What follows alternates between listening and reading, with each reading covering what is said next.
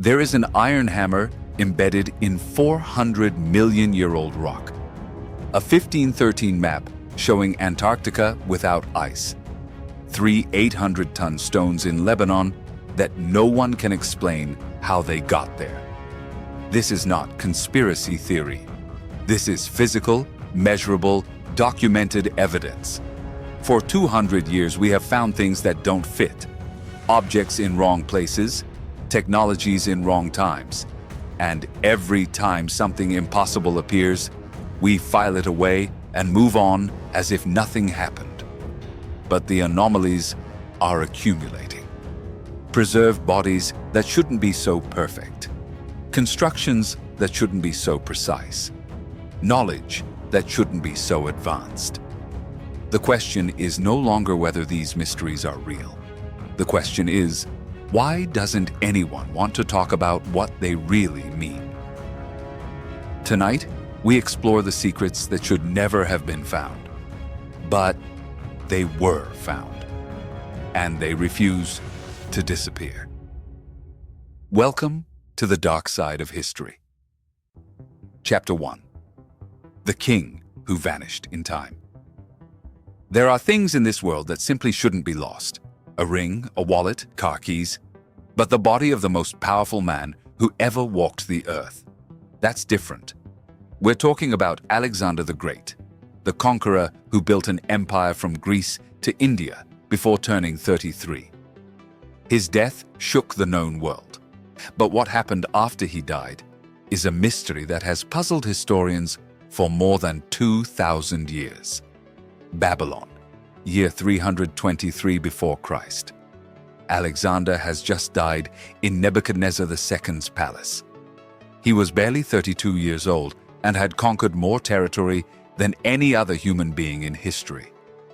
His death, possibly from typhoid fever, malaria, poison, or an autoimmune disease, left a power vacuum so gigantic that it literally tore apart entire civilizations. The tradition was clear.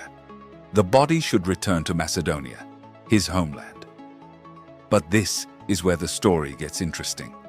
The funeral cortege, golden and grandiose as befitted a god among men, never reached its destination. It was intercepted, kidnapped. By Ptolemy I, one of Alexander's most cunning generals and future founder of the Ptolemaic dynasty in Egypt. Why would someone steal a corpse? Because in the ancient world, whoever possessed Alexander's remains possessed legitimacy. It wasn't just a body, it was a symbol of divine power. Ptolemy knew this perfectly. He diverted the cortege to Memphis first and eventually to Alexandria. It was a brilliant political move. Whoever had Alexander had the right to rule. And so began one of archaeology's greatest mysteries. Since then, more than 140 official excavations have been carried out searching for his tomb. All have failed. It's as if the earth itself had swallowed the most famous conqueror of all time.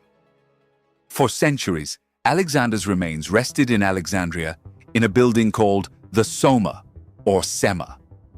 The descriptions of this place sound like something out of a fairy tale. A crystal sarcophagus, some say golden glass, where Alexander's mummified body gleamed as if he was still alive. Gold, ivory, and relics from the four corners of his empire surrounded him in death, just as in life. It wasn't just any mausoleum. This place rivaled the mausoleum of Halicarnassus, one of the 7 wonders of the ancient world. The most powerful of Rome made pilgrimages here. Julius Caesar came to pay tribute. Augustus too. Caligula and Septimius Severus followed the same path. They weren't curious tourists. They were men seeking divine legitimacy, standing before what they considered a bridge between the mortal and the divine. Because by that time, Alexander was no longer just a man. He was a god-king, a mythical figure who had transcended humanity. His tomb had become one of the most sacred sites in the Mediterranean world. But then came the 4th century after Christ, and everything changed.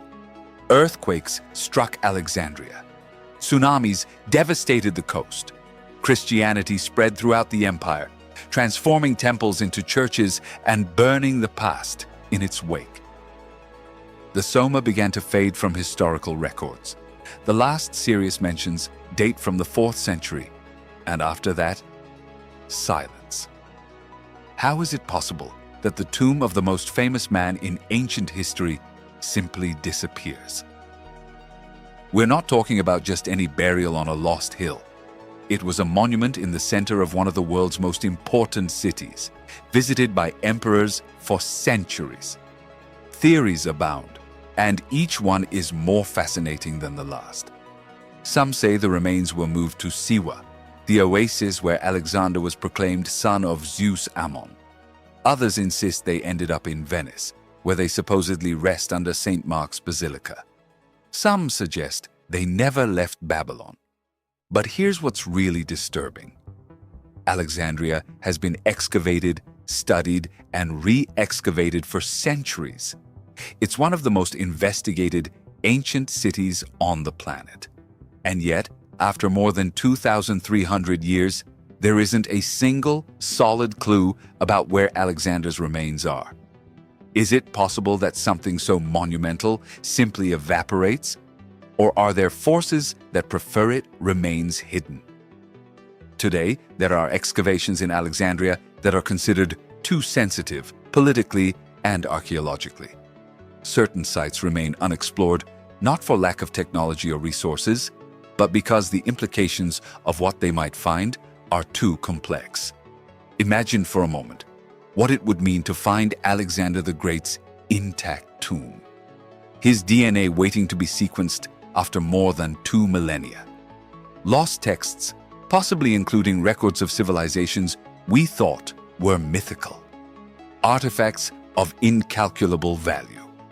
The impact wouldn't just be archaeological, it would be geopolitical. What country would have the right to claim the remains? Greece as his homeland? Egypt, where he was buried? North Macedonia, which bears his name? The legal, political, and cultural implications would be enormous. And then, there's the most disturbing question of all. What else might we find with him? Alexander didn't travel alone. His tomb could contain secrets about the civilizations he conquered, knowledge that was lost when his empire crumbled, maps of unexplored territories, treaties with vanished peoples, perhaps even evidence of the advanced cultures that some theorists suggest existed in antiquity. The silence around Alexander's tomb isn't just the silence of time. It's the silence of something that perhaps was never meant to be found.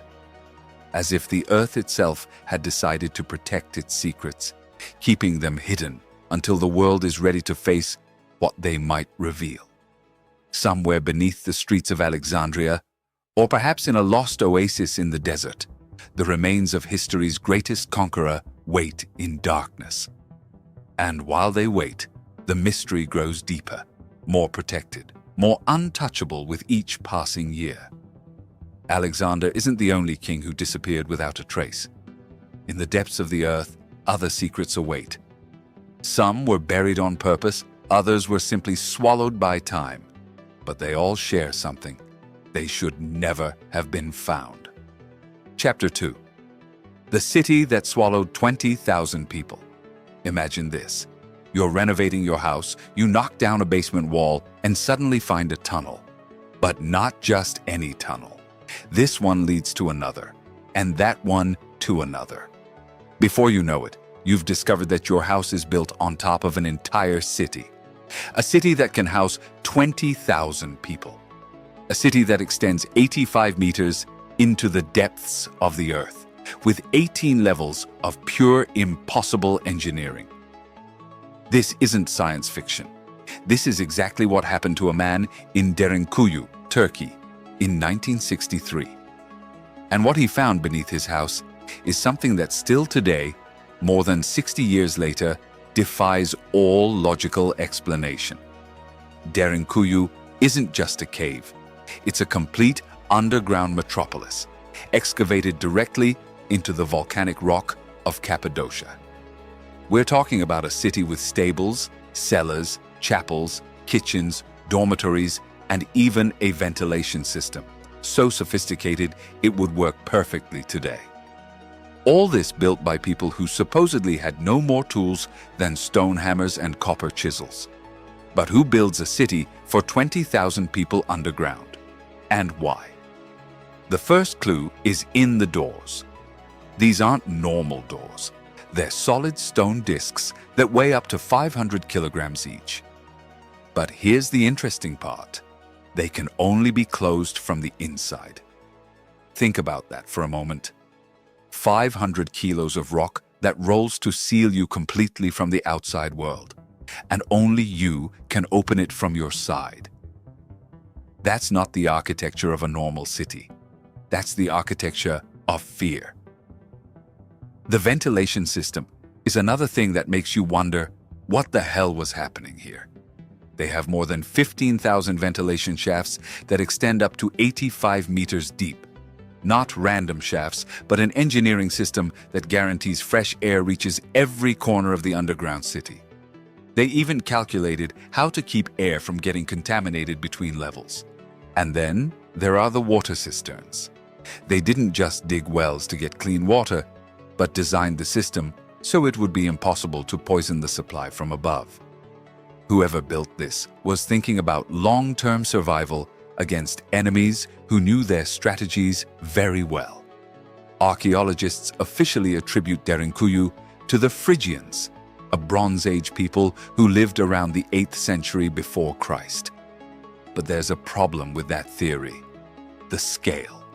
The Phrygians were a respectable civilization, but building something of this magnitude would have required engineering knowledge, social organization, and resources that go far beyond what we know they had. And Derinkuyu isn't alone. There are more than 200 known underground cities in Cappadocia. Some are smaller, others rival Derinkuyu in complexity. But what's most disturbing is that they're connected to each other by tunnels that extend for kilometers underground. A true network of underground highways. What do you need a network of connected underground cities for? Trade, communication, or something more sinister? Local legends speak of the Snake Men, who once forced early tribes to take refuge underground. Sure, legends are legends, but when you find physical evidence that people were indeed hiding underground for generations, you start to wonder if those legends have some foundation. There's also the possibility of a cataclysm. Some researchers suggest that Derinkuyu was built as shelter against a massive solar event, a gigantic volcanic eruption, or even a meteorite impact. The Cappadocia region is volcanically active, and the soft volcanic rock, called tufa, is relatively easy to excavate, but also strong enough to support complex structures. But even that explanation has its problems. If it were just a shelter against natural disasters, why build 18 levels? Why the sophisticated ventilation system? Why doors that only close from the inside? It seems more like they were hiding from something specific, something they knew how it works and how to fight it. The most disturbing theory is that Derinkuyu wasn't built by the Phrygians at all. Some suggest it's much older, possibly antediluvian, and that the Phrygians simply found it and adapted it for their needs. This theory gains strength when you consider that the construction is too sophisticated for the era, and that there's no clear archaeological evidence of the gradual progression you'd expect to see if it had been built in stages. The deepest levels of Derinkuyu remain sealed. The Turkish government officially says it's for safety reasons, to protect the structure.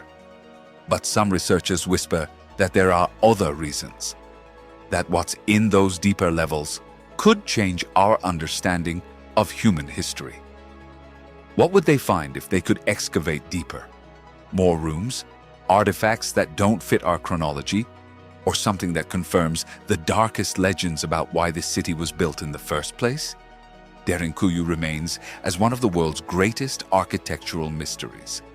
A city designed for survival, built by people who clearly knew something terrible was approaching.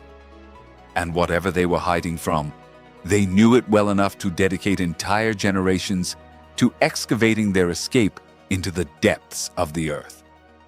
Today, tourists walk through its tunnels, take photos, and go out into the sun. But in the deeper sections, where darkness has never been disturbed by modern lights, the silence whispers questions that no one wants to answer. And maybe, just maybe, those questions should never have been asked. Chapter 3. The Metallic Archive of Judgment. Day deep in the Ecuadorian jungle, where the trees are so dense that the sun barely touches the ground, there exists a cave that has been the center of one of the most explosive archaeological controversies of the 20th century. It's not just any cave. According to those who have been there, it contains something that shouldn't exist. A library made of metal with thousands of books engraved on plates of a material lighter than aluminum but stronger than steel. The story begins in 1973 with Juan Moric, an Argentine-Hungarian explorer who had that dangerous mix of determination and obsession that characterizes true mystery seekers. Moric didn't stumble upon this cave by accident. According to him, he was taken there by the Shuar, the indigenous people who had guarded this secret for generations. The Shuar aren't just any tribe. They're the descendants of the famous head shrinkers, known for their fierceness and their deep knowledge of the jungle. If they decided to show something to an outsider, it had to be for a very specific reason. What Moric claimed to have found in the cave of the Tayos sounds like science fiction. Thousands of metal plates meticulously organized on shelves carved into the rock.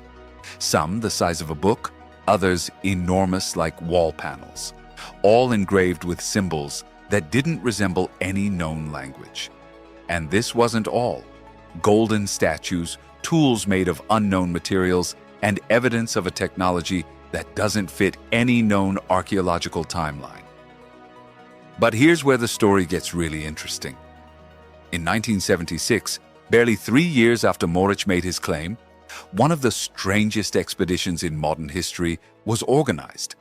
It wasn't led by university archaeologists or professional explorers. It was financed and directed in part by the British Army, and the special guest was none other than Neil Armstrong, the first man to step on the moon. Think about that for a moment. Why would America's most famous space exploration hero go down into a cave in Ecuador? What could be there that would justify his presence? The official expedition lasted weeks, involved scientists from several countries, and employed advanced technical equipment for the time. And when they came out, the official result was nothing. They found no metal library. They found no golden statues, just interesting geological formations and some minor inscriptions on the cave walls. But something doesn't add up in that official story. Why mount such an expensive and elaborate expedition for a cave that supposedly contained nothing more than rocks? Why involve the British Army and a space celebrity to investigate claims that could have been debunked with a standard archaeological expedition? Moric's descriptions of what he saw are disturbingly specific. He spoke of artificial rooms with polished walls, geometrically aligned corridors, and inscriptions that glowed when light touched them. He described metal plates that weren't gold or silver, but of a material that didn't rust, didn't scratch, and was surprisingly light. But most disturbing of all were the figures engraved on the walls. According to Moric and some Shuar informants, these represented humanoid beings with elongated heads and features that didn't seem completely human. Some showed celestial patterns, star maps, and alignments that suggested advanced astronomical knowledge. And what about the Shuar? They've never denied that the cave contains something extraordinary. But since Armstrong's expedition, they've become extremely protective of the site. Access is heavily restricted, and the Ecuadorian government has put strict regulations on any additional exploration. Some researchers suggest that what was really found in 1976 was so explosive that it was decided to keep it secret. Evidence of a pre-Columbian civilization with advanced technology, artifacts that don't fit our current understanding of human history, or something even more disturbing. The most controversial theory is that the metal library contains records of an antediluvian civilization, possibly extraterrestrial, that visited Earth thousands of years ago. Defenders of this idea point to the similarities between Morich's descriptions and those of other ancient sites around the world, where impossible technologies and knowledge for their time have been reported. But even if we set aside the more exotic theories, fundamental questions remain. If the cave really doesn't contain anything extraordinary, why is it still so difficult to access? Why are Ecuadorian authorities so cautious about additional investigations? And why do the Shuar, who have shared many of their cultural secrets with anthropologists, remain so silent about this specific site? Today, the Cave of the Tayos remains largely unexplored and sealed to the general public. The few expeditions that have been allowed since 1976 have been small, controlled, and their results are rarely made public. It's as if there's a tacit agreement that some things are better left untouched. The metal library, if it exists, continues waiting in the darkness of the Ecuadorian jungle. And while it waits, the questions multiply. What knowledge could be engraved on those plates? What secrets would justify so much secrecy? And perhaps the most disturbing question of all, are we ready for the answers it might contain? Chapter 4. The Treasure Map that no one can decipher. Of all the ancient manuscripts that have survived the passage of time, there is one that stands out for being completely different from all the others. It's not written on papyrus or parchment. It doesn't contain myths, religious laws, or historical chronicles. It's engraved on pure copper, a metal that lasts millennia, and contains something that seems taken from an adventure novel, a treasure map. But this isn't just any treasure map. If it were real, we'd be talking about a fortune worth billions of dollars today. And here's the problem. No one has been able to find a single gram of that treasure, despite decades of desperate searching throughout the Judean desert. The copper scroll was discovered in 1952 in the caves of Qumran, the same site where the famous Dead Sea Scrolls were found. But from the moment of its discovery, this scroll stood out as an anomaly. While all the other manuscripts were religious or legal texts written on leather or papyrus, this was a sheet of oxidized copper that had been rolled and sealed for almost 2,000 years. The copper was so oxidized and fragile that it couldn't be unrolled without destroying it. The archaeologists had to make a drastic decision: cut it into strips to be able to read its content. It was an enormous risk. If they were wrong, they would forever destroy what could be one of the most important documents of antiquity.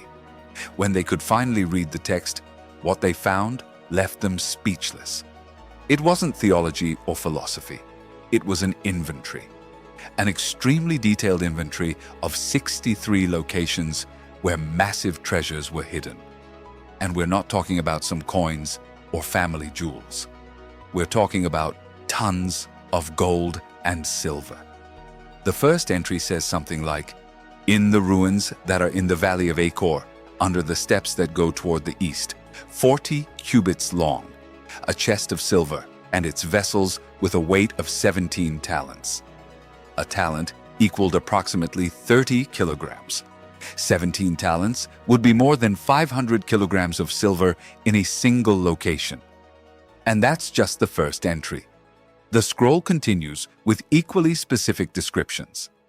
In the great cistern that is in the courtyard of the peristyle, in a hole in the eastern wall, 9 cubits deep, 6 bars of gold. The details are so precise, they seem like ancient GPS directions. In total, the copper scroll describes more than 4,600 talents of precious metals. In modern terms, we're talking about more than 140 tons of gold and silver. At current prices, that would represent a fortune of several billion dollars. But here's the first mystery. Who had so much treasure to hide? Some researchers believe the scroll documents the treasure of the Second Temple of Jerusalem, hastily hidden before the Roman legions destroyed the city in the year 70 after Christ. The description of temple vessels and ceremonial objects supports this theory. Others suggest the treasure could be even older, possibly from the First Temple, destroyed by the Babylonians in 586 before Christ. In this case, we'd be talking about relics that could include objects from the time of King Solomon, or even artifacts connected with the legendary Ark of the Covenant. But there's a second mystery, even more puzzling. Location number 63. Unlike all the other entries that describe gold, silver, and precious objects, this last one says something completely different. In a hollow in the sinkhole, on the edge of the hill that faces east, a copy of this document and its explanation. A copy of the document and its explanation. Think about the implications of that. The creators of the Copper Scroll didn't just make a treasure map. They made a backup and hid it with instructions to interpret the original document. It was as if they knew the scroll would be difficult to understand and would need a key to decipher it. To this day, no one has found that second copy, and without it, many of the locations described in the scroll remain completely mysterious. Some geographical references are so vague they could apply to dozens of different sites.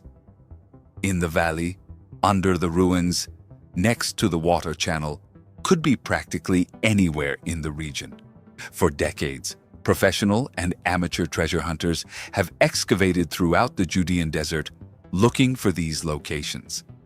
They've used metal detectors, ground-penetrating radar, and even satellites to search from space. The desert is literally full of holes and trenches, scars from failed expeditions and buried hopes. But not a single cache from the 63 described locations has been found. Not a gram of gold, not a silver vessel.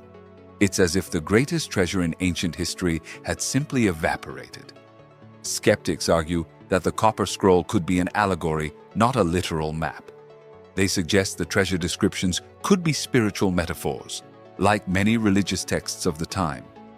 But the level of specific detail, the precise measurements, and the concrete geographical references make this explanation seem unlikely. A more sinister theory suggests that the scroll was never intended to be found or understood, that it was intentionally hidden, not to preserve knowledge of the treasure's location, but to erase it forever. In this view, the Copper Scroll isn't a treasure map, but a tomb for knowledge, sealing for eternity secrets that should never have been rediscovered. Today, the Copper Scroll rests in a museum in Amman, Jordan. Its oxidized metal surface has been preserved and studied with the best available technologies. But the secrets it contains remain as inaccessible as when it was first cut more than 70 years ago. And somewhere in the Judean desert, under millennial rocks and sand that has been moved by countless winds, perhaps the answers wait. Or maybe the real treasure of the Copper Scroll isn't gold or silver, but the mystery itself, destined to remain unsolved forever. Chapter 5. The God Machine Under the Sea. There are discoveries that change everything you thought you knew about the world. And then there are discoveries that make you question whether you really know the world at all. What the Ocean X team found at the bottom of the Baltic Sea in 2011 definitely belongs to the second category. Ocean X wasn't a group of elite scientists or a secret government expedition. They were Swedish treasure hunters, guys who made their living searching for sunken ships and recovering valuable things from the sea floor. Peter Lindbergh and Dennis Osberg had been doing this for years, finding World War II wrecks, recovering lost cargo, that kind of work. It was routine, predictable, profitable. But that day, in June 2011, while scanning the seafloor between Sweden and Finland, their sonar picked up something that made no sense. At 300 feet below the surface, there was a circular object almost 200 feet in diameter.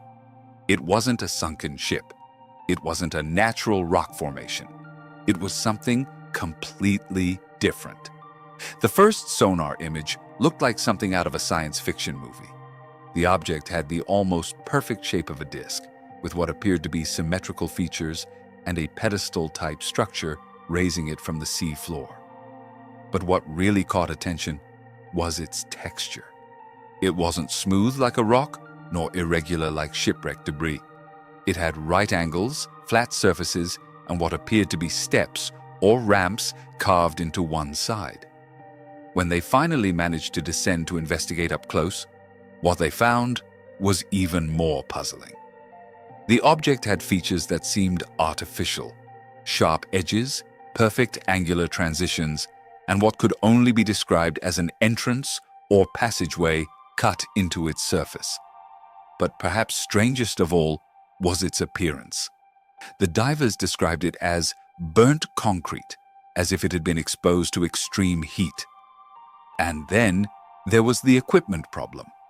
Every time they approached the object, their electronic instruments began to malfunction. Satellite phones would shut off. Cameras would stop working. Metal detectors would go crazy. As soon as they moved a few meters away from the object, everything returned to normal. This wasn't something treasure hunters had seen before. Metal objects on the seafloor can affect detectors, yes, but not like this. Not in such a consistent and specific way. It was as if the object was surrounded by an invisible electromagnetic field. The first theories were the obvious ones. Maybe it was a World War II wreck, some Nazi experiment that had sunk during the war. The Baltic Sea is full of ships from that era, but the shape didn't fit. Ships, even experimental ones, don't have perfect disc shapes with pedestals and ramps. Others suggested it could be a glacial formation, something created when glaciers retreated at the end of the last ice age about 12,000 years ago. Glaciers can create strange shapes when they drag rocks across the landscape. But again, the object's geometric features didn't fit typical glacial erosion patterns. And then there was that trail. The sonar had detected not only the object, but also a long, straight mark extending more than 1,000 feet behind it, as if something had been dragged or had skidded across the sea floor before stopping in its current position. If it was a natural formation, what had created such a perfectly straight trail? If it was artificial, what kind of object makes a mark like that? Marine scientists who studied the images were divided. Some insisted it had to be a natural geological formation, however strange it might seem. After all, nature can create surprising shapes under the right conditions. But others pointed out that the object's features were too regular, too geometric to be the result of random natural processes. The controversy intensified when more exotic theories began circulating. Some independent researchers suggested the object could be the remains of an extraterrestrial craft that had crashed in the Baltic Sea thousands of years ago. The disc shape, the electromagnetic interference, the trail suggesting an impact. Everything fit the profile of what we might expect from such an accident.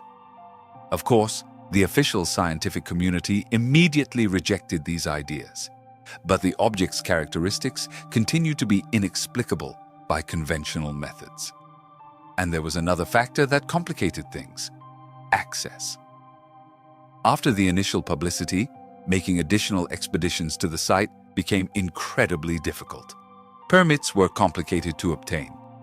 The weather in the Baltic Sea is notoriously unpredictable, and funds for marine research are limited. But some suspected there were other reasons for the lack of additional investigation. What would happen if the object really was something that didn't fit our current understanding of history or technology? What if its study revealed technologies or materials we weren't ready to understand? Sometimes, ignoring a mystery is easier than facing the implications of solving it. The latest expeditions to the site have been small, and their results have rarely been made public. The few reports that have emerged suggest the object is still there, as mysterious as ever, still interfering with electronic equipment, still defying easy explanations. Today, the Baltic Sea anomaly remains as one of the most puzzling underwater mysteries of the modern world. It's not as famous as the Bermuda Triangle or as romantic as the search for the Titanic, but in terms of pure strangeness, it may be more intriguing than both. Is it a geological formation that nature created in a particularly artistic moment? The remains of some forgotten military experiment? Or something completely different? Something that defies our current categories of the possible?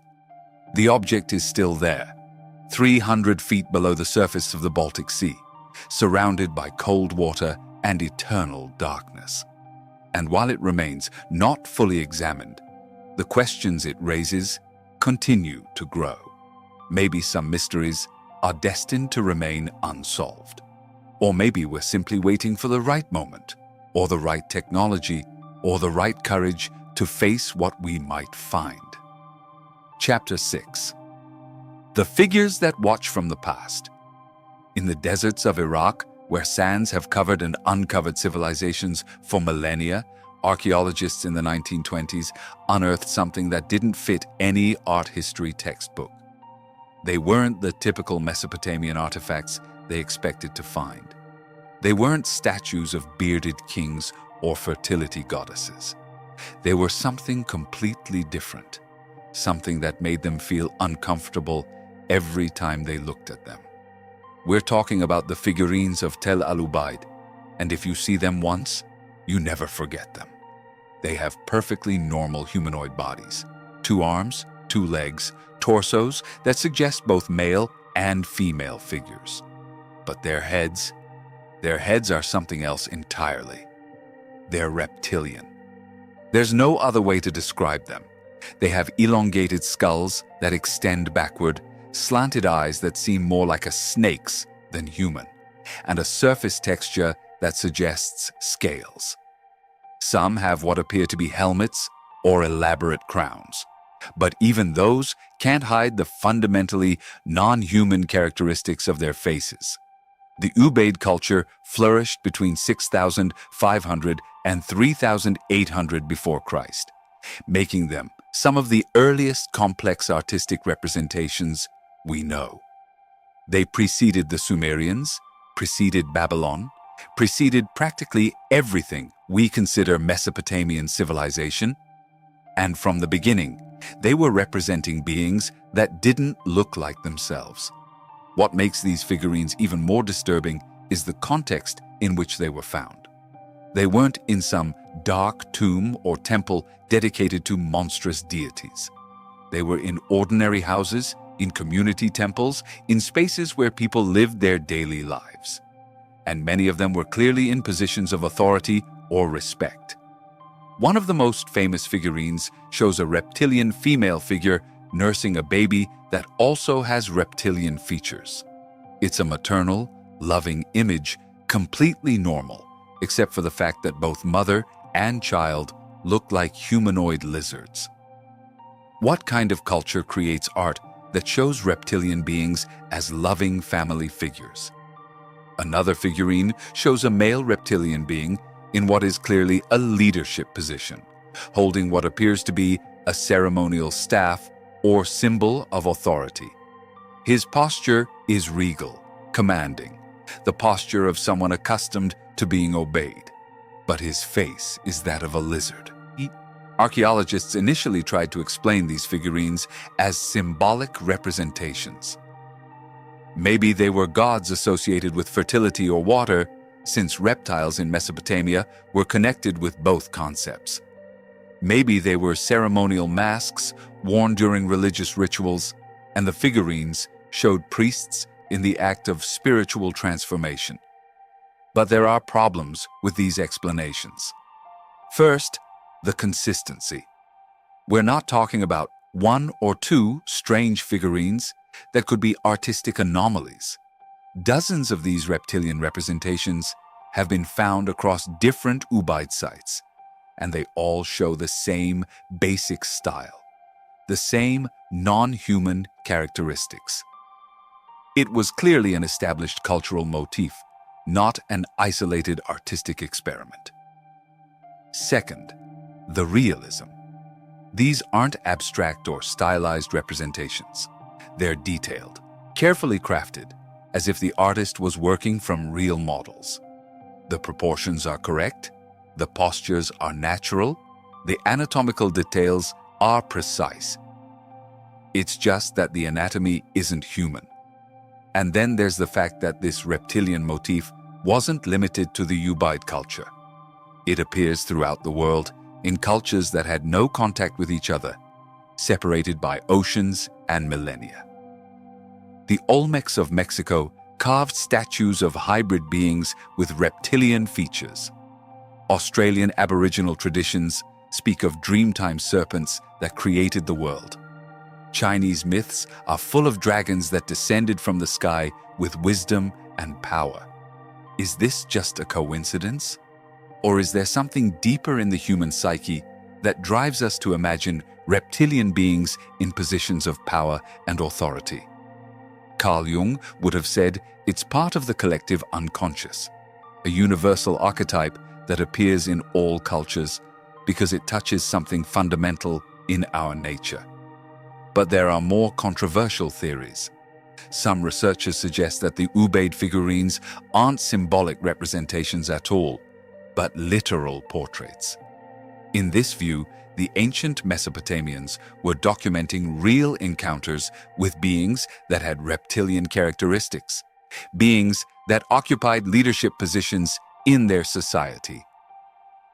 This theory takes on an additional dimension when you consider the later Sumerian legends of the Anunnaki, the gods who supposedly descended from the sky to teach humanity about agriculture, astronomy, and government. Some translations of Sumerian texts describe these beings as having characteristics that aren't completely human. Could it be that the Ubaid figurines are the first artistic records of these supposed encounters? Could it be that what later traditions mythologized as gods, the Ubaid culture documented as an everyday fact of life? Of course, these ideas are extremely controversial and are rejected by mainstream archaeology. The official explanation continues to be that the figurines represent deities or ceremonial figures, not real beings. But that explanation doesn't answer the fundamental question: why represent your gods as reptiles? In most cultures, gods are represented as idealized versions of humans, or as animals that are considered powerful or sacred in that culture. Reptiles, especially snakes and lizards, are generally associated with danger, betrayal, or underworld forces. It's not an obvious choice to represent benevolent authority figures. Today, the Ubaid figurines rest in museums, labeled as ceremonial objects or religious representations. Tourists pass by them, perhaps stopping for a moment to notice how strange they look, before continuing on to more familiar artifacts. But the figurines continue asking the same silent questions they've been asking for almost 100 years since their discovery. What did the Ubaid artists see that inspired them to create these images? Why did this motif persist through generations? And why, After 7,000 years, do these reptilian figures still make us feel like we're looking at something we shouldn't see? Chapter 7. The Bones That Disappeared. In the archives of the 19th and early 20th centuries, buried between crop reports and advertisements for miracle products, there are stories that most people have never heard. Stories that appeared in respectable newspapers of the time, written by serious reporters, documenting discoveries that would change everything we think we know about human history in North America. If they were true, we're talking about giants. Not mythical giants from fairy tales, but real skeletons of human beings who measured between 7 and 11 feet tall, found in burial mounds throughout the American continent. And here's the strange thing. All these reports simply disappeared from official history, as if they had never existed. The story begins in 1833 with a report from Lampak Ranch in California. Workers were excavating when they found an 11-foot-tall skeleton, buried with stone tools and shell beads. The discovery was documented, measured, reported in local newspapers. And then, nothing. The skeleton disappeared. In 1856, the Ohio State Journal published an article about the excavation of a mound near Chillicothe that contained skeletons measuring more than 8 feet tall. In 1897, the New York Times printed a story describing giant human remains found in the Allegheny Mountains. This wasn't sensationalist journalism. These were serious news reports in respectable publications. And they weren't isolated cases. Throughout the 19th century, similar reports appeared regularly in newspapers across Ohio, West Virginia, Wisconsin, Tennessee, California, and dozens of other states. They described skeletons with unusual characteristics: massive skulls, sometimes with double rows of teeth, jaws that could cover the face of an adult man, bones of proportions that defied standard human norms. Many of these discoveries were associated with the Adena culture, a civilization of mound builders that flourished in the Ohio Valley around 1000 before Christ. The Adena built elaborate burial structures and had sophisticated social organization. But what makes their sites especially intriguing is the frequency with which abnormally sized remains were reported. But here's where the story gets really strange. Despite dozens of well-documented reports, despite careful measurements and detailed descriptions, practically no physical evidence of these discoveries remains. The skeletons simply disappeared.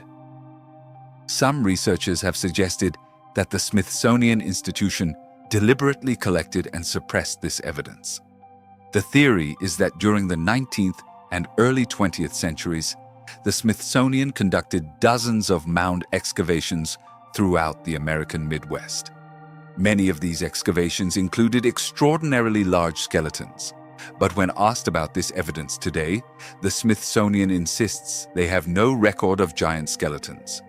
In 2014, a controversial report, later labeled as a hoax by fact-checkers, claimed that a Supreme Court decision had forced the Smithsonian to release classified documents proving they had deliberately destroyed thousands of giant skeletons in the early 1900s to preserve the official narrative of human history.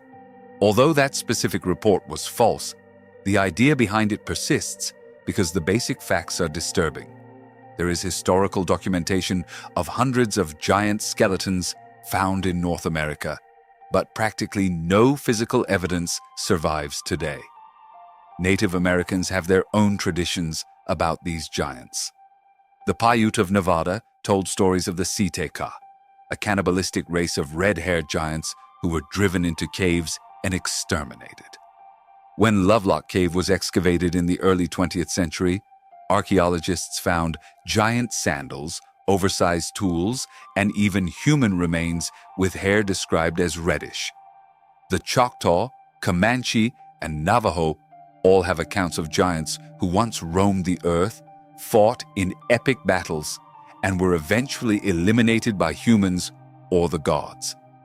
These aren't isolated fables. They're widespread, persistent, and specific cultural traditions. Why would so many separate Native American cultures have such similar traditions about a race of giants if there weren't some historical basis?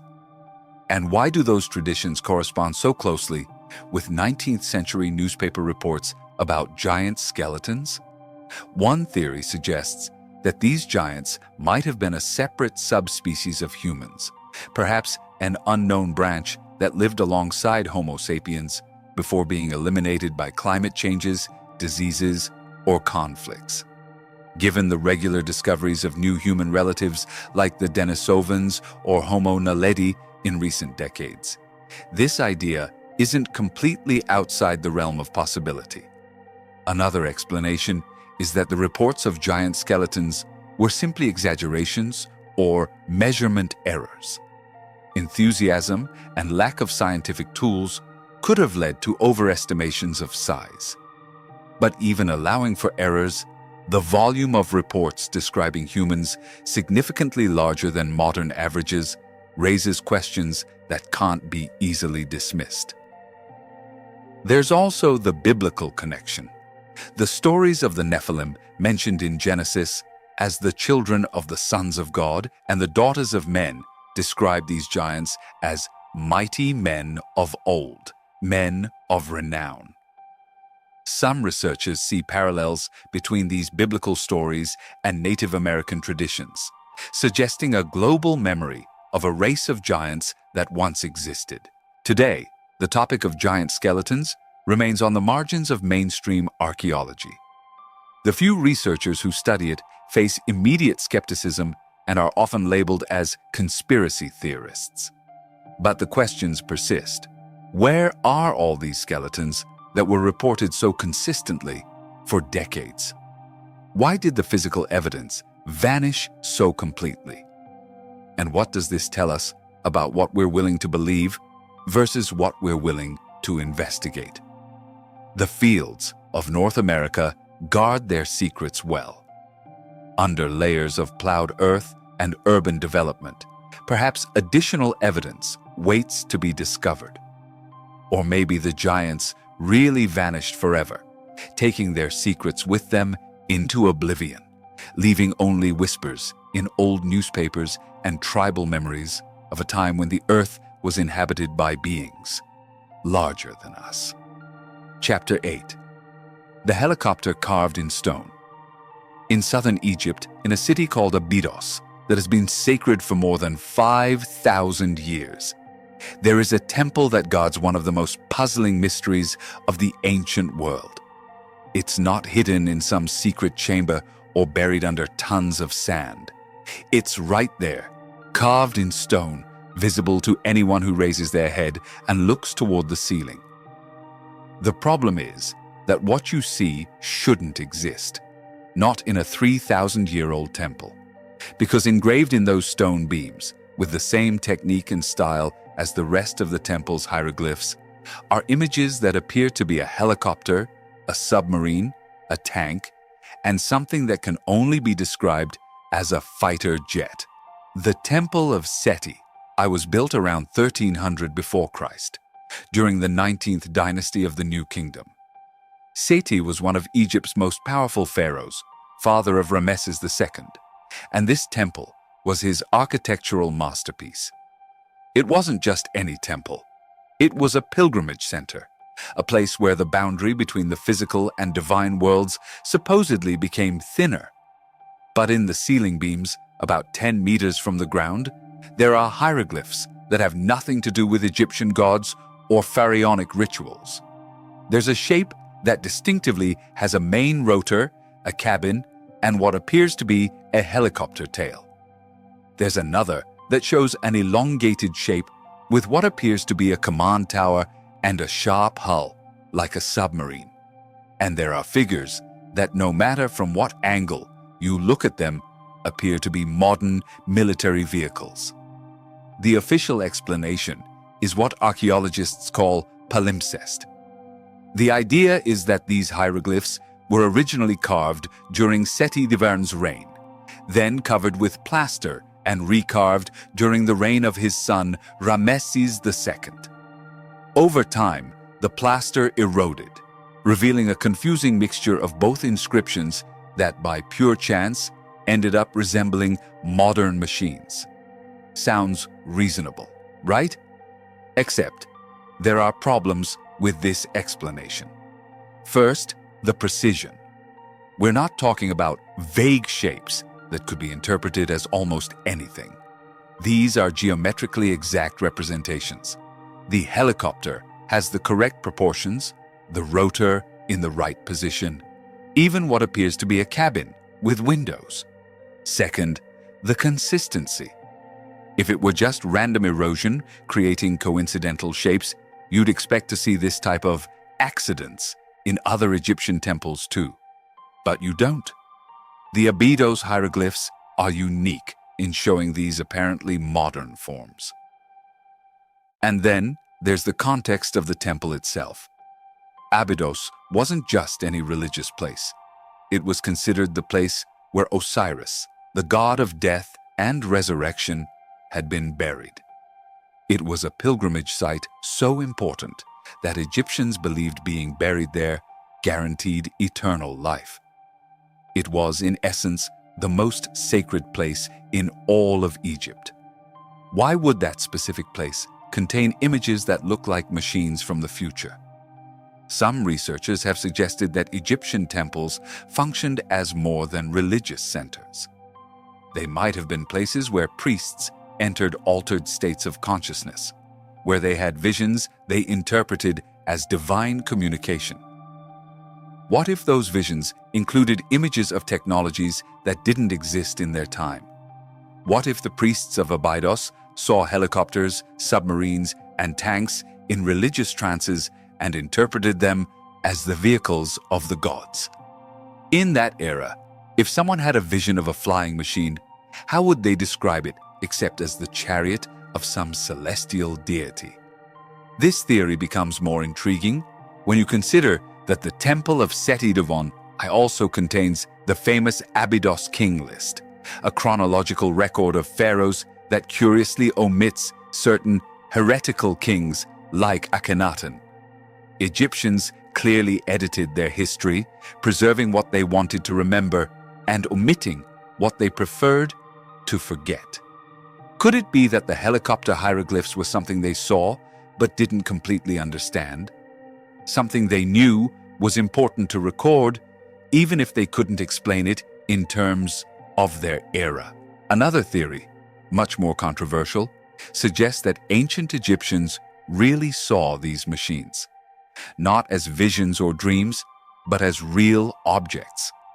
Defenders of the ancient astronaut theory argue that these images are evidence that extraterrestrial visitors with advanced technology were in contact with ancient civilizations. Of course, this idea is categorically rejected by mainstream archaeology, but it raises interesting questions. If Egyptians had never seen helicopters or submarines, how could they create such geometrically precise representations of them? And why do these representations appear in the most sacred temple of their entire civilization? There's also the question of time.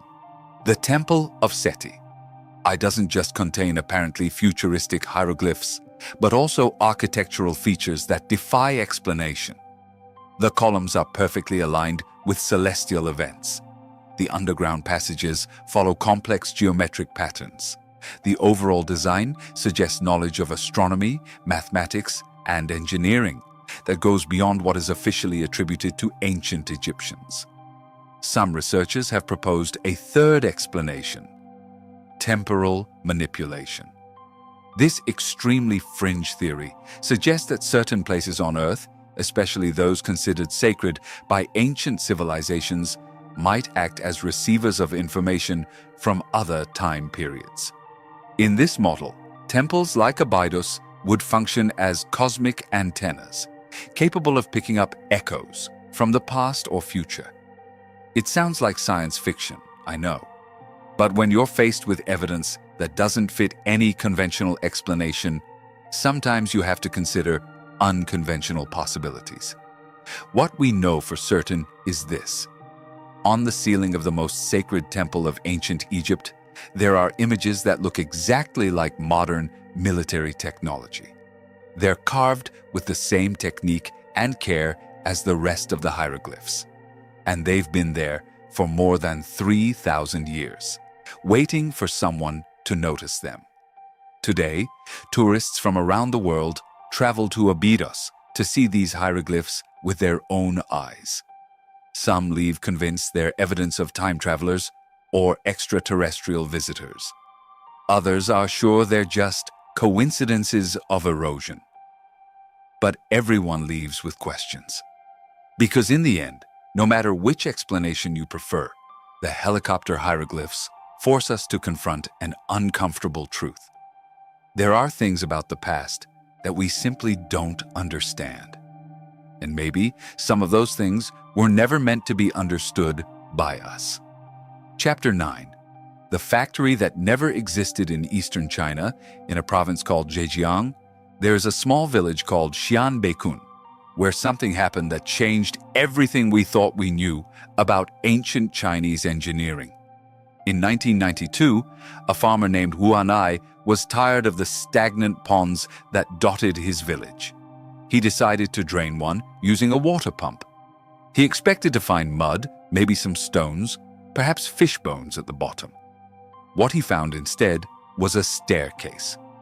Not just any staircase. This one led downward, carved directly into rock, toward what turned out to be a massive chamber with smooth walls, perfect support columns, and geometric patterns covering every surface. It was as if he had uncovered a buried factory, an industrial facility that had been operating thousands of years before the concept of industry existed. The villagers, amazed by the discovery, began draining other ponds. Each time, another cave appeared. Each time, another perfectly excavated chamber waited beneath the stagnant water. In the end, they had discovered 24 massive caverns, all hand-carved in solid sandstone, all connected by a tunnel system that extended for kilometers underground. These are the Longyu Caves, and they represent one of the most ambitious engineering projects ever undertaken by humans. Each cave averages 30 meters in height, 30 meters in length, and 20 meters in width. The ceilings rise high above the heads of modern visitors, supported by columns that were carved, not added, but left in place when all the rock around them was removed. To put this in perspective, the builders of Longyu removed more than 1 million cubic meters of solid rock. That's equivalent to the amount of stone in several Egyptian pyramids. And they did it not by building upward, but by excavating downward, with a precision that would humble modern engineers. The walls are covered with parallel lines that run in long, undulating patterns, like the signature of some giant artist. These lines aren't decorative. They're too uniform, too systematic. They appear functional, as if they serve some purpose we no longer understand. Some theories suggest they might have helped with acoustics, creating perfect resonance chambers. Others propose they might have been part of some advanced ventilation or drainage system. But here's what really confuses experts. There's no record of their construction anywhere. China has the most detailed and continuous historical documentation of any civilization on Earth. For more than 2,000 years, Chinese officials have meticulously recorded everything from crops and weather to celestial omens and minor construction projects. And yet, there's not a single mention of what would have been the most massive construction project in ancient Chinese history. No imperial decrees ordering the work, no poems celebrating its completion, no records of the workers involved, not even local legends explaining what they were used for. It's as if 1 million cubic meters of rock simply vanished without anyone noticing. Archaeologists have dated the caves at approximately 2,000 years old, possibly built during the Qin or early Han dynasties. But even this dating is provisional, because no artifacts have been found inside the caves. No tools, no food remains, no bones, not even pottery fragments. It's as if they were meticulously cleaned before being flooded. Why would someone clean such large spaces so thoroughly? And why would they flood them after completing them? Because that's what appears to have happened. The caves weren't flooded by accident or natural disaster. Water and sediment analyses suggest they were deliberately filled and sealed. Theories about their original purpose vary enormously. Some archaeologists suggest they were massive granaries, designed to store grain during times of famine or war. But there's no evidence of drainage or ventilation systems you'd expect in food storage facilities. And the scale seems excessive even for a large population. Others propose they were ceremonial or religious spaces, underground temples dedicated to some now-forgotten deity. This theory would explain the artistic patterns on the walls and the absence of obvious utilitarian functions. But again, there are no altars, religious iconography, or evidence of ritual activity. A more radical theory suggests the caves were shelters, built in anticipation of some known or feared disaster. The massive support columns might have been designed to resist earthquakes. The high ceilings might have accommodated thousands of people for extended periods.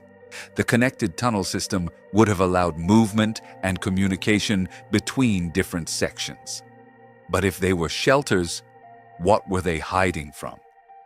And how did they know they would need them? Perhaps the most disturbing theory is that the Longyu caves were message capsules, monuments for future generations that contained mathematical or symbolic information encoded in the architecture itself. The patterns on the walls might not be decorative but informational, like a form of three-dimensional writing we haven't yet learned to read. If this were true, then the caves would be one of the most ambitious communication projects ever undertaken. A message carved in stone, designed to survive any cataclysm that might erase more traditional records. Engineers who have studied the caves are constantly impressed by the precision of construction.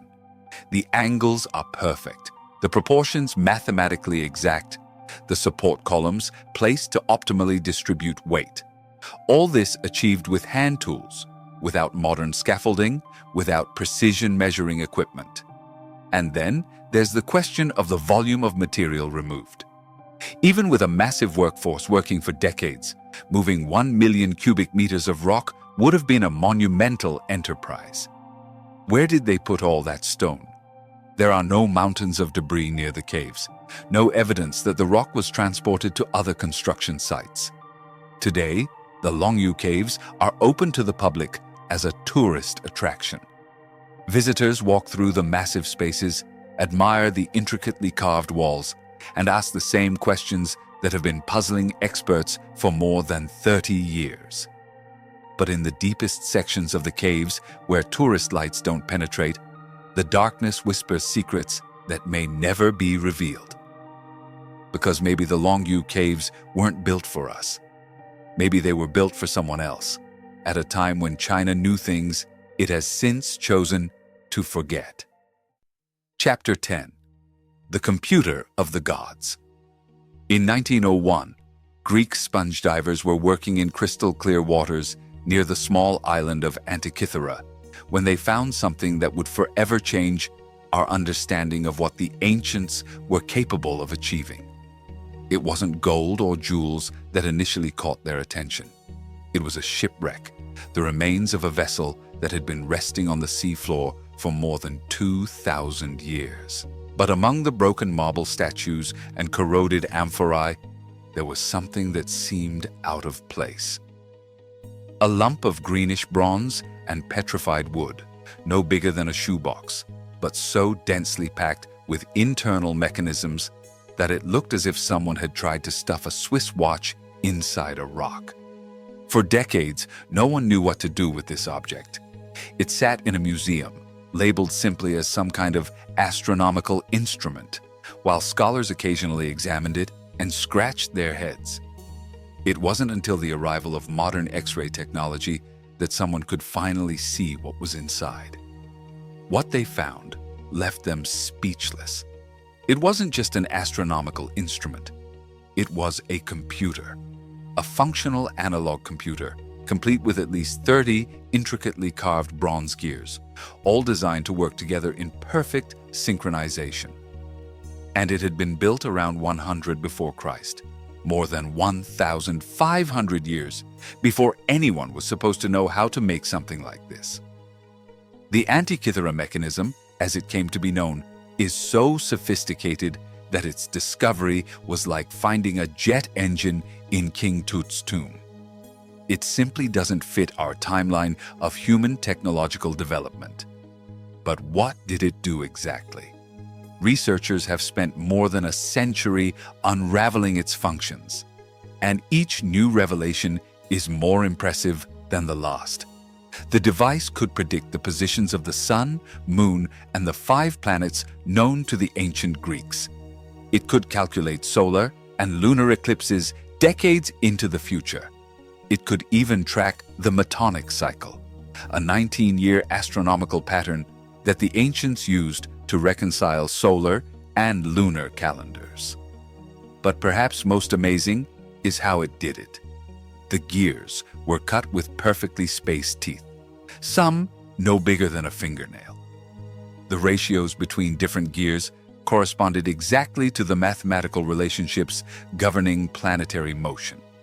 It was as if someone had taken the most advanced astronomical knowledge of the time and turned it into a working machine. To operate the device, you simply turned a crank on the side. This set the entire network of gears in motion, causing needles on different dials to show the positions of celestial bodies for any date you selected. It was an astronomical GPS, a perpetual calendar, and an eclipse prediction machine, all wrapped into one. When you consider that this was built during the time of Julius Caesar, when most people still believed the Earth was flat and that gods literally pushed the sun across the sky, the sophistication of the Antikythera mechanism is almost incomprehensible. Who built it? Scholars have proposed several candidates. Some point to Hipparchus, the great astronomer who made the first precise star catalogues. Others see the influence of Archimedes in its complex mathematics. It could have come from Rhodes, known for its expert instrument makers, or from Alexandria, the center of learning in the ancient world. But here's what really disturbs historians. There's no evidence of other devices like this. The Antikythera mechanism stands completely alone. There are no surviving prototypes, no improved versions, no mentions of similar instruments in ancient literature. It's as if this incredible technology appeared out of nowhere and then disappeared without a trace. How is that possible? How does a civilization develop the ability to create precision mechanical computers and then simply forget how to do it? One possibility is that the knowledge was restricted to a small group of specialist craftsmen, perhaps a single family or school. When those people died or were scattered by war or disaster, their secrets died with them. In the ancient world, where technical knowledge was often passed from master to apprentice without written records, the loss of a few key people could erase centuries of progress. Another theory suggests that the Antikythera mechanism wasn't unique, but that it was made of materials so valuable that similar devices were melted down during hard times. Bronze was extremely valuable in the ancient world, and complex machines would have been prime targets for recycling during wars or economic collapses. But there's also the most disturbing possibility that the Antikythera mechanism was a remnant of a level of technological knowledge that was once more widespread but was lost during what historians call the Dark Ages that followed the fall of the classical world. Maybe the ancients knew much more than we give them credit for, and what we see as the peak of their achievement was actually just a shadow of what they once could do. The ship carrying the Antikythera mechanism was probably headed to Rome, transporting treasures to satisfy the Roman appetite for Greek luxuries. It was a large ship for its time, capable of carrying heavy cargo across the Mediterranean. But it sank in a storm, taking with it not only the mechanism, but probably other artifacts that might have shed light on the technological capabilities of the ancient world. How many other devices like this were lost in similar shipwrecks? How many were destroyed in the sacking of libraries or the melting of statues? How much evidence of ancient sophistication lies at the bottom of seas or buried under modern cities? Today, the Antikythera mechanism rests in the National Archaeological Museum in Athens, its gears no longer turning, its bronze greenish and fragile. But within its corroded frame lies a reminder that our ancestors were capable of much more than we imagine. And perhaps hidden in other shipwrecks or waiting to be discovered in future excavations, there's evidence that the line between ancient and modern isn't as clear as we think. Because if ancient Greeks could build computers, what else could they do? And what other lost technologies are waiting to be rediscovered? Chapter 11. The writing that preceded Sumeria. In 1961, in the fields of Transylvania, a Romanian archaeologist named Nicolae Vlasa was excavating a Neolithic site when he found something that shouldn't have existed. It wasn't gold or jewels that caught his attention. It was 3 small clay tablets, no bigger than the palm of a hand, covered with symbols that looked incredibly familiar and completely impossible at the same time. The symbols resembled the cuneiform writing of Mesopotamia. The problem was that these tablets were from Tartaria, a village in the heart of Eastern Europe, and they had been carbon dated to approximately 5,300 before Christ. That made them more than 1,000 years older than Sumerian writing, which is supposed to be the world's first writing system. If these tablets really contained writing, then everything we thought we knew about the origin of literate civilization was wrong. The tablets were found in a specific ritual context: the burial of a woman who had been cremated, along with ceremonial objects that suggested she was a high-ranking priestess or shaman. They weren't casually discarded or accidentally lost. They were deliberately placed with this important person, fired for durability, designed to survive for millennia. 2 of the tablets are rectangular. The third is circular. All are covered with incised symbols that follow consistent and organized patterns. They aren't random scribbles or decorative designs. They show the characteristics of what linguists call a true writing system: standardized symbols, repetition of specific forms, and what appears to be syntactic organization. But here's where the story gets really complex. The Tartaria tablets aren't isolated. They're part of a much larger phenomenon known as the Vinča culture, which flourished in the Balkans between 5,700 and 4,500 before Christ. Vinča sites have produced thousands of artifacts with similar symbols: pottery marked with consistent signs, figurines with repetitive markings, objects that suggest an extended and sophisticated system of symbolic communication. But are we really talking about writing? The academic community is deeply divided. Skeptics argue that Vinča symbols are proto-writing at best, symbolic marks that might have conveyed simple information but didn't constitute a complete written language. They point out that there's no evidence of the complex grammatical structure that characterizes true writing systems.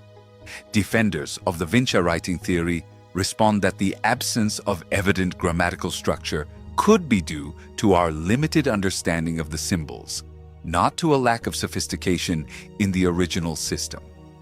After all, it took decades to decipher known ancient languages like Linear B, and those had the benefit of longer texts and known cultural context. What makes the Tartaria tablets especially intriguing is their apparent similarity to Sumerian symbols. Some of the signs are practically identical to forms that appear on cuneiform tablets. This raises a disturbing question. How is it possible that two cultures separated by thousands of kilometers and more than a millennium developed such similar symbols independently? One explanation is contact.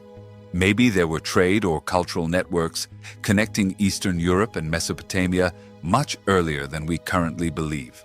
Recent archaeological evidence has shown that long-distance connections in the prehistoric world were more common and extensive than previously thought.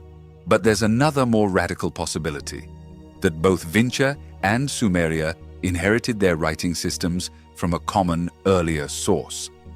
In this theory, there was a civilization or network of civilizations even older that developed writing and spread it across vast distances before disappearing from history. This idea gains credibility when you consider that Vinca-like symbols have appeared at sites across Eastern Europe and beyond. The Dispilio tablet in Greece, dated to 5260 before Christ, contains incised symbols that resemble Vinca writing. Artifacts from Bulgaria, Serbia, and other Balkan countries show related symbolic patterns. Is it possible that Eastern Europe was home to the world's first alphabetic revolution, not Mesopotamia? And if so, what happened to that civilization? Why did their writing disappear while the Mesopotamian tradition survived and flourished? One theory suggests environmental collapse. The period around 4200 before Christ saw significant climate changes that could have disrupted trade networks and caused the abandonment of sites. Another possibility is conflict. Invasions by nomadic peoples who destroyed the urban centers where writing was practiced. But there's also the possibility that Vinca writing didn't disappear, but evolved. Some researchers have proposed connections between Vinca symbols and later writing systems like Linear A from Crete, or even early forms of European writing. In this view, the Tartaria tablets represent not the end, but the beginning of a writing tradition that transformed and spread through multiple cultures. The burial context of the tablets also raises fascinating questions. Why were they buried with a priestess? Were they religious records, magical texts, or something completely different? The fact that they were fired suggests they were made to last. But why then were they buried instead of preserved for continued use? Some researchers speculate that the tablets might contain information that was considered too sacred or dangerous for general circulation. In this theory, they represent esoteric knowledge that was known only to a religious elite and was buried with its guardians when that tradition came to an end. The mainstream academic community remains cautious about the Tartaria tablets. They recognize their importance as evidence of early symbolic sophistication, but most resist calling them true writing. Part of this resistance may be methodological. Without more examples or cultural context, it's difficult to prove that the symbols functioned as language. But part might also be conceptual.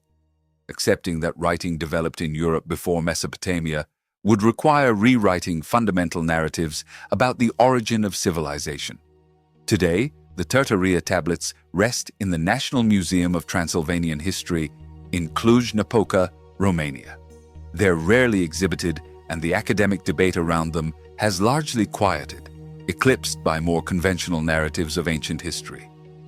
But for those who study the shadows of human antiquity, the tablets remain as powerful relics, evidence that our ancestors might have been more advanced, more connected, and more complex than we give them credit for.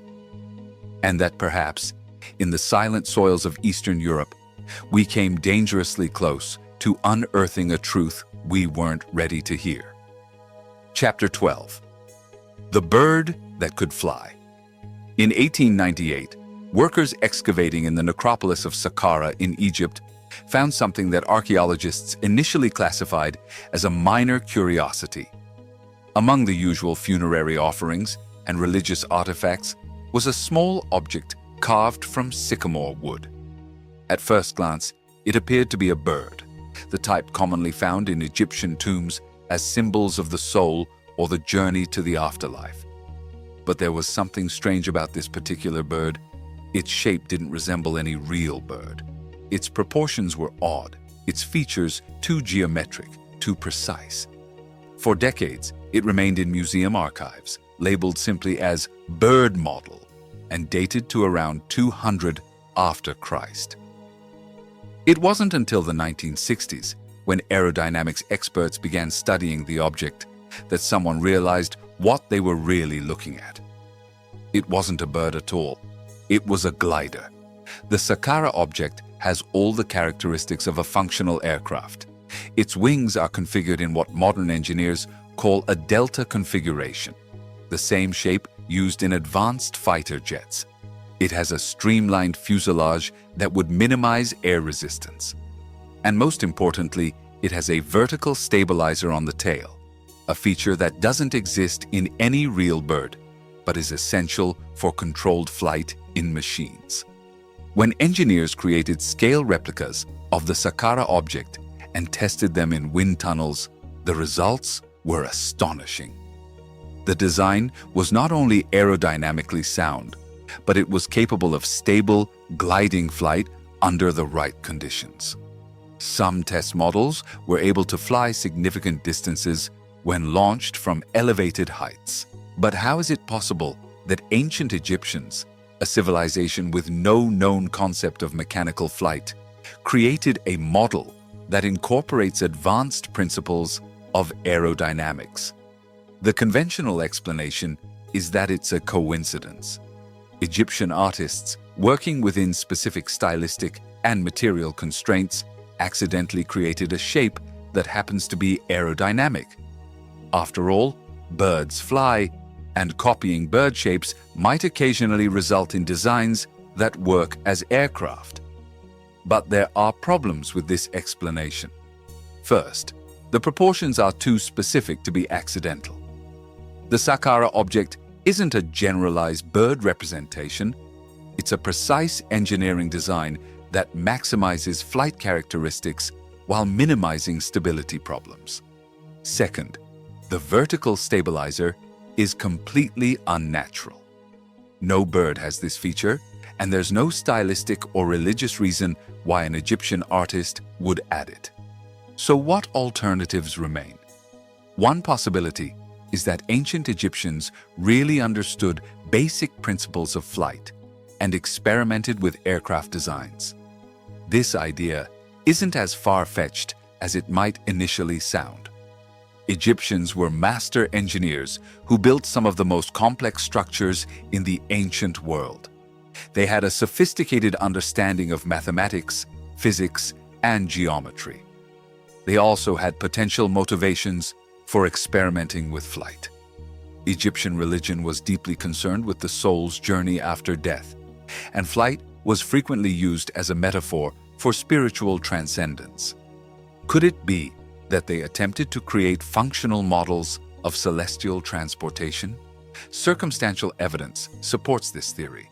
There are Egyptian texts that mention sky boats and divine vehicles that transported gods through the heavens. There are hieroglyphs showing objects that some interpret as flying machines. And there are chambers in pyramids that remain sealed, possibly containing texts or artifacts that could shed light on lost knowledge. But if Egyptians had aeronautical knowledge, why didn't it develop into large-scale flight technology? One explanation is that the knowledge was restricted to religious or elite circles, and was lost when those traditions were disrupted. Another is that the materials and manufacturing techniques available to ancient Egyptians weren't sufficient to create functional, human-sized aircraft, even if they understood the principles. There's also the possibility that the Saqqara object wasn't Egyptian in origin. Some researchers have proposed that it might have been imported from another culture, one with more advanced aeronautical traditions. In this scenario, the object represents evidence of lost knowledge from a civilization we've completely forgotten. More speculative theories suggest even more exotic origins. Ancient astronaut theorists argue that the Saqqara object is a representation of extraterrestrial technology observed by ancient Egyptians. In this view, it's not a functional model, but an attempt to reproduce something seen but not completely understood.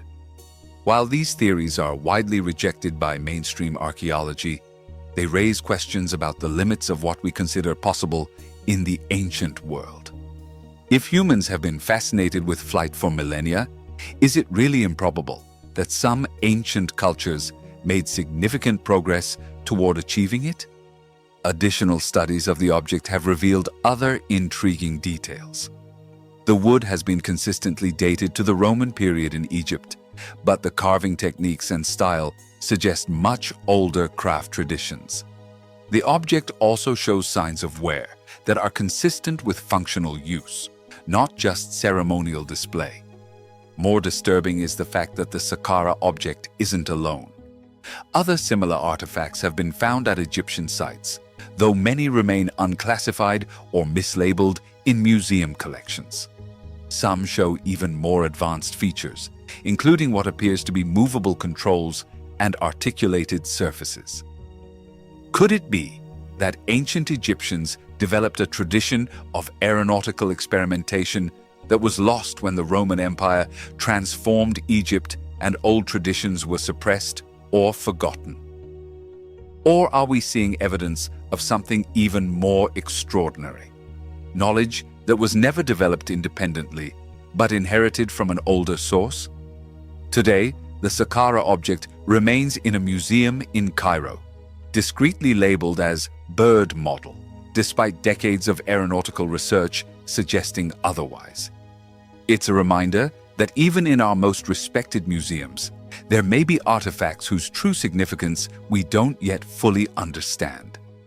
And perhaps, in the sealed chambers of unexplored pyramids or in the uncatalogued archives of forgotten excavations, additional evidence waits to be rediscovered.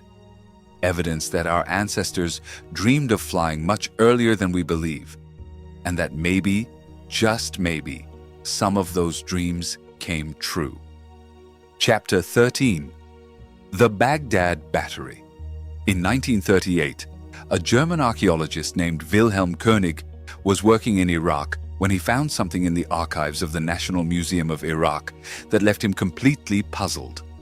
It wasn't a cuneiform tablet or an ancient statue. It was a collection of clay jars that had been excavated years earlier near Baghdad, dated between 250 before Christ and 250 after Christ.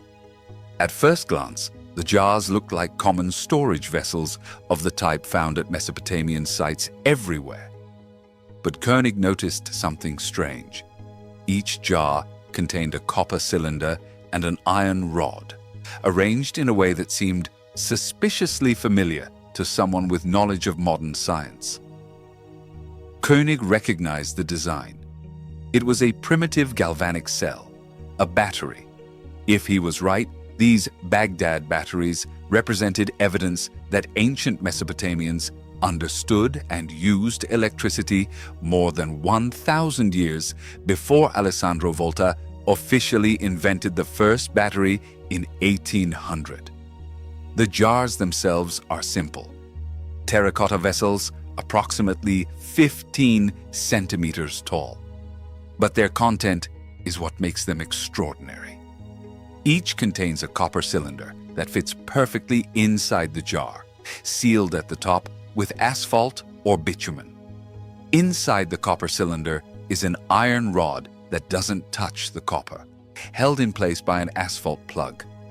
If you fill the jar with an acidic electrolyte, fruit juice, vinegar, or even wine, you get a functional battery that can generate approximately 1.5 volts of electricity.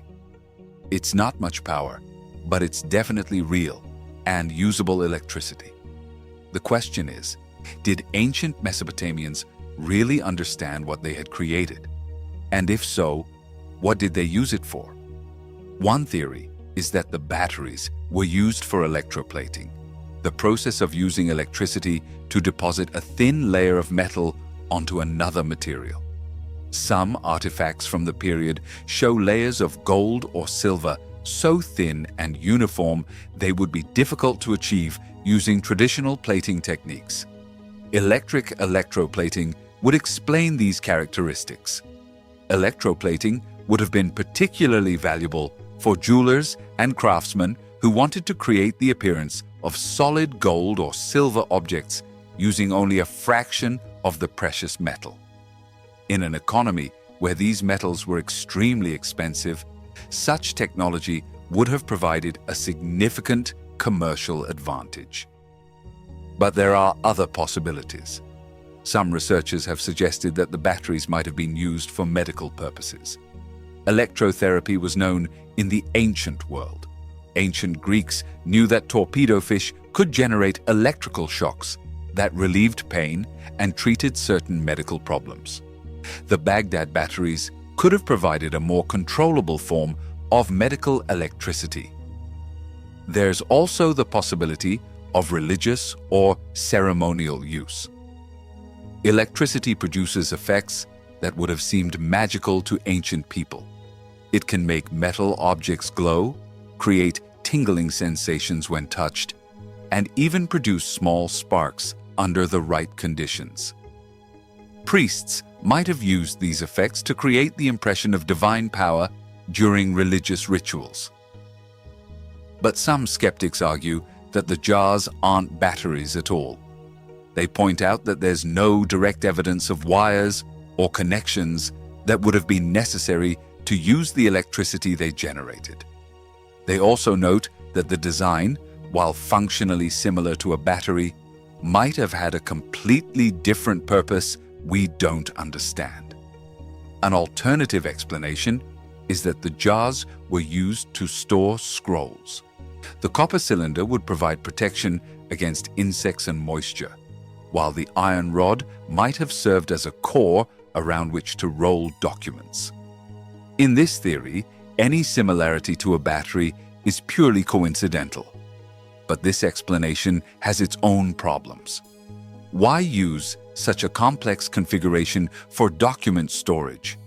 And why multiple identical jars if each only contained one scroll?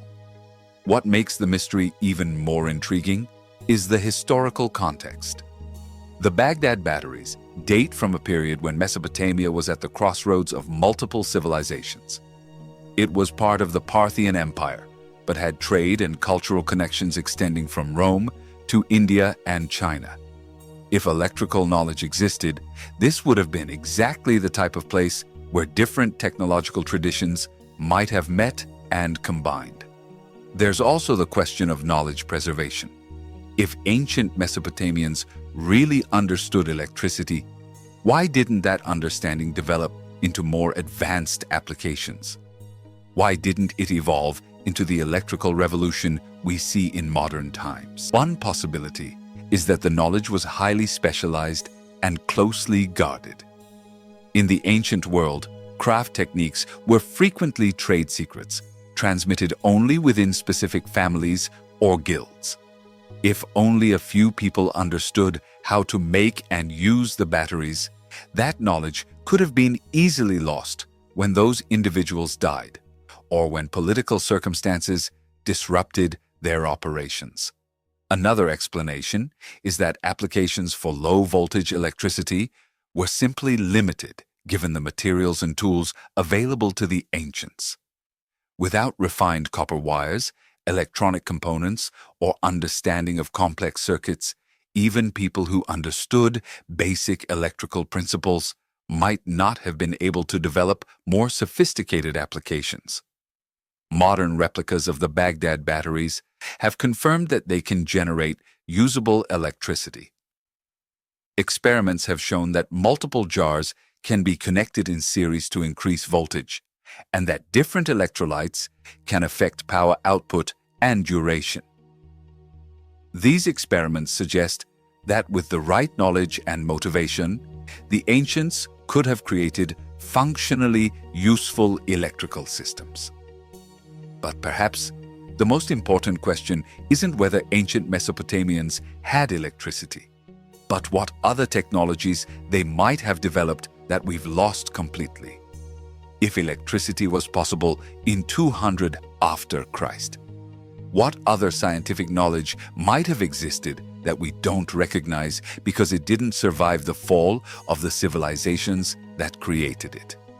Today, the Baghdad batteries remain as one of the most controversial artifacts of the ancient world. They're simple enough to be replicated by anyone with basic materials, but anomalous enough to challenge our assumptions about ancient technological capabilities. And somewhere in museum archives or buried in sites yet to be excavated, there might be additional evidence that our ancestors knew much more about the natural world than we've given them credit for. Electricity might have been just the beginning. Chapter 14. The Hammer of Impossible Time. In 1936, a family was walking near London, Texas, when they noticed something strange protruding from a rock formation. It appeared to be a piece of fossilized wood with something metallic embedded in one end. They took it home as a curiosity, thinking it might be a Native American artifact or some remnant from early settlers. They had no idea they had just found something that would challenge everything we think we know about human history on Earth. Decades later, when the object was finally examined by geologists, the results were disturbing. The rock surrounding the object was dated as belonging to the Cretaceous period, possibly even the Devonian. We're talking about between 100 and 400 million years ago, long before humans, or even mammals, existed on Earth. But the object embedded in that ancient rock was unmistakably a hammer, a human-made hammer. The London hammer, as it came to be known, has an iron head approximately 6 inches long, with a wooden handle that has partially fossilized. The head is made of a remarkably pure type of iron, with a composition that includes elements like chlorine not typically found in natural wrought iron. Even stranger, the hammer shows little evidence of oxidation or corrosion, despite its supposed ancient age. How is it possible that a human hammer is embedded in rock that predates human existence by hundreds of millions of years? Skeptics have proposed several explanations.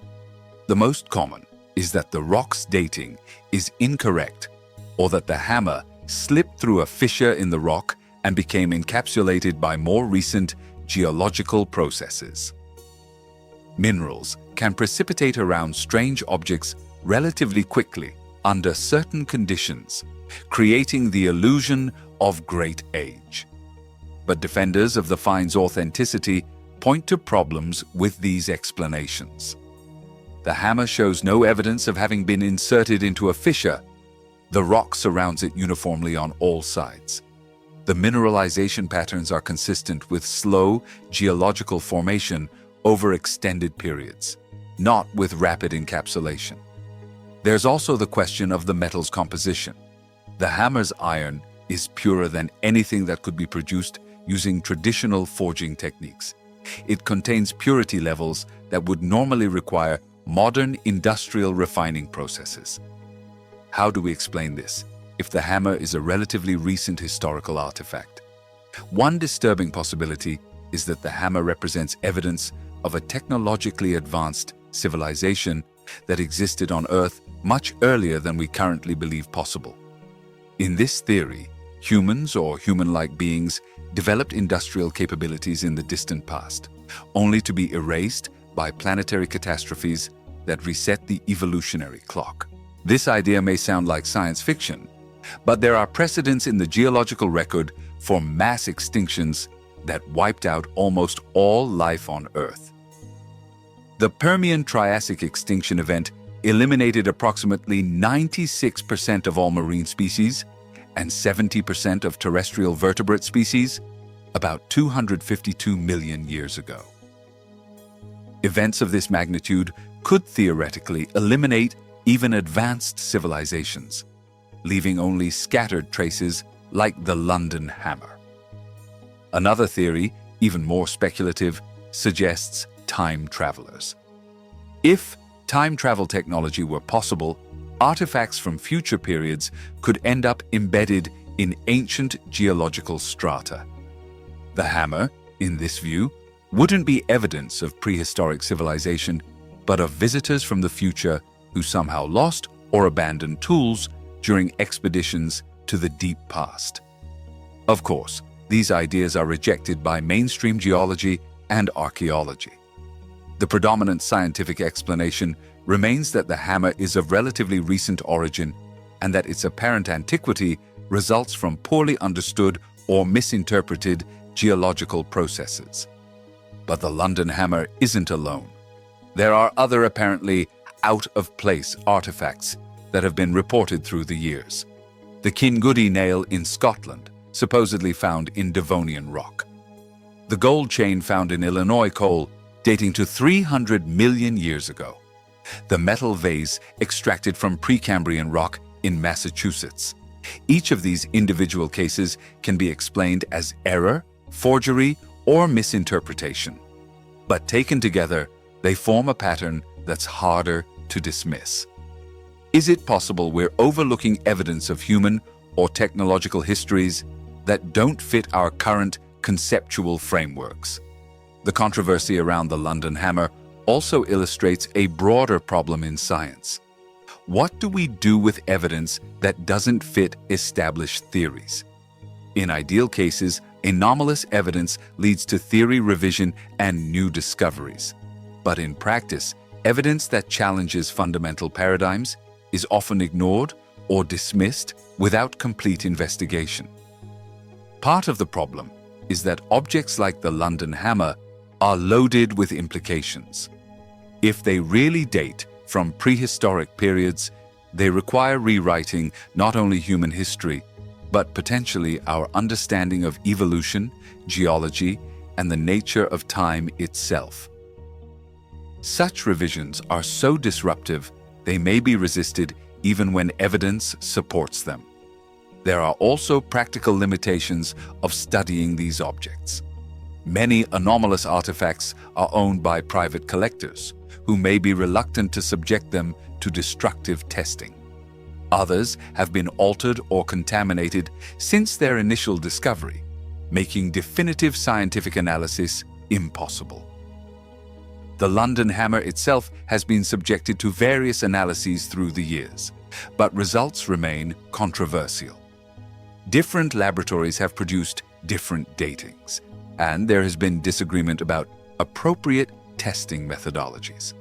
Without clear scientific consensus, the object remains in limbo, neither fully validated nor definitively debunked. For some researchers, the hammer represents tantalizing evidence that the history of human civilization is much longer and more complex than we currently understand. For others, it's a reminder of how easily wishful thinking and cognitive biases can distort interpretations of ambiguous evidence. What's clear is that objects like the London Hammer continue to capture the imagination because they touch something deep in the human psyche. The desire to believe we're part of a larger, more mysterious story than conventional science allows. Whether that story involves lost civilizations, time travelers, or simply the limits of our current knowledge, it remains a powerful source of fascination. Today, the London Hammer remains in a private collection, occasionally displayed in curiosity museums, but largely ignored by mainstream academia. It's a reminder that even in our era of advanced technology and sophisticated scientific methods, there are still mysteries that defy easy explanation. And perhaps, somewhere in the geological strata of Earth, other artifacts wait to be discovered. Artifacts that might force us to reconsider not only what we think we know about the past, but the very assumptions on which we build our understanding of the present. Chapter 15. The Kings Who Lived. 30,000 years. In the archives of the Ashmolean Museum at Oxford rests one of the most puzzling relics of early human civilization. It's not gold or jewels that make it special. It's a list. A list of kings who supposedly ruled before the Great Flood, when royalty descended from heaven, and the first monarchs apparently lived for tens of thousands of years. This is the Sumerian king list, and it challenges everything we think we know about early human history and the limits of human life. The list exists in multiple copies carved on cuneiform tablets, the most famous being the well-Blundell prism dating to approximately 2000 before Christ. But the stories it tells are much older, recording events that supposedly occurred at the dawn of human civilization. The document begins with a statement that immediately captures attention. After the kingship descended from heaven, the kingship was in Eridu. What follows is a chronology that seems more mythology than history, except for its completely factual tone and specific details. The first king listed is Alulim of Eridu, who supposedly ruled for 28,800 years. His successor, Alalangar, is credited with a reign of 36,000 years. Another king, Enmenluana of Bad Tibira, apparently ruled for 43,200 years. In total, the first 8 kings listed governed for a combined period of 241,200 years. To any modern person, these numbers seem obviously mythical. Humans don't live tens of thousands of years. Royal reigns are measured in decades, not millennia. Everything about these records defies biological and historical plausibility. But then comes the strangest transition in all of ancient literature. The list simply states, "Then the flood swept over." After that line, everything changes. Suddenly, kings live lives that, while still long by modern standards, are within the realm of human possibility. Reigns are measured in decades and centuries, not millennia. What happened? Why this dramatic transformation in the recorded longevity of human rulers? Conventional scholars tend to interpret the pre-flood numbers as symbolic or mythical. They argue that ancient Sumerians used extreme longevity to indicate divine importance or legendary status of these early rulers. In this view, the numbers weren't meant to be taken literally, but as expressions of sacred power or mythical temporal distance. Others suggest translation problems or misunderstandings of the Sumerian numerical system.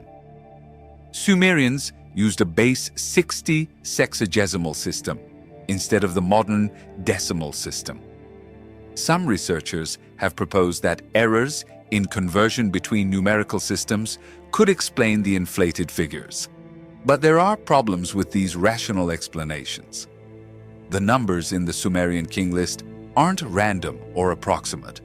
They're specific and mathematically precise, following patterns that suggest a deliberate system of timekeeping. If they were purely symbolic, we'd expect rounder or obviously ceremonial numbers. There's also the fact that similar traditions appear in cultures around the world. Biblical patriarchs like Methuselah lived for centuries. Hindu texts describe yugas, ages, when humans lived much longer than now. Even Chinese traditions speak of legendary emperors with extraordinarily long lives. Is it possible that all these disparate traditions preserve some distorted memory of a time when humans really did live longer?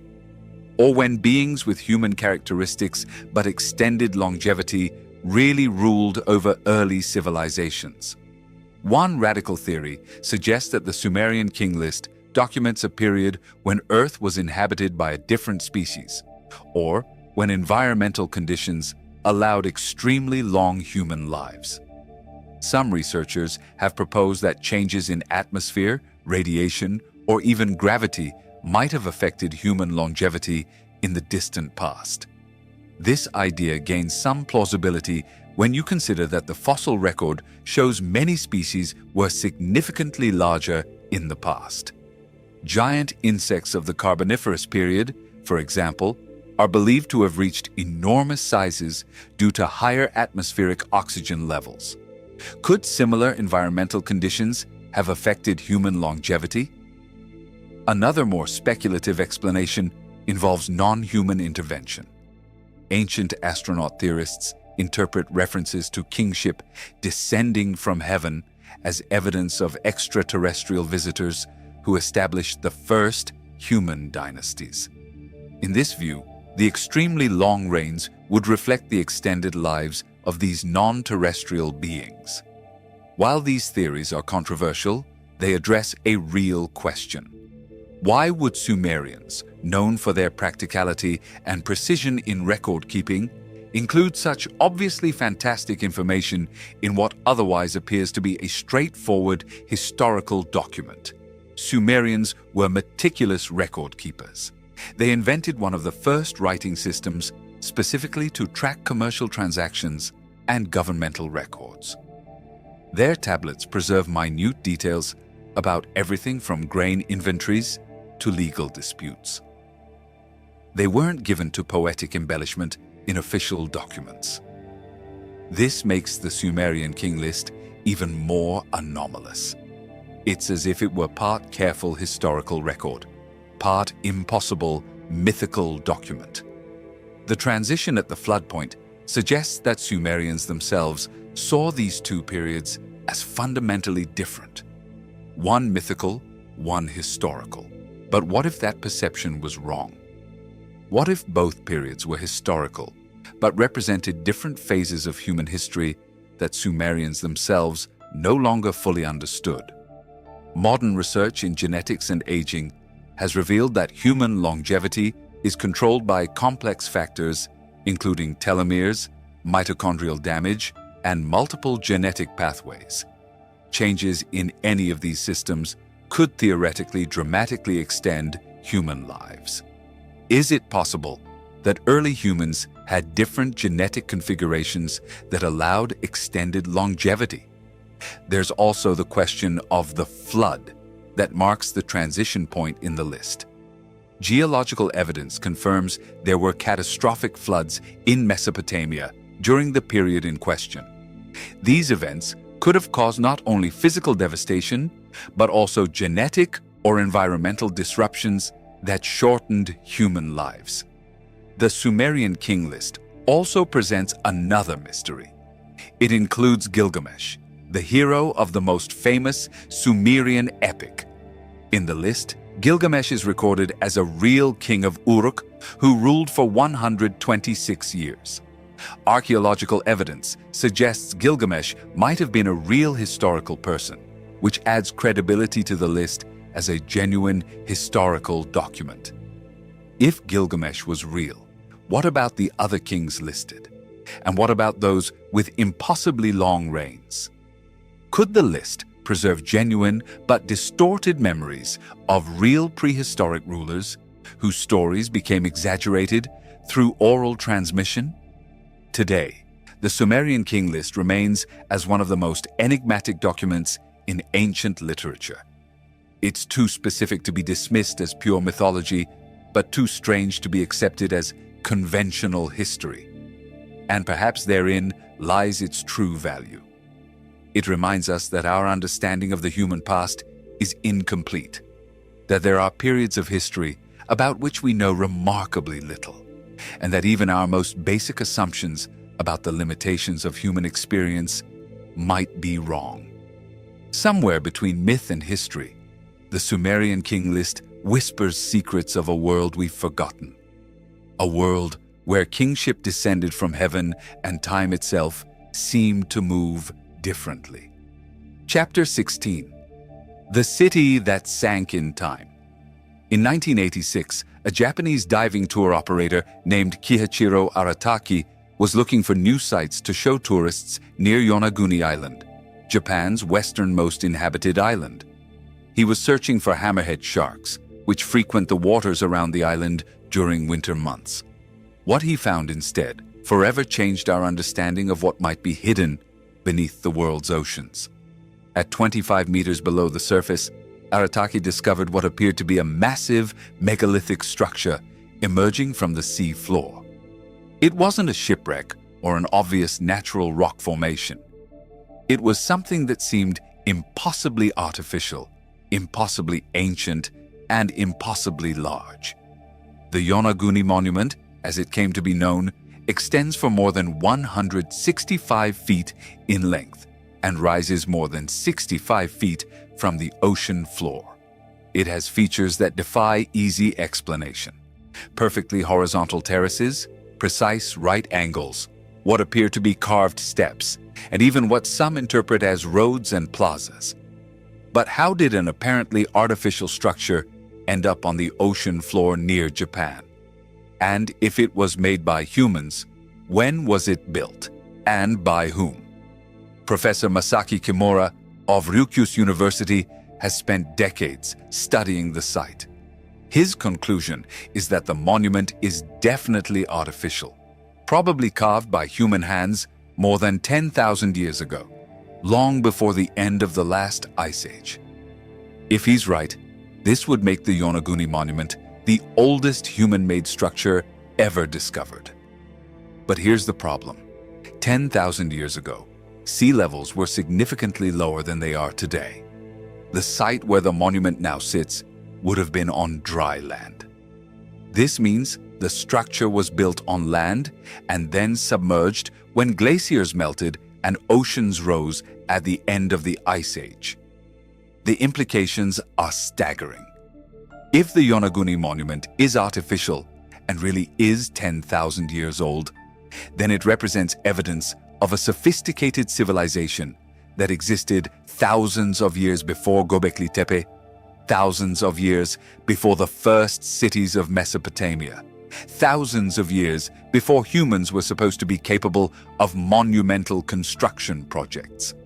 Skeptics argue that the monument is a natural formation, the result of geological processes that created the illusion of artificial construction. They point out that sandstone can fracture in patterns that produce apparently right angles and flat surfaces. They also note that no definitive artifacts have been found at the site that confirm human activity. But defenders of the artificial theory point to features that are difficult to explain with geology alone. There are what appear to be steps too regular to be natural, terraces that are perfectly level across great distances, and even what some interpret as tunnels and chambers within the structure. There are also the features that Kimura and others have identified as additional evidence of human activity. What could be carved pathways leading to the main structure, formations that resemble statues or monuments, and even what some interpret as inscriptions or symbols carved in rock. One of the most intriguing features is what researchers call the stadium area, a circular depressed area that remarkably resembles an amphitheater or ceremonial arena. The regularity of its shape and the stepped terraces surrounding it are difficult to explain as purely natural. If the Yonaguni Monument is artificial, it raises profound questions about the history of human civilization. Who built this massive structure? What technologies did they use? And what happened to them when sea levels rose? One theory is that the monument was built by ancestors of Japan's Jomon people, who are known to have had a sophisticated culture during the period in question. The Jomon created some of the earliest known pottery and had complex settlements. Could they have been capable of monumental architecture as well? But there are problems with this theory. There's no evidence that the Jomon built large-scale stone structures. Their known sites are primarily wood and other perishable materials. The Yonaguni monument would require stone working techniques and social organization on a scale not seen in other Jomon sites. Another possibility is that the monument was built by a completely unknown civilization, one that left no other traces in the archaeological record. This civilization would have been advanced enough to undertake massive megalithic construction, but would have disappeared completely when their coastal lands were flooded by rising sea levels. More speculative theories connect the Yonaguni monument with legends of the lost continent of Mu or Lemuria. According to these traditions, an advanced civilization once existed in the Pacific that was destroyed by cataclysm. Defenders of these theories see the monument as physical evidence of these lost lands. Of course, these ideas are rejected by mainstream archaeology, but they raise an interesting question. If a civilization developed monumental construction capabilities and was then destroyed by rising sea levels, what evidence would we expect to find? Most coastal sites from 10,000 years ago are now under 100 or more feet of water. This suggests we might be completely missing entire chapters of human history simply because they're submerged. The world's oceans could contain evidence of civilizations we don't know existed. The Yonaguni monument isn't alone. Apparently, artificial underwater structures have been reported near India, in the Mediterranean, and even off the coast of Cuba. Each raises similar questions about what might be hidden beneath the waves. Additional research at Yonaguni has revealed other intriguing aspects of the site. There are formations that some interpret as carved heads, shapes that could represent animals, and even what might be evidence of stone tools. While none of these features has been definitively confirmed as artificial, they add to the site's mystery. There's also the question of timing. The period when the Yonaguni monument would have been built corresponds to a time of dramatic climate change worldwide. The end of the Ice Age brought not only rising sea levels, but also changes in weather patterns, resource availability, and population pressures. Could these changes have stimulated development of new technologies and social organizations? Divers who visit the site today often report an unsettling sensation. The straight lines and precise angles of the monument look alien underwater, especially when illuminated by diving lamps against the darkness of the deep ocean. It's easy to understand why so many people who see the structure with their own eyes become convinced it must be artificial. But perhaps the most important question isn't whether the Yonaguni monument is natural or artificial. It's what it tells us about the limits of our knowledge about the human past. Even if it's natural, its discovery reminds us that the oceans contain mysteries we're only beginning to explore. And if it's artificial, then it represents evidence that the history of human civilization is much longer, more complex, and more mysterious than we currently understand. Either way, the silent monument lying in the depths of the Pacific continues to pose questions we can't easily answer. In the darkness of the ocean, where pressure is immense and sunlight never penetrates, the Yonaguni monument waits. Whatever it is, and whoever created it, it continues to whisper secrets from the deep past, secrets that perhaps were never meant to be found. Chapter 17. The Ghost Builders. On the arid plateaus of the American Southwest, where wind sweeps through red canyons and sun paints rocks in shades of fire, stand some of North America's most puzzling architectural mysteries. They're not pyramids or grand temples. They're entire cities carved directly into cliff faces, suspended hundreds of feet above valley floors, as if their builders had decided that the earth was no longer safe enough. The ancestral Puebloans, whom early archaeologists mistakenly called Anasazi, a Navajo word meaning enemy ancestors, were one of the most sophisticated civilizations in pre-Columbian America.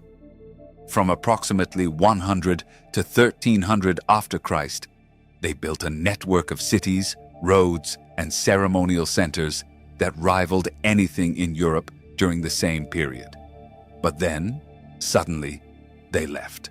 They simply disappeared.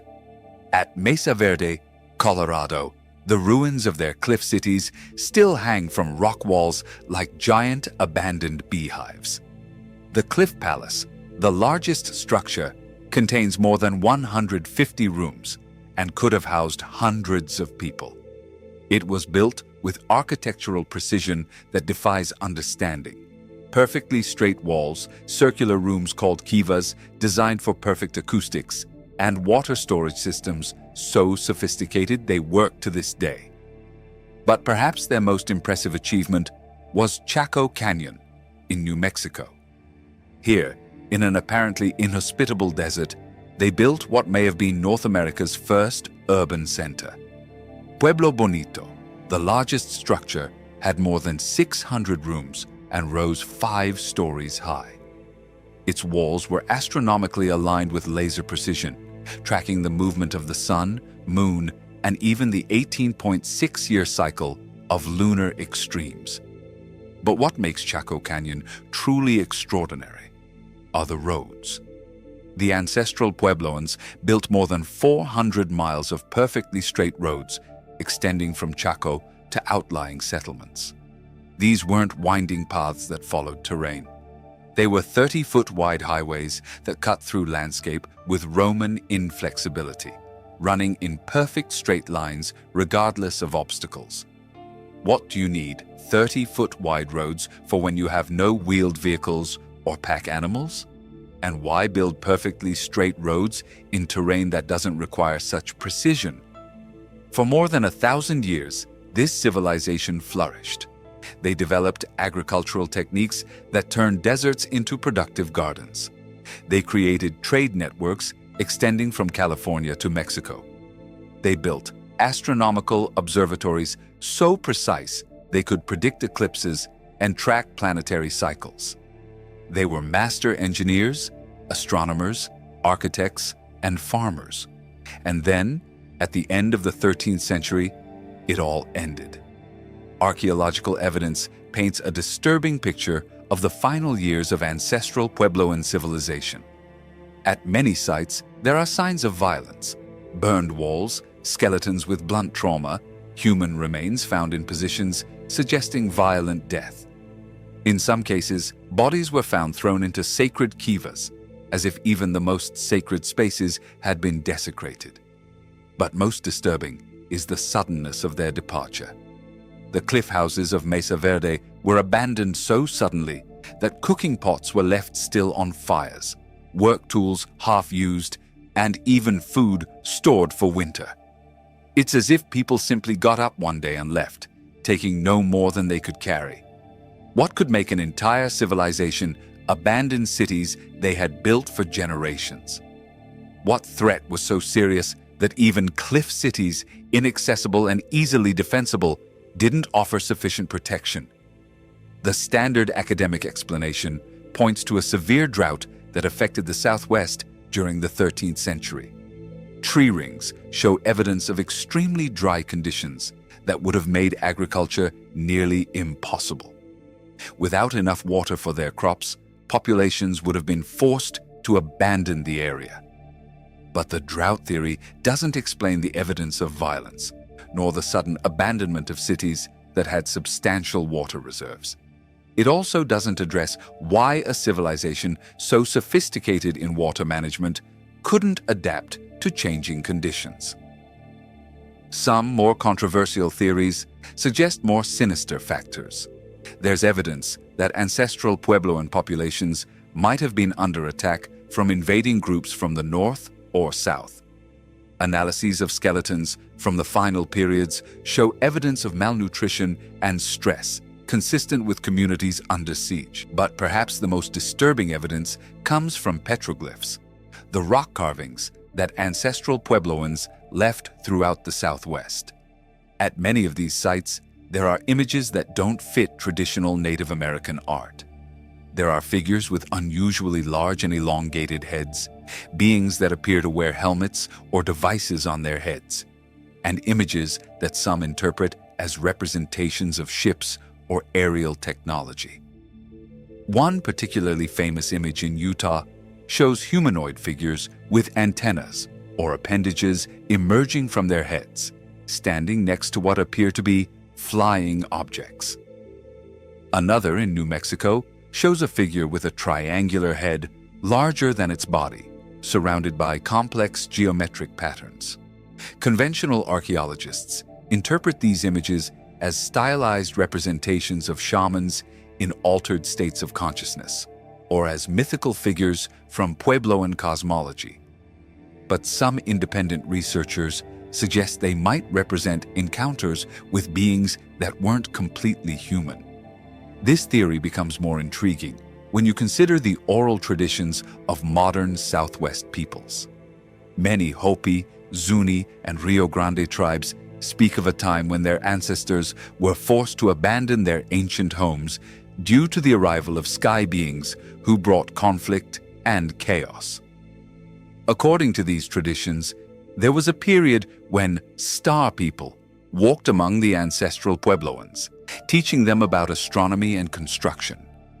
But eventually, these beings became problematic, and the ancestors were forced to flee to new lands to escape their influence. Could these accounts preserve distorted memories of real events? Or are they simply mythical elaborations of historical trauma? There's also the question of where they went. The ancestral Puebloans didn't disappear from the face of the earth.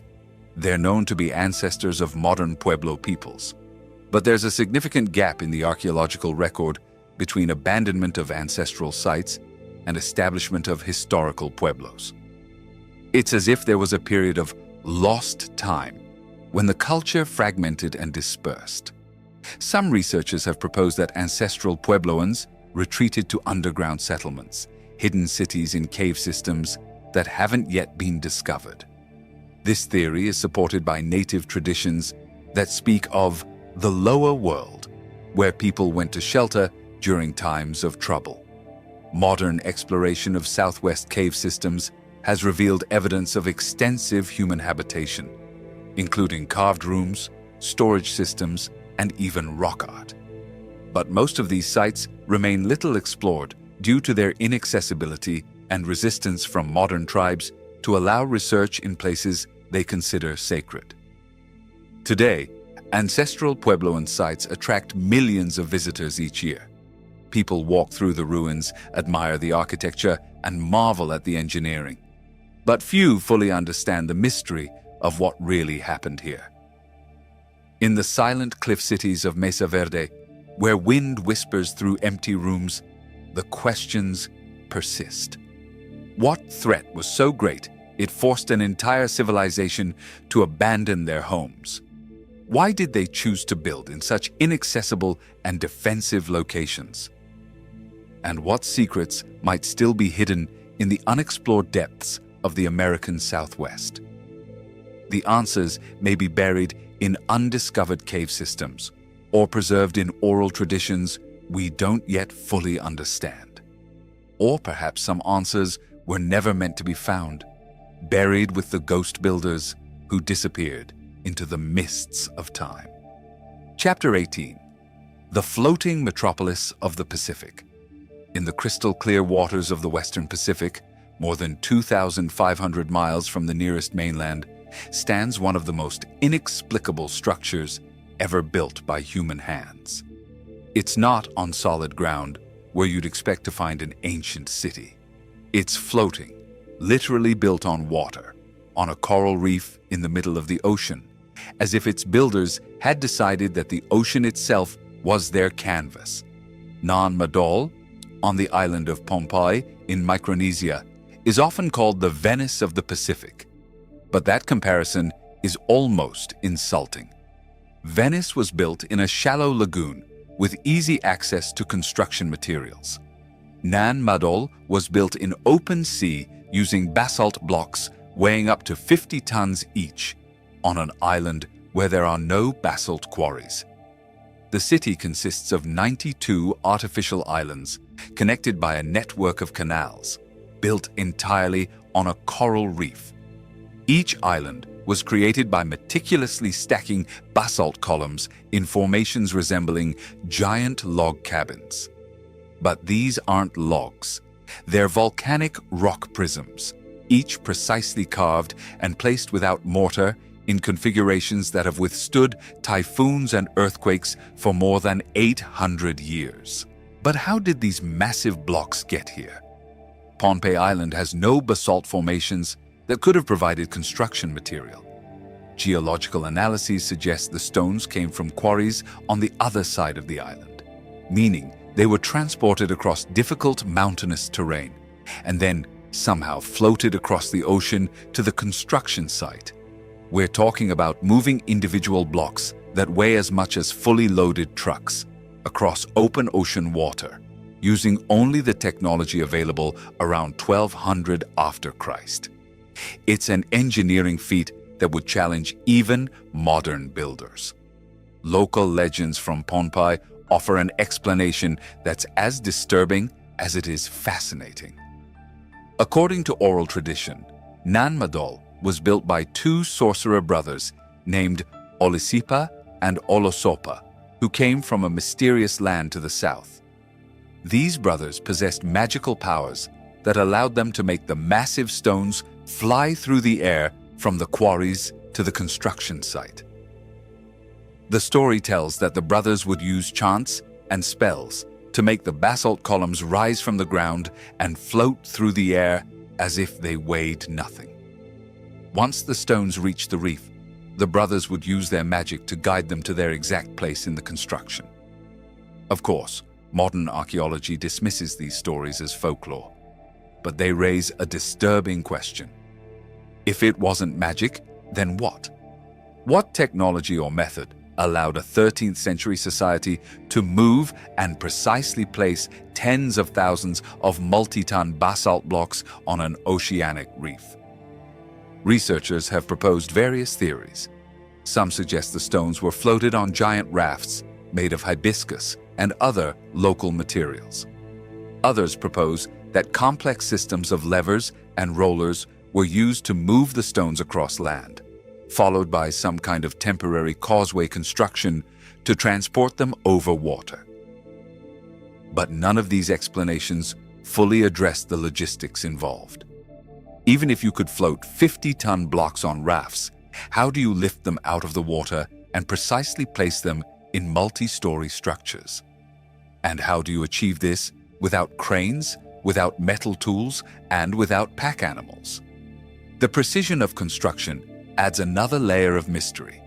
The basalt columns are stacked with tolerances so tight, it's difficult to insert a sheet of paper between them. Corners are perfectly squared, walls are perfectly vertical, and the entire complex shows a level of planning and execution that rivals the best architecture anywhere in the world. Nan Madol was also designed with specific purposes in mind. Different sections of the city served different functions. There were residential areas for the ruling elite, ceremonial sectors for religious rituals, and even what appear to be artificial pools for raising fish and sea turtles. It was a completely functional city, not just a decorative monument. But perhaps most mysterious of all is why it was built in the first place. Pohnpei had abundant, solid ground suitable for construction. Why choose the ocean? Why undertake such an enormously challenging construction project when easier options were available? One theory is that Nan Madol was built as a fortress, a place that could be easily defended against attackers. The canals connecting the islands would have made access controllable, and the oceanic location would have provided a natural barrier against invading armies. Another possibility is that the site had special religious or cosmic significance. Many Pacific cultures saw the ocean as the realm of the gods, and building a city on water might have been seen as creating a sacred space where human and divine met.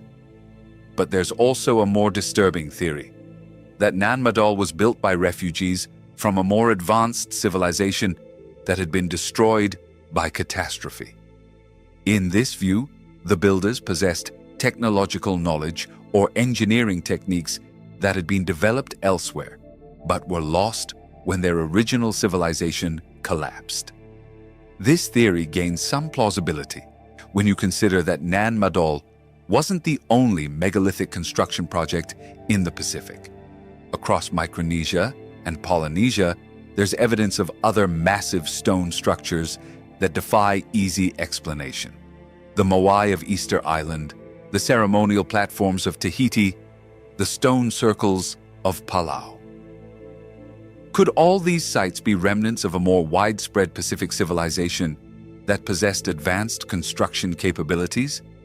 A civilization that was fragmented by natural disaster, war, or climate change, leaving only these scattered monuments as evidence of its former existence. The chronology of Nan Madol adds another intriguing dimension. Construction began around 1200 after Christ and continued for several centuries. But then, around 1600, the city was suddenly abandoned. The reasons for this abandonment aren't clear, but local legends speak of a curse that fell upon the city, making it impossible for anyone to live there. According to these stories, the Saudlur dynasty that ruled from Nan Madol became oppressive and tyrannical. Eventually, a warrior from nearby Kosrae Island named Isokelekel came to overthrow the Saudlur. After his victory, he declared that Nan Madol was cursed and that no one should ever live there again. Since then, the city has remained abandoned. Locals avoid the site, especially at night, believing it's inhabited by the spirits of ancient rulers. Even today, many Pohnpei inhabitants refuse to visit Nan Madol after sunset. The few researchers who have spent nights at the site report strange experiences.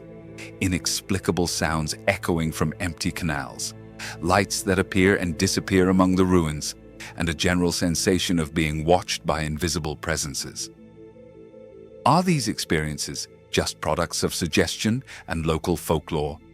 Or is there something about Nan Madol, its isolated oceanic location, its megalithic construction, its history of sudden abandonment, that makes it especially conducive to inexplicable phenomena? Today, Nan Madol remains as one of the world's least visited and least studied archaeological sites. Its remote location, the logistical difficulties of working at an oceanic site, and respect for local beliefs have limited extensive scientific research. But for those brave or determined enough to make the journey, Nan Madol offers an experience that's both impressive and unsettling. In the stillness of dawn, when mist rises from the canals and ancient stones slowly emerge from shadows, it's easy to imagine you're seeing the remains of something that was never meant for human eyes. A city that floats between ocean and sky, built by methods we don't understand, abandoned for reasons that remain mysterious, and protected by legends that may contain more truth than we dare admit. Chapter 19. The Temple that Predated Civilization. In 1994, a German archaeologist named Klaus Schmidt was working in southeastern Turkey when he decided to investigate a hill that locals called Göbekli Tepe, Potbelly Hill, in Turkish. For decades, this seemingly insignificant elevation had been known to archaeologists as the site of a medieval Byzantine cemetery. There were some carved stones scattered on the surface, but nothing suggesting anything extraordinary. Schmidt saw something different. When he began excavating, what he found didn't just rewrite the history of that particular region of Turkey. It forever changed our understanding of when and how human civilization began. Because what was buried under Potbelly Hill wasn't a medieval cemetery. It was a complex of massive temples that preceded Stonehenge by 7,000 years, preceded the Egyptian pyramids by 7,500 years, and preceded organized agriculture by at least 500 years. It was so ancient, it was built during the Ice Age by people who were supposed to be nomadic hunter-gatherers without the capacity for monumental architecture. Göbekli Tepe is approximately 12,000 years old. To put it in perspective, when Göbekli Tepe was built, woolly mammoths still roamed the earth. The first agricultural settlements of Mesopotamia wouldn't exist for another 6,000 years. The wheel wouldn't be invented for another 8,000 years. And yet, here was a complex that required sophisticated planning, massive social organization, and advanced construction techniques. The site consists of multiple circular enclosures, each dominated by massive T-shaped pillars that rise up to 20 feet in height and weigh up to 20 tons. These pillars aren't rough stones. They're meticulously carved with intricate reliefs of animals: lions, boars, snakes, scorpions, birds, and abstract human figures. The animals aren't random representations. They're organized in specific patterns that suggest symbolic meaning or even narrative. Some pillars show what appear to be hunting scenes. Others show animals in aggressive or protective poses. There are images that some interpret as star constellations, and others that might represent catastrophic events like comet impacts or volcanic eruptions. But perhaps most puzzling of all is that Göbekli Tepe was deliberately buried. Around 8,000 before Christ, after approximately 1,500 years of use, the entire complex was carefully covered with tons of earth and debris. It wasn't gradually abandoned or destroyed by enemies. It was intentionally entombed by the same people who had built and maintained it for generations. Why would anyone deliberately bury one of early humanity's most impressive architectural achievements? Schmidt developed a theory that was as revolutionary as the site itself. He proposed that Göbekli Tepe represented evidence that organized religion preceded agriculture, not the reverse. The conventional theory had been that humans first developed agriculture, which led to permanent settlements, which led to food surpluses, which eventually allowed some people to specialize in non-survival activities like temple building. But Göbekli Tepe suggests the opposite, that humans first organized around massive ceremonial centers, and that the need to feed the crowds that gathered for construction and ritual eventually led to the development of agriculture. In this view, religion wasn't a luxury that societies developed after satisfying basic needs. It was the driving factor that made complex societies possible in the first place. But even this revolutionary theory doesn't address some of the deeper questions about Göbekli Tepe. How did supposedly egalitarian hunter-gatherers organize thousands of workers to move and erect 20-ton pillars? What tools did they use to carve such intricate reliefs in hard limestone? And how did they develop the sophisticated construction techniques evident at the site? There's also the question of scale. Göbekli Tepe isn't a small project undertaken by a single tribe. It's massive, complex, and would have required coordination of multiple groups across vast distances. The site shows evidence of continuous occupation and remodeling through multiple periods, suggesting it was a generational project spanning centuries. What kind of religious belief or cosmic vision could have motivated such commitment of resources across so much time?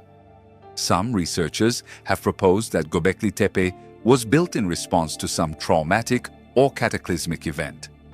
The site's reliefs include images that could represent comet impacts, and there's geological evidence that the period around 12,000 years ago saw dramatic climatic events including the onset of the Younger Dryas, a period of rapid cooling that interrupted the end of the Ice Age. Could Göbekli Tepe have been built as a memorial to, or protection against, some cosmic catastrophe? Do the images carved on its pillars preserve memories of events that fundamentally changed the world? This theory gains additional credibility when you consider the deliberate burial of the site. If Göbekli Tepe was built in response to a catastrophe, perhaps it was buried when the danger had passed, or when people felt its purpose had been fulfilled. Alternatively, the burial might have been motivated by social or religious factors. Perhaps beliefs changed, and Göbekli Tepe came to be seen as associated with obsolete or dangerous traditions. Or perhaps the site had a predetermined life cycle, designed from the beginning to serve its purpose for a specific period before being ritually killed through burial. Only approximately 5% of Göbekli Tepe has been excavated. The rest of the site remains buried, protected by the same tons of earth that the original builders used to seal it. Ground-penetrating radar scans suggest there are multiple additional complexes waiting beneath the surface, potentially even larger and more impressive than what has already been discovered. What secrets might be preserved in those unexcavated sections? Could they contain additional evidence of the capabilities of Göbekli Tepe's builders? Or might they reveal information about why the site was built and eventually abandoned? Excavation of Göbekli Tepe proceeds slowly, partly due to the site's complexity, but also due to deliberate decisions about preservation. Archaeologists are aware they're dealing with something unique and invaluable, and want to ensure that future techniques and technologies are available to study the site in ways that aren't possible today. But this caution also means that many questions about Göbekli Tepe will remain unanswered for decades or even centuries. Meanwhile, the site continues to challenge our most basic assumptions about early human capability and the development of civilization. Göbekli Tepe tells us that 12,000 years ago, in a world we believed populated only by small bands of hunter-gatherers, humans were capable of conceiving, planning, and executing construction projects of a scale and sophistication that rivals anything built in the following millennia. It suggests that the line between prehistory and history isn't as clear as we once thought, and that human capabilities for complex social organization, sophisticated symbolic thinking, and technological achievement extend much further into the past than conventional archaeology had allowed. And perhaps most disturbing of all, it suggests there might be other sites like Göbekli Tepe waiting to be discovered, buried under seemingly ordinary hills around the world. Sites that could force us to rewrite the history of human civilization once again. In the stillness of dawn in the hills of southeastern Turkey, when first light touches the ancient pillars of Göbekli Tepe, it's easy to feel the weight of unanswered questions. This place was built by people whose motivations, beliefs, and capabilities remain largely mysterious. It was used for more than a millennium for purposes we can only guess at. And it was buried for reasons we may never fully understand. But it's here, silently challenging everything we thought we knew about our earliest ancestors. And in its carved pillars, in its circular enclosures, in its mysterious patterns, it whispers secrets of a world we've forgotten. A world where humans were capable of much more than we dare imagine. Chapter 20. The stones that defied Rome. In the mountains of Lebanon, where millennial cedars have witnessed the rise and fall of empires, stands one of the most puzzling architectural mysteries of the ancient world. It's not a pyramid or a lost temple. It's a stone platform so massive, built with blocks so monumentally large, that even the Romans, masters of engineering who built the Colosseum and the Pantheon, were left speechless when they found it. This is Baalbek, and at its heart lies the trilithon, 3 stone blocks that individually weigh between 800 and 1,200 tons each. To put it in perspective, that's heavier than 3 fully loaded jumbo jets. And they were cut, transported, and placed with precision that defies all rational explanation. The Romans built their temples on top of this megalithic platform, but never claimed to have built it themselves. In fact, Roman records refer to the stones as the work of a race of giants who lived before them. It wasn't Roman modesty. It was recognition that they had encountered something beyond their own considerable capabilities. And then there's the Stone of the Pregnant Woman, a monolith lying partially excavated in the nearby quarry, weighing approximately 1,000 tons. It's the largest carved stone ever cut by human hands. Bigger than anything in the pyramids, more massive than any block at Stonehenge, heavier than anything we've moved even with our most advanced modern technology. But how do you move 1,000-ton stones without modern cranes? Our largest cranes today can handle approximately 20,000 tons, but they require solid foundation, multiple support points, and weeks of preparation for a single lift. And that's with high-strength steel, computerized hydraulic systems, and centuries of engineering knowledge. The builders of Baalbek had none of that. They had bronze tools, fiber ropes, and wooden pulleys. According to conventional history, they should have been limited to moving stones, weighing a few tons at most. But the trilithon blocks weren't just moved. They were lifted and placed with millimeter precision in a wall rising 20 feet from the ground. The joints between stones are so tight you can't insert a sheet of paper between them. The alignment is perfect. The leveling is exact. It's as if the builders had access to technology we lost thousands of years ago. Local legends offer explanations that modern science rejects, but that perhaps preserve distorted memories of real techniques. According to Arab traditions, Baalbek was built by Nimrod, the mighty hunter mentioned in the Bible, who commanded a race of giants. These giants, according to the stories, could move massive stones as if they were pebbles. Jewish traditions connect the site with the Nephilim, the mysterious giants mentioned in Genesis as the children of the sons of God and the daughters of men. According to these accounts, the Nephilim possessed superhuman strength and advanced knowledge of construction. Are these just mythical elaborations, or do they preserve genuine memories of builders who were fundamentally different from modern humans? Archaeological evidence suggests Baalbek has multiple construction phases. The massive megaliths clearly preceded the Roman temples. But by how long?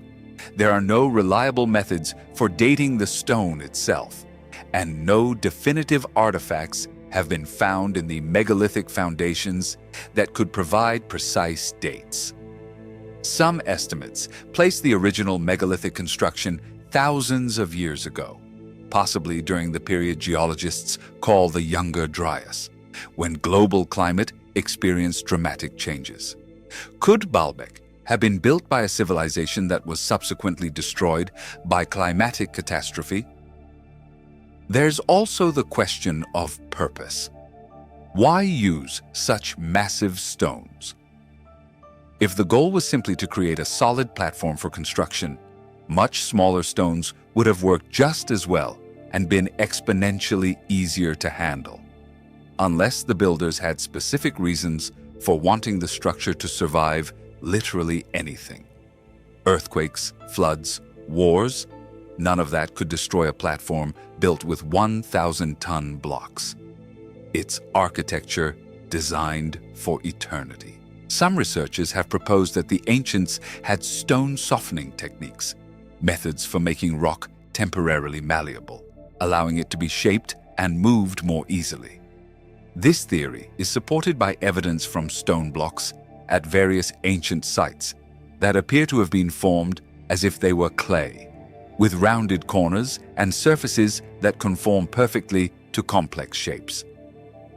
Could it be that the ancients understood properties of matter we've forgotten? Chemical or physical techniques that could temporarily alter stone characteristics. There are also theories involving sound. Various ancient traditions speak of using specific vibrations or musical tones to move heavy objects. Modern experiments have shown that sound can indeed levitate small objects, and some researchers speculate that ancient civilizations might have developed sophisticated acoustic techniques for material manipulation. Do these ideas sound like science fiction? Absolutely. But when you're faced with physical evidence that can't be explained by conventional methods, you have to consider unconventional possibilities. The alternative is to accept that a civilization using only primitive tools somehow achieved engineering feats that we, with all our modern technology, would find extremely challenging. Engineers who have studied Baalbek consistently express amazement at the construction's precision. The blocks aren't just massive, they're placed with tolerances requiring exact measurement and positioning. The slightest error in angle or elevation would have made it impossible for them to fit so perfectly. This suggests not just brute force, but considerable technical sophistication.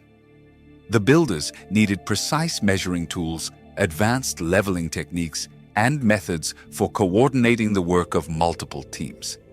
It was a complex engineering operation, not just random muscle power applied.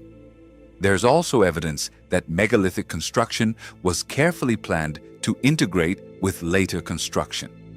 The Roman temples fit perfectly on top of the ancient platform, suggesting the original builders anticipated or even designed for future expansion. How is that possible unless there was cultural continuity between the megalithic builders and later civilizations, or unless they left detailed plans or instructions? Today, Baalbek attracts visitors from around the world who come to marvel at the massive stones and ask the same questions that have puzzled researchers for centuries. Tour guides offer standard explanations about Roman and Greek construction techniques, but when visitors ask specifically about the megaliths, answers become vague and uncomfortable. Because the truth is that no one really knows how they were built. All our theories, elaborate ramp systems, giant wooden cranes, thousands of coordinated workers, crumble under technical scrutiny. The numbers simply don't work. And maybe that's the real answer. Maybe Baalbek wasn't built using larger versions of techniques we know. Maybe it was built using techniques we don't know. Methods that were developed by a civilization that understood principles of physics, chemistry, or engineering that we've since forgotten. In the mountains of Lebanon, where Baalbek's massive stones have withstood empire after empire, the silence is profound. It's the silence of secrets kept in stone, of knowledge buried under centuries of speculation and myth. And in that silence, the questions persist. Who built Baalbek? How did they move the heaviest stones ever cut by human hands? And what other secrets of ancient engineering remain waiting to be rediscovered in the monuments they left behind? Chapter 21. The Stone Watchers. In the middle of the Pacific Ocean, more than 2,000 miles from the nearest inhabited land, lies one of the world's most remote islands. It's not its isolation that makes it famous. It's its silent inhabitants. Nearly 1,000 monolithic statues that have been staring across the landscape for more than 500 years, like stone sentinels guarding secrets the world has forgotten. This is Rapa Nui, known to most as Easter Island, and its moai, the giant heads that have become icons of archaeological mystery. But calling them heads is a mistake that reveals how much we don't know about them. Because these aren't just heads. their complete figures buried up to their necks by centuries of erosion and soil accumulation. When archaeologists finally began excavating around the Moai in the 20th century, they discovered that many of these heads had entire bodies hidden underground. Bodies with elaborately carved torsos, defined arms, and even hands holding mysterious objects. Some statues turned out to be more than 30 feet tall when fully unearthed. But how did they get there? And why would an isolated civilization in the middle of the ocean dedicate centuries to carving nearly 1,000 giant statues from volcanic rock? The official story says the Moai were created by Polynesians who settled on Rapa Nui around 1200 after Christ. These people developed a sophisticated culture and eventually began carving the statues in a volcanic quarry called Rano Raraku. They then transported the finished statues to locations across the island using ropes, rollers, and pure human strength. But there are massive problems with this narrative. First is the question of number and size.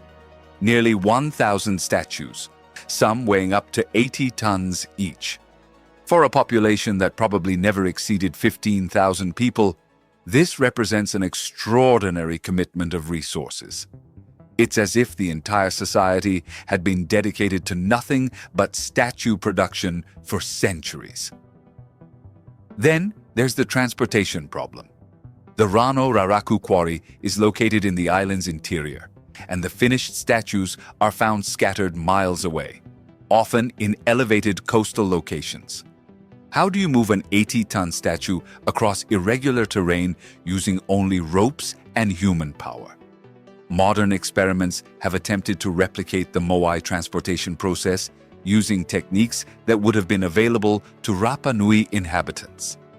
Some experiments have succeeded in moving replicas short distances, but always with large teams of modern workers, modern tools, and carefully controlled conditions. But Rapa Nui legends offer a different explanation. According to the island's oral tradition, the Moai weren't transported by humans at all. They walked from the quarry to their final positions under their own power, guided by the mana, spiritual power, of the priests who created them. To modern ears, this sounds like pure folklore. But some researchers have wondered if these legends might preserve distorted memories of some real transportation technique we don't understand. There's also the question of why they were made in the first place. The Moai don't seem to serve any obvious practical purpose. They're not fortifications, they're not tomb markers, though some have bodies buried nearby. And they don't appear to be aligned with specific astronomical events like many other ancient monuments. But perhaps the clue is in where they're looking. Contrary to popular belief, most Moai don't look toward the ocean. They look inland, as if they were watching or protecting something in the center of Rapa Nui. What might they be protecting? Or what might they be protecting against? One theory suggests the Moai were built in response to some perceived threat, whether natural or supernatural. The statues might have been seen as spiritual guardians, designed to protect the island from malevolent forces that might come from the sea. This theory gains more weight when you consider the timing of Moai construction. Most were carved between 1250 and 1500 after Christ, a period that coincides with significant volcanic activity in the Pacific region and climate changes that affected island populations across Polynesia. Could the Moai have been built as a response to natural disasters, as a way to appease forces the island inhabitants didn't fully understand? There's also the mystery of the pukao, the cylindrical red stone headdresses that crown some of the largest statues. These pukao weigh up to 13 tons each and were carved from a completely different quarry than the Moai themselves. How did they transport and lift 13-ton objects to place them on top of statues that were already 30 feet tall? And then there's Rongorongo, a unique writing system found only on Rapa Nui. Rongorongo tablets are covered with intricate glyphs that include human figures, animals, plants, and geometric shapes. It's the only known writing system developed independently in Oceania. The problem is that no one can read it. Christian missionaries who arrived in the 19th century destroyed most Rongorongo tablets as pagan objects, and the few elders who understood the writing died before it could be recorded. But surviving tablets suggest Rongorongo contained complex information, possibly including creation stories, genealogies, astronomical events, and even records of Moai construction. What secrets were lost when Rongorongo was destroyed? Could the tablets have contained instructions for moving the massive statues, or explanations of why they were built? Rapa Nui civilization suffered a catastrophic collapse sometime around the 17th century. Archaeological evidence suggests a combination of factors: severe deforestation, soil depletion, overpopulation, and possibly civil war. The island's population fell dramatically, from a peak of perhaps 15,000 to fewer than 2,000. But some researchers have proposed additional factors. Could the collapse have been precipitated by some external event, climate change, volcanic activity, or even contact with outsiders before documented European arrival? Rapa Nui legends speak of a war between the long ears and the short ears, two distinct ethnic groups that supposedly inhabited the island. According to these stories, the long ears were the original Moai builders, while the short ears were newcomers who eventually rebelled and destroyed their rivals. Do these legends preserve memories of real conflict between different groups of settlers? And could they explain why Moai construction suddenly stopped in the 15th century? There's also the disturbing question of the Moai that remain in the quarry. Hundreds of statues in various stages of completion still stand at Rano Raraku where they were carved. Some are nearly finished, others barely begun.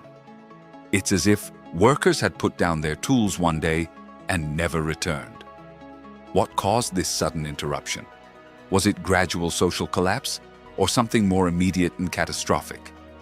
The buried Moai at Rano Raraku have revealed another mystery. Many have symbols and petroglyphs carved on their bodies that were only discovered when they were excavated. These symbols include shapes resembling boats, animals that don't exist on Rapa Nui, and even figures some interpret as representing beings from other worlds. What were the carvers trying to communicate through these hidden symbols? And why did they bury them where they wouldn't be seen? Today, Rapa Nui is a UNESCO World Heritage Site, and the Moai are globally recognized icons. Tourists from around the world come to the island to see the statues and wonder about their origins. But for current Rapa Nui inhabitants, descendants of the Moai builders, the statues are more than tourist attractions. They're ancestors, spirits, guardians of traditions that have been kept alive despite centuries of cultural disruption. And perhaps there lies the real answer to the Moai mystery. They're not just statues. They're messages.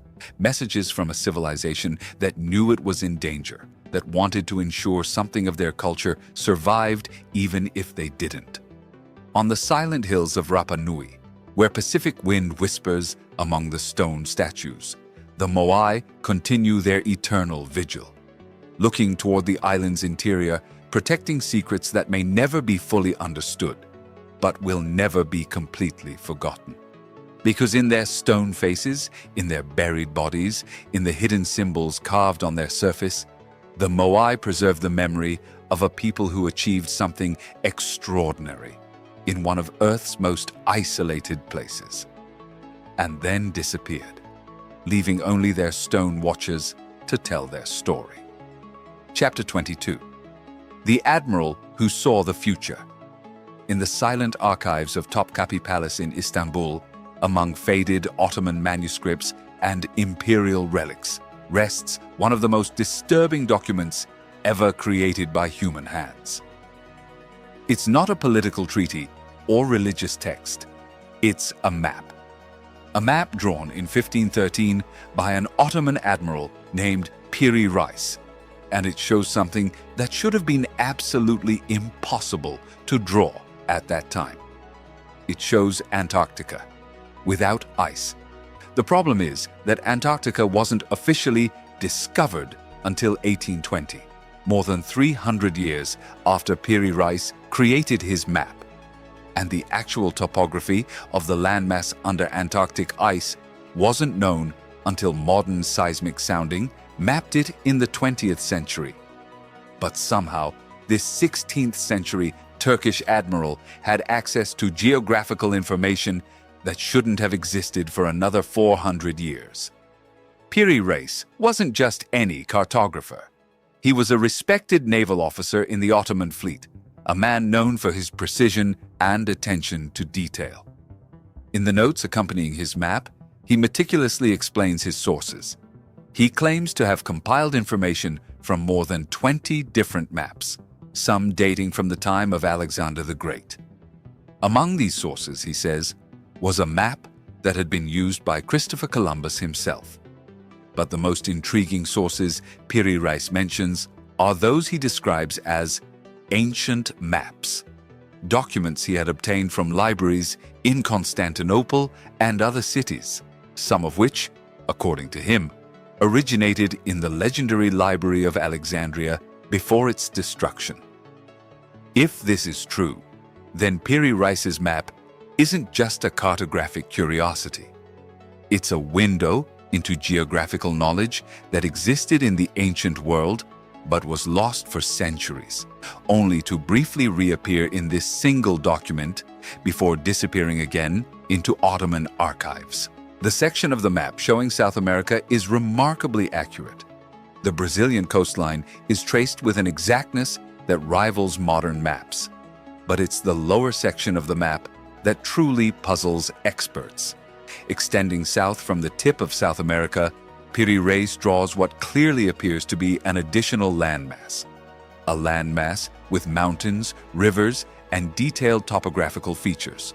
A landmass that disturbingly matches modern maps of ice-free Antarctica. When this map was first analyzed by modern experts in the 1960s, the results were astonishing. Captain Arlington H. Mallory, working with cartographers from the U.S. Navy Hydrographic Office, compared Piri Reis's map with modern seismic surveys of Antarctic subglacial topography. The similarities were undeniable. The geographical features shown in Piri Reis's map corresponded closely with the actual shape of Antarctica, as eventually revealed by 20th century technology. But how is this possible? Antarctica has been covered by ice for millions of years. There has been no period in human history when the landmass has been ice-free and available for exploration and mapping. Or has there? Some researchers have proposed that Piri Reis's map preserves information from an era much older than conventional history allows. A period before the end of the last ice age, when global sea levels were different and climatic conditions might have made parts of Antarctica accessible. This theory suggests there were advanced maritime civilizations operating 10,000 years ago or more, civilizations capable of long-distance oceanic navigation and precise mapping. These civilizations would have explored and documented geographies that subsequently became inaccessible due to climate change. Knowledge of these early explorations would have been preserved in maps that were copied and recompiled through centuries, eventually finding their way to the libraries of Alexandria, Constantinople, and other centers of learning before being compiled by Piri Reis in his 16th century synthesis. It's a fascinating theory, but it requires accepting that the history of human civilization is much longer and more complex than we currently believe. Alternatively, some researchers have proposed that the ancient maps Piri Reis refers to weren't created by humans at all, but by visitors from another world who possessed advanced mapping technology. In this view, Piri Reis's map preserves information that was originally gathered by extraterrestrial explorers during periods of contact with early human civilizations. Of course, this explanation is rejected by mainstream academia, but it raises an interesting question. If we dismiss extraterrestrial origins, how do we explain the seemingly impossible information contained in the map? Piri Reis's map isn't alone. There are other historical maps that contain similarly anomalous geographical information. The Orontius Phineus map of 1531 also shows what appears to be Antarctica, complete with rivers and topographical features. Philippe Bouache's 1737 map represents Antarctica as two separate landmasses, something not confirmed by science until the 1950s. Taken together, these maps suggest there was a cartographic tradition that preserved accurate geographical information about regions that officially weren't explored until centuries later. How did this information survive? One possibility is that it was preserved in religious or academic institutions that had access to ancient texts. Medieval monasteries, for example, were known for preserving classical documents that would otherwise have been lost. Another possibility is that the information was transmitted through secret commercial networks. Merchants and navigators often jealously guarded information about routes and geographies that gave them competitive advantages.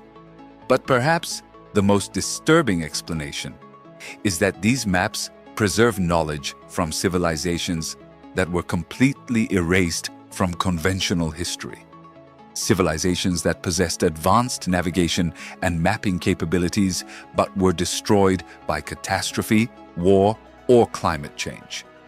In this view, maps like Piri Reis's are like messages in bottles, fragments of lost knowledge that somehow managed to survive the wreck of the civilizations that created them. The implications are profound. If these civilizations existed, then our understanding of human history is fundamentally incomplete. There are entire chapters of human development we've lost, technologies we've forgotten, achievements we've underestimated.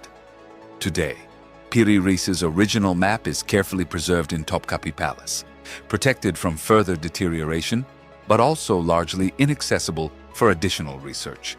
It's one of the most studied but least understood documents in the history of cartography, and perhaps therein lies its true value. Not as a piece of historical evidence that can be definitively explained, but as a reminder of the limits of our knowledge. A reminder that the past is full of mysteries we haven't yet solved, knowledge we haven't yet recovered. In the carefully drawn lines of Piri Reis's map, in its impossible representation of lands that shouldn't have been known, we see an echo of something larger, a tradition of exploration and discovery that extends much further into the past than conventional history suggests. And in the darkness of the archives where the map rests, it whispers questions that may never be fully answered. What did the ancients know that we've forgotten? What oceans did they navigate that we've lost sight of? And what other impossible maps wait in dusty libraries, waiting for someone to have the courage to ask how it's possible they exist? Chapter 23. The Lines That Spoke to the Sky. In 1927, a Peruvian archaeologist named Toribio Mejia Chespe was walking through the arid hills near the city of Nazca when he noticed something strange in the landscape below him. From his elevated position, he could see what appeared to be enormous straight lines etched into the desert floor, extending for miles in perfectly straight directions. He had no idea he had discovered one of the world's most puzzling archaeological mysteries. Chespe initially thought the lines were Inca ceremonial roads. But when commercial pilots began flying regular routes over the region in the 1930s, they realized the lines weren't just lines. Seen from the air, they formed massive figures, a hummingbird with outstretched wings a spider with delicately proportioned legs, a monkey with a perfectly spiraled tail. But here's the problem. These figures can only be seen completely from the air. From the ground, they're invisible, just seemingly random lines in the earth. How did a culture without flight create art that can only be appreciated from above? The Nazca lines cover more than 190 square miles of Peruvian desert, created by the Nazca people between 500 before Christ and 500 after Christ. To make the lines, they carefully removed the dark surface stones, revealing the lighter sand beneath. In the extremely dry Nazca Desert, which receives less than an inch of rain per year, these lines have been preserved for more than 1,500 years. There are more than 800 straight lines, 300 geometric figures, and 70 designs of plants and animals. Some of the geoglyphs are enormous. The hummingbird measures 165 feet long, the monkey extends 375 feet, and some of the straight lines stretch for more than 30 miles without deviating a single degree. The precision is astonishing. To create perfectly straight lines across miles of irregular terrain, the builders would have needed sophisticated surveying techniques. They would have had to coordinate the work of multiple teams separated by great distances, all working toward the same master design. But how did they plan figures that can only be seen from above? How did they ensure proportions were correct, that lines connected properly, that the final result looked as intended? Maria Reich, the German mathematician who devoted her life to studying the lines, proposed that the Nazca use systems of ropes and stakes to create geometric grids that allowed them to scale small designs to massive sizes. It was an elegant theory, but didn't fully explain how they verified their work without an aerial view. Some researchers have suggested the Nazca developed primitive forms of flight. There's evidence they understood aerodynamic principles. Nazca textiles have been found that could have functioned as simple hot air balloons. Could they have used these devices to rise above their lines and check their progress? But even if they had limited flight, that doesn't explain why they created the lines in the first place. What was the purpose of art that could only be seen from above? The most accepted theory is that the lines had astronomical significance.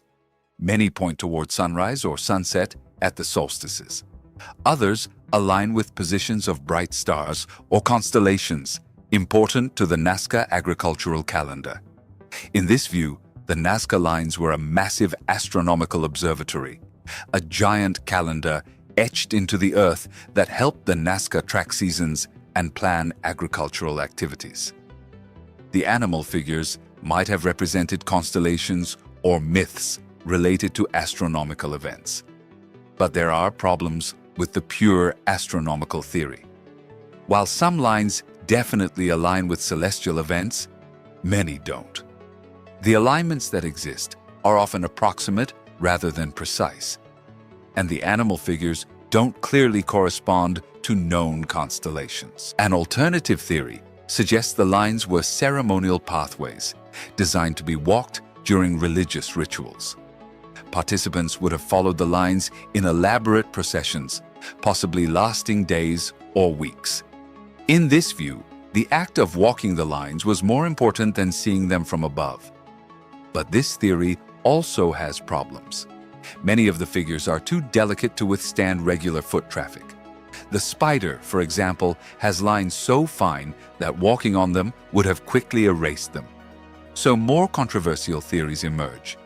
Erich von Däniken famously proposed that the lines were landing strips for extraterrestrial spacecraft. In his view, the Nazca created the lines to signal visitors from space, providing designated places for landing and takeoff. Von Däniken's theory is widely ridiculed by archaeologists, but it raises a valid question. If the lines weren't for astronomy, ceremony, or agriculture, then what were they for? One of the most intriguing figures is the so-called astronaut, a humanoid figure with what appears to be a helmet or elongated head, with one arm raised as if waving. Unlike the other geometric figures, the astronaut is located on a hillside, making it visible from the ground. Why was this specific figure placed where it could be seen by terrestrial observers? And why does it look so different from typical human representations in Nazca art? There's also the question of timing. Line construction extended over more than 1,000 years, suggesting it was a lasting cultural tradition, not a single project. But why would a culture maintain such a tradition for so long without visual feedback? How did they know they were continuing the work correctly? More recent theories have suggested the lines might have been related to water rituals. The Nazca Desert is one of the driest places on Earth, and water would have been extremely valuable to Nazca culture. Many of the lines point toward distant water sources in the mountains, possibly serving as maps or guides for pilgrims seeking water.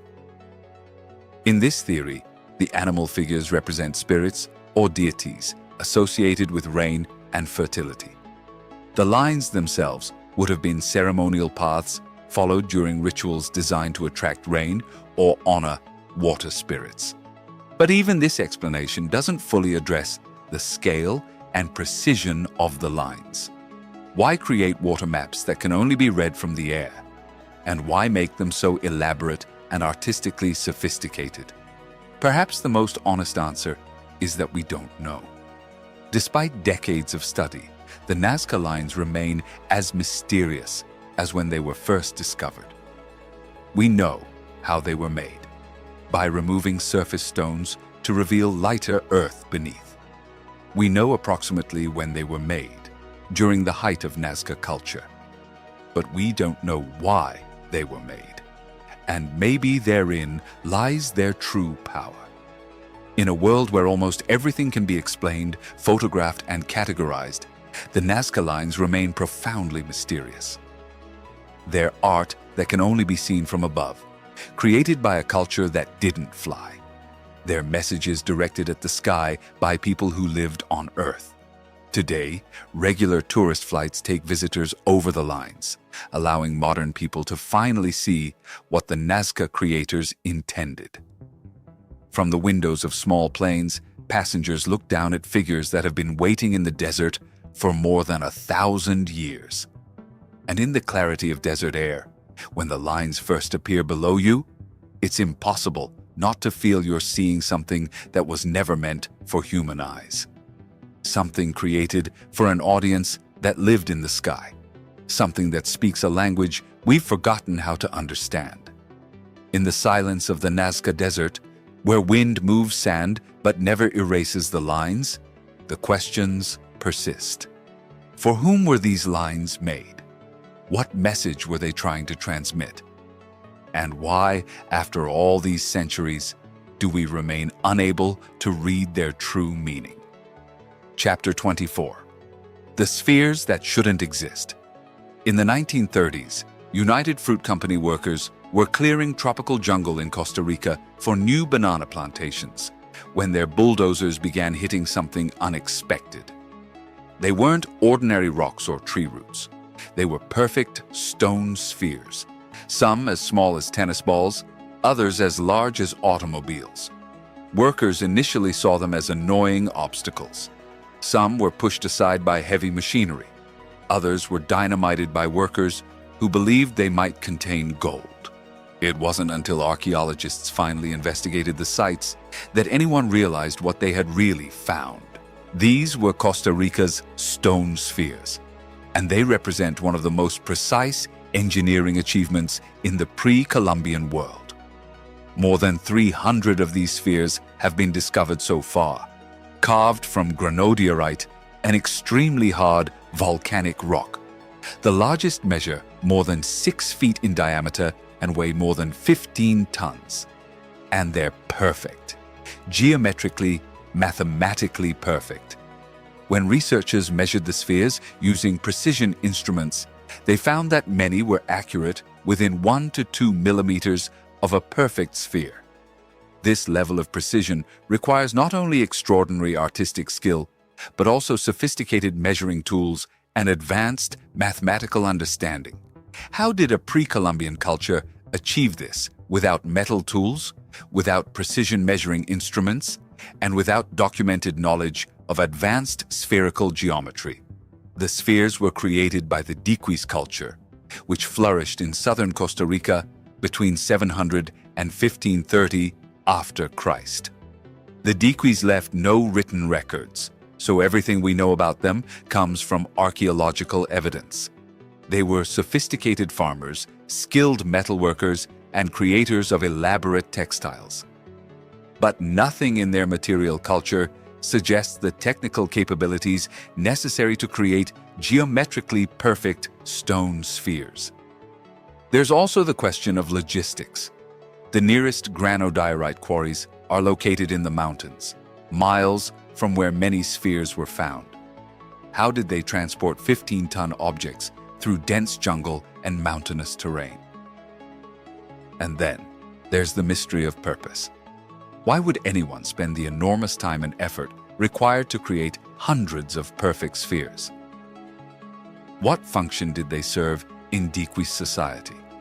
Local legends offer various explanations. Some indigenous groups speak of the spheres as cannonballs of the thunder gods, projectiles used by deities in celestial battles.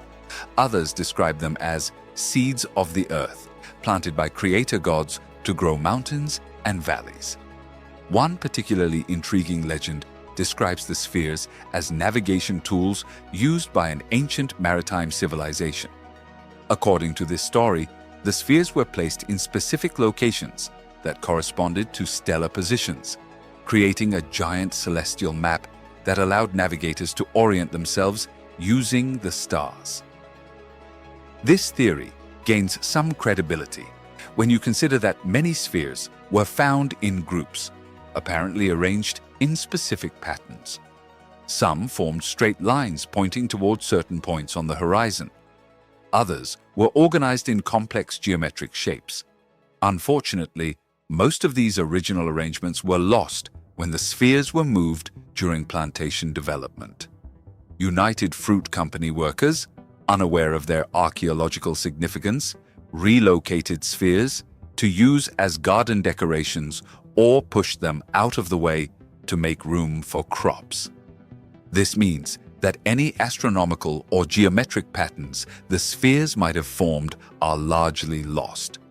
We're seeing the pieces of a puzzle without knowing how they originally fit together. Some researchers have attempted to reconstruct the original arrangements based on early photographs and eyewitness accounts.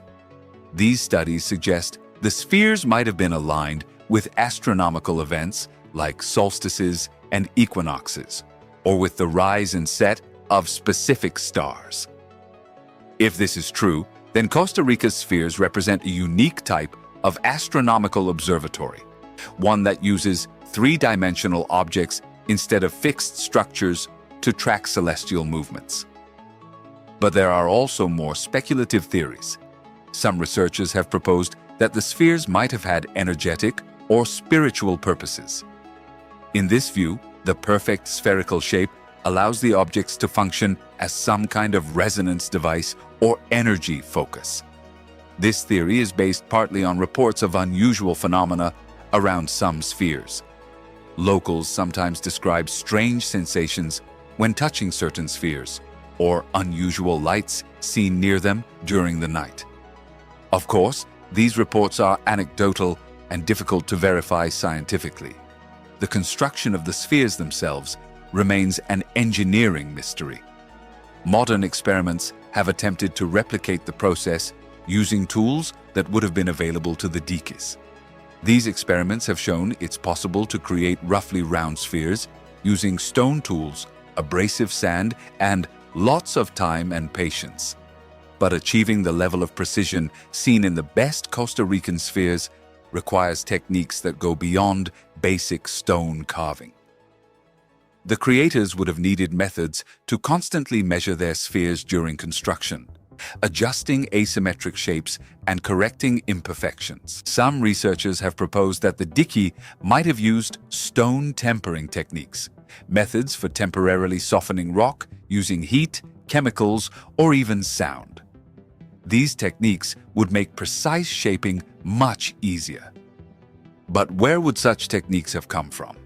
There's no evidence that neighboring cultures had similar knowledge, and the Diki apparently didn't apply these supposed advanced techniques to other aspects of their stonework. There's also the question of timing. The spheres were created over a period of more than 800 years, suggesting it was a lasting cultural tradition transmitted through multiple generations. But why maintain such a laborious tradition for so long? One possibility is that the spheres were social status markers.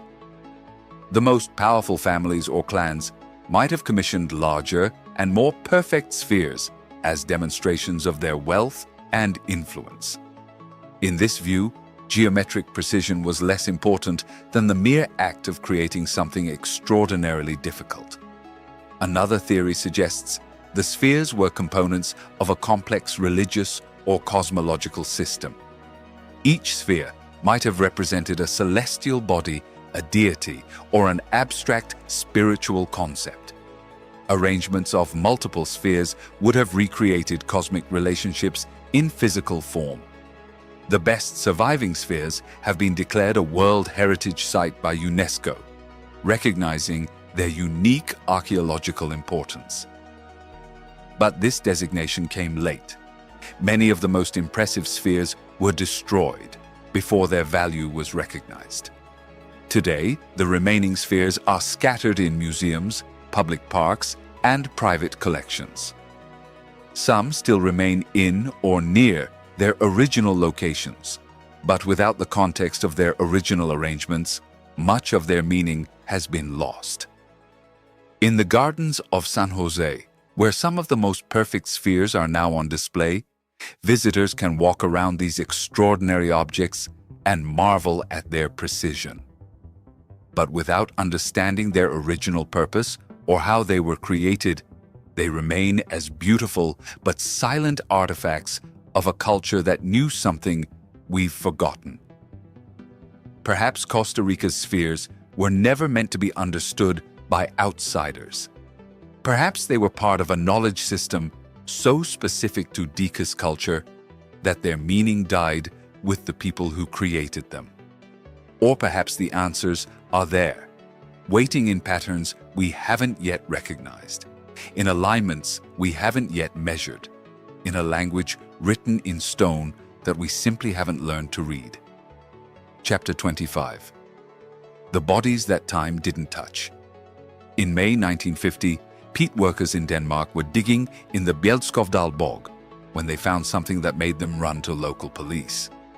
Protruding from the dark mud was what appeared to be a fresh human body. So well preserved, they thought they had stumbled upon a recent murder victim. Police arrived, expecting to investigate a modern crime.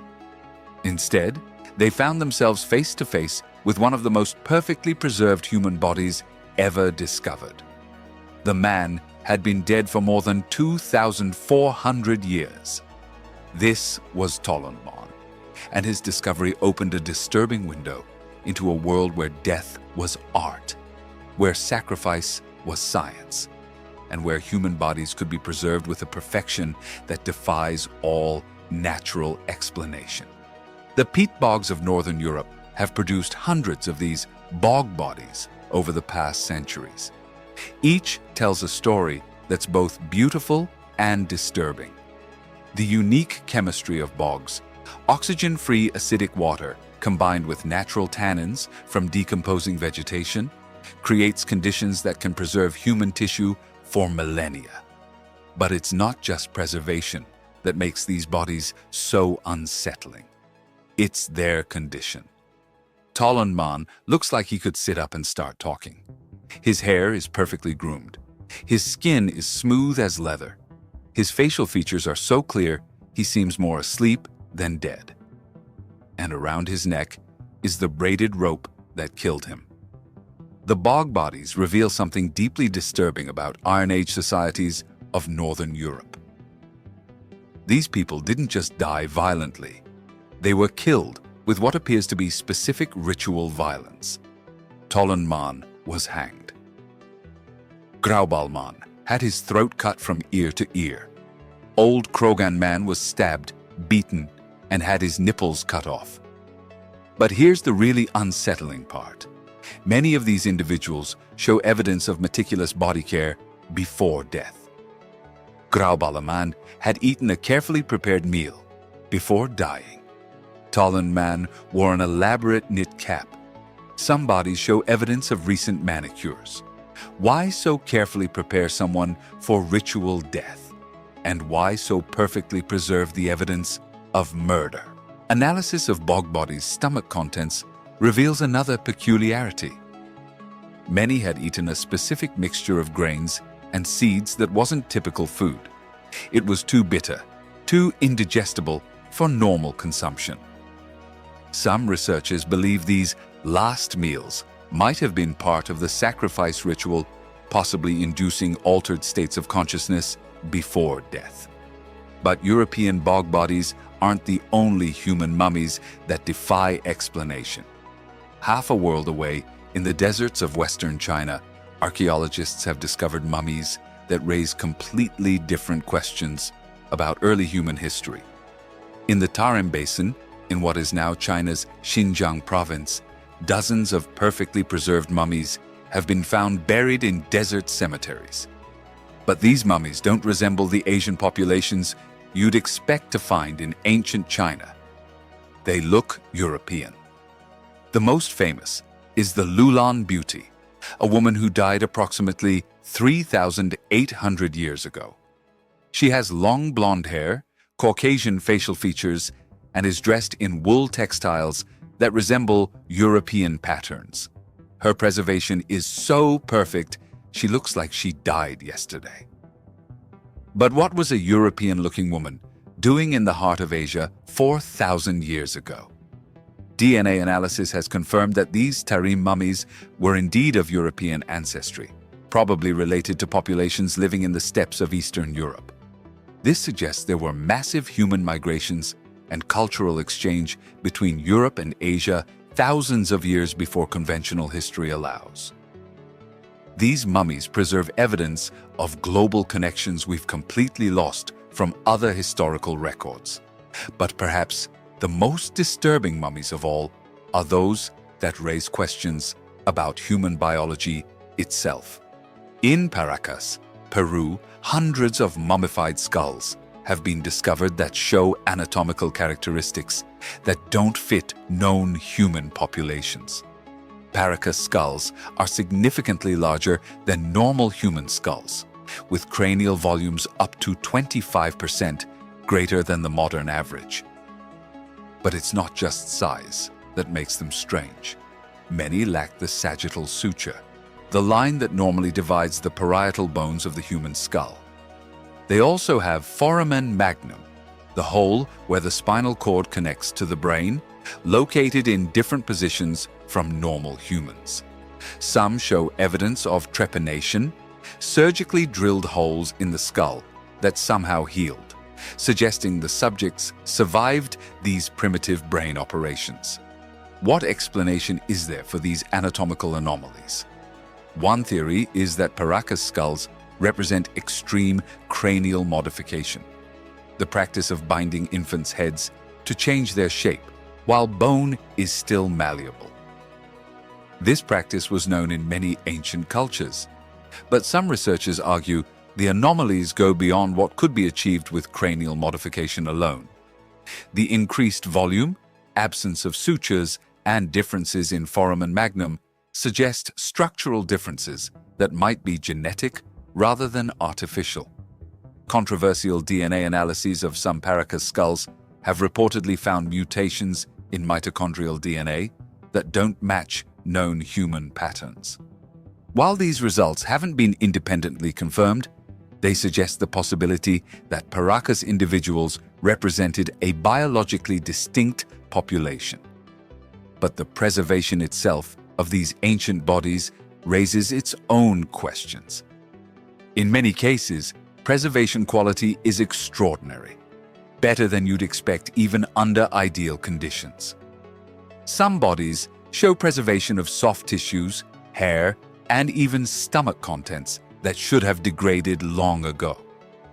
Did ancient cultures have preservation techniques we've lost? Or are there environmental or biological factors we don't fully understand? There's also the question of ritual context. Many of these exceptionally preserved bodies were found in contexts suggesting careful ceremonial burial. They weren't simply discarded or abandoned. They were deliberately placed in ways that would maximize preservation. Did these cultures know their burial methods would preserve bodies? And if so, why did they want them preserved? One disturbing possibility is that these bodies were intentionally preserved as messages to the future. In this view, ancient cultures understood their civilizations might not survive and wanted to ensure evidence of their existence, including evidence of their unique biological characteristics, remained for future cultures to discover. The perfectly preserved bodies that continue emerging from bogs, deserts, and burial sites around the world serve as windows into worlds we've lost. They preserve not only information about diet, health, and cause of death, but also evidence of ritual practices, preservation technologies, and possibly even biological variations that no longer exist. In museums around the world, these ancient bodies lie in climate-controlled display cases. Their secrets partially revealed, but never fully understood. They're reminders that human history is more complex, more mysterious, and more disturbing than our textbooks suggest. And in their preserved faces, in their expressions frozen at the moment of death, we see echoes of lives that were lived in worlds very different from ours. Worlds where death was treated as transformation, where preservation was an art form, and where the boundaries between life and death, past and present, were much more fluid than we can imagine. Chapter 26. The manuscripts that survived the fire. In 1867, a Dutch librarian named Cornelis Over de Linden claimed to have inherited an extraordinary manuscript from his aunt. It wasn't just any ancient book. According to him, it was a 13th century copy of even older texts, written in an archaic Frisian dialect no one had seen before. The manuscript told a story of Europe that contradicted everything historians believed about the continent's past.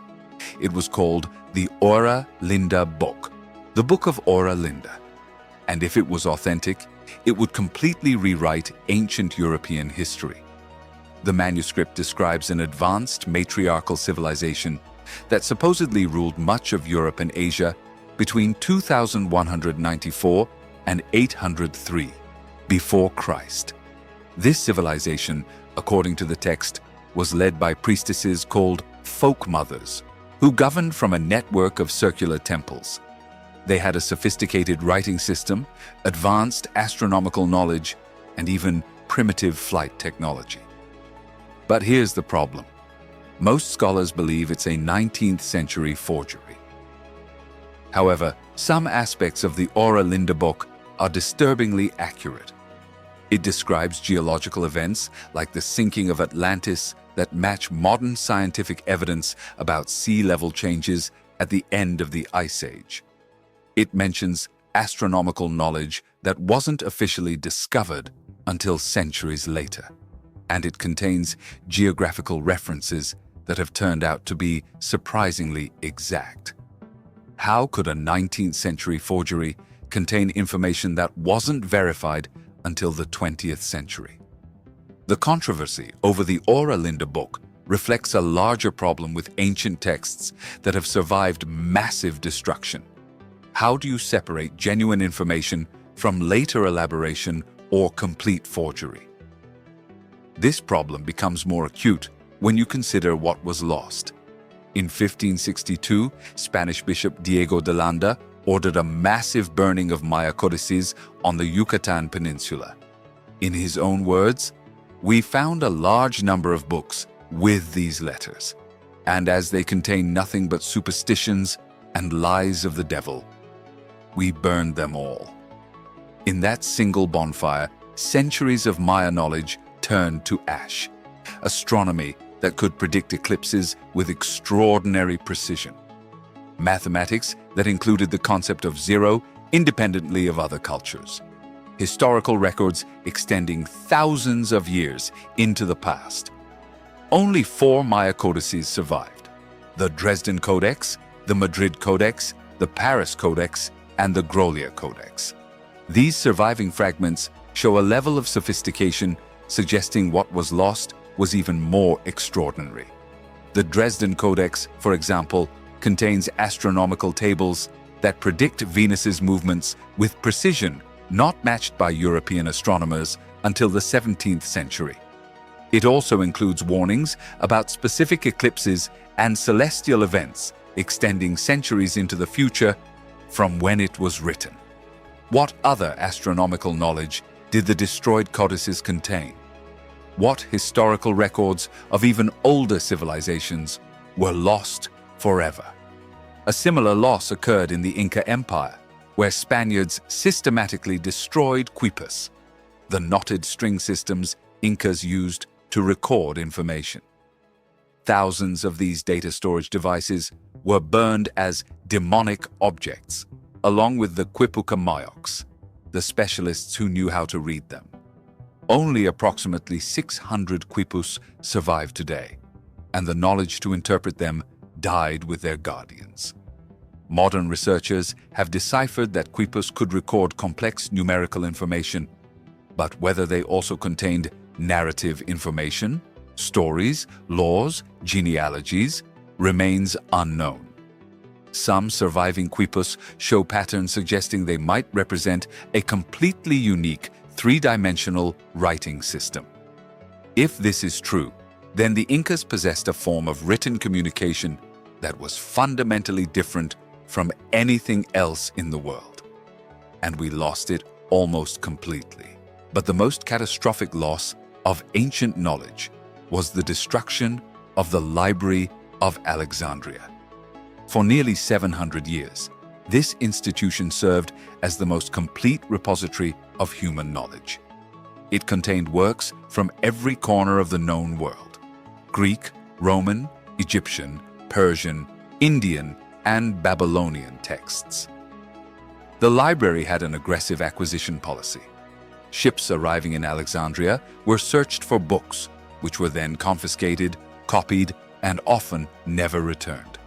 It was the most systematic accumulation of knowledge ever undertaken. What was lost when the library was gradually destroyed? We have partial lists of works we know existed: advanced mathematics treatises, medical works describing complex surgeries, astronomical texts that might have contained discoveries we didn't rediscover until the Renaissance. There were also texts claiming to preserve knowledge from even older civilizations. Herodotus mentions Egyptian priests who had access to records extending tens of thousands of years into the past. Plato claimed his Atlantis stories came from ancient Egyptian documents. Were these texts genuine records of prehistoric civilizations or mythical elaborations? Without the original documents, we'll never know. But some ancient texts that survived contain information defying easy explanation. The Hindu Mahabharata, for example, contains descriptions of weapons that sound disturbingly like modern nuclear weapons. It describes explosions creating artificial suns, radioactive contamination, and effects resembling radiation poisoning. Are these descriptions purely imaginative, or do they preserve distorted memories of real technologies from a forgotten past? Similarly, Sumerian texts describe the Anunnaki as beings who came from the stars with advanced knowledge. These texts include precise astronomical details and descriptions of technology that seems anachronistic for the time. There are also the Gnostic texts found at Nag Hammadi in 1945. These documents, buried in jars in the Egyptian desert, preserved religious and philosophical traditions suppressed by official Christianity. They contain ideas about the nature of reality, the cosmos, and human consciousness that are surprisingly similar to concepts in modern quantum physics. How could ancient writers develop ideas that seem to anticipate modern scientific discoveries? One disturbing possibility is that these texts preserve knowledge from a much older and more sophisticated intellectual tradition than we currently recognize. In this view, there were periods in human history when understanding of the natural world, consciousness, and even technology was more advanced than during the historical periods we know well. This knowledge was gradually lost due to catastrophes, war, religious suppression, and simple passage of time. Only fragments survived, preserved in texts often dismissed as mythology or forgery.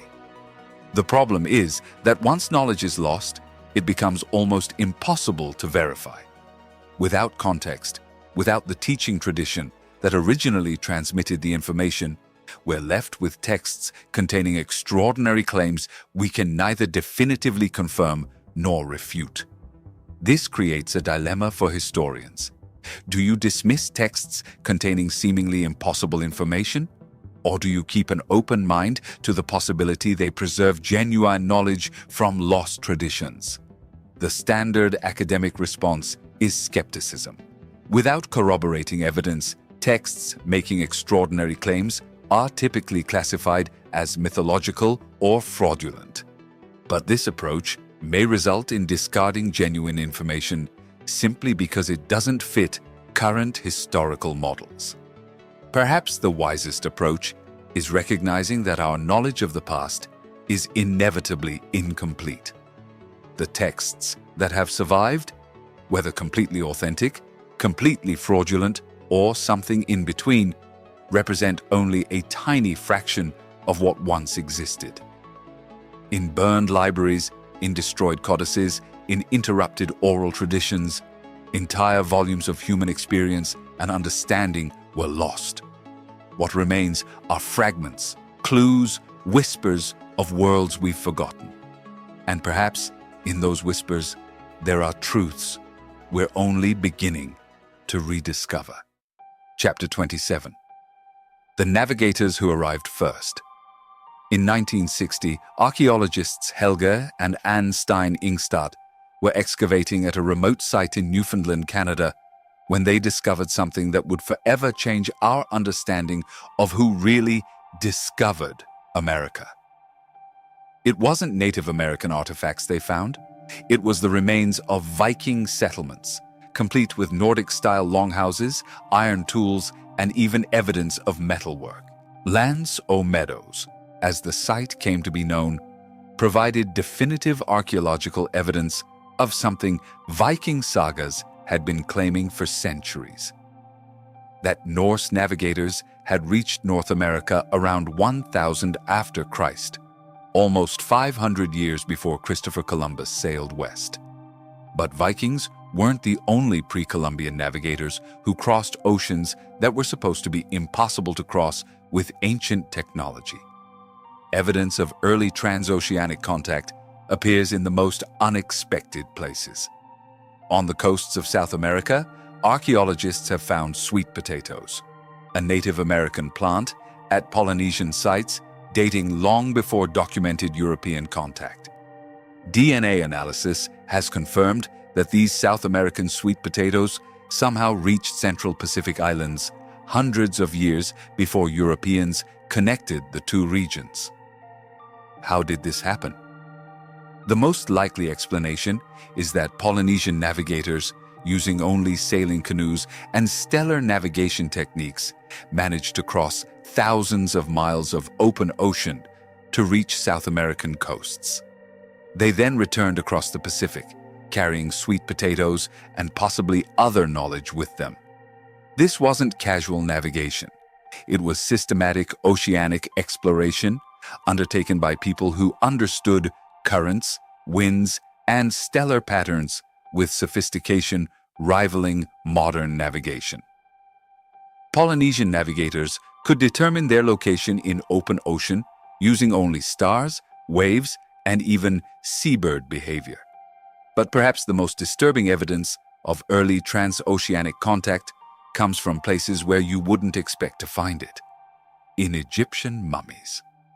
In the 1990s, German toxicologist Svetlana Balabanova was analyzing tissue samples from Egyptian mummies when she made an astonishing discovery.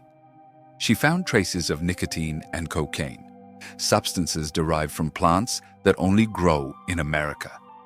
Tobacco and coca plants didn't exist in the Old World before Columbian contact. There was no way these substances could have been present in 3,000-year-old Egyptian mummies unless there had been transoceanic trade during the dynastic period. Balabanova's results were so controversial, they were initially rejected by the academic community. Sample contamination or laboratory error was assumed. But when tests were repeated by multiple independent laboratories, results were consistent. Ancient Egyptian mummies definitely contained compounds derived from American plants. How did American plants reach Egypt 3,000 years ago? One possibility is that Egyptians developed long-distance oceanic navigation capabilities that have been completely lost from historical records. Another is that they were trading with intermediaries who had such capabilities. But there's also evidence of transoceanic cultural influence that goes beyond simple trade. In Mexico's jungles, the Olmec colossal heads show facial features many researchers interpret as African. These massive sculptures, some weighing more than 40 tons, represent individuals with characteristics not typical of native Mesoamerican populations. Defenders of African American contact theories point out that oceanic currents in the Atlantic would have made navigation from West Africa to the Caribbean possible. Accidental or intentional navigators could have been carried across the ocean by these currents, particularly during certain periods when climatic conditions were favorable. There are also technological and cultural parallels suggesting contact. Mummification techniques, step pyramids, and sophisticated astronomical systems appear independently in Africa, America, and Asia during periods that might have allowed cultural exchange. But perhaps the most systematic evidence of early transoceanic navigation comes from the Pacific, where researchers have documented what appears to be a prehistoric trade network extending from Asia to America. Geological analyses of stone axes found at American sites have shown that some were made from stone only found at specific Asian locations. Similarly, Asian artifacts have been found at American sites in contexts predating documented European contact. This evidence suggests there was regular exchange, not just accidental contact, between Asia and America during prehistoric periods. Asian navigators might have established trade routes across the Pacific using navigation techniques similar to those developed by Polynesians. But if such trade networks existed, why did they disappear? What caused the interruption of contacts that appear to have been systematic and lasting? One possibility is climate change. Periods of successful transoceanic navigation might have corresponded to specific oceanic and atmospheric conditions that became less favorable over time. Changes in currents, wind patterns, or sea levels could have made routes that were once navigable become too dangerous or unreliable. Another possibility is civilizational collapse. Societies that developed advanced navigation capabilities might have been disrupted by war, disease, or natural disaster. Without the cultural continuity necessary to maintain complex navigation traditions, knowledge was lost. There's also the possibility of deliberate suppression. When Europeans began their own age of exploration, they might have had incentives to minimize or deny evidence of earlier navigation achievements by other cultures. Claims of discovery were politically useful for justifying conquest and colonization. Whatever the reason, it's clear that our understanding of ancient navigation has been systematically underestimated. Oceans we believed were impenetrable barriers for ancient cultures were actually being routinely crossed by navigators who possessed knowledge and skills we've largely lost. Modern experiments have demonstrated it's possible to recreate some of these voyages using replica vessels and ancient techniques. Thor Heyerdahl's Kon-Tiki showed that South American rafts could reach Polynesia. Modern Polynesian navigators have successfully replicated trans-Pacific voyages using only traditional stellar navigation methods. But these experiments also reveal how sophisticated the original navigation traditions must have been. Navigating in open ocean using only natural cues requires generations of accumulated knowledge, passed from master to student through complex oral traditions. When these traditions were interrupted, knowledge was lost so completely, it took until the 20th century for us to recognize such voyages had been possible at all. In ocean depths, in artifacts buried on distant shores, in genetic evidence of plants and people, proof of these ancient voyages remains. Their testimony to navigators whose courage, skill, and knowledge of the sea exceeded anything their European contemporaries could imagine. And they remind us the world was much more connected, much more explored, and much smaller than conventional history had led us to believe. Oceans weren't barriers for these ancient navigators. They were highways. Chapter 28. The Secret Chamber of Khufu. For more than 4,500 years, the Great Pyramid of Giza has guarded its secrets in silence. Despite being the most studied, measured, and explored monument on Earth, it continues to defy attempts to fully understand its mysteries. But in November 2017, an international team of scientists announced a discovery that changed everything. Using a technique called muon tomography, they had detected a massive void inside the pyramid that no one knew existed. The chamber, dubbed the Big Void, is at least 30 meters long and is located above the Grand Gallery, the pyramid's most impressive architectural feature. It's large enough to contain a commercial airplane and has been completely sealed since the moment the pyramid was built. For 46 centuries, this chamber has remained untouched, without access, invisible. The question is, why? The discovery was made as part of the Scan Pyramids project, a collaboration between French, Japanese, and Egyptian universities using non-invasive technology to study pyramid interiors. Muon tomography detects subatomic particles that constantly bombard Earth from outer space.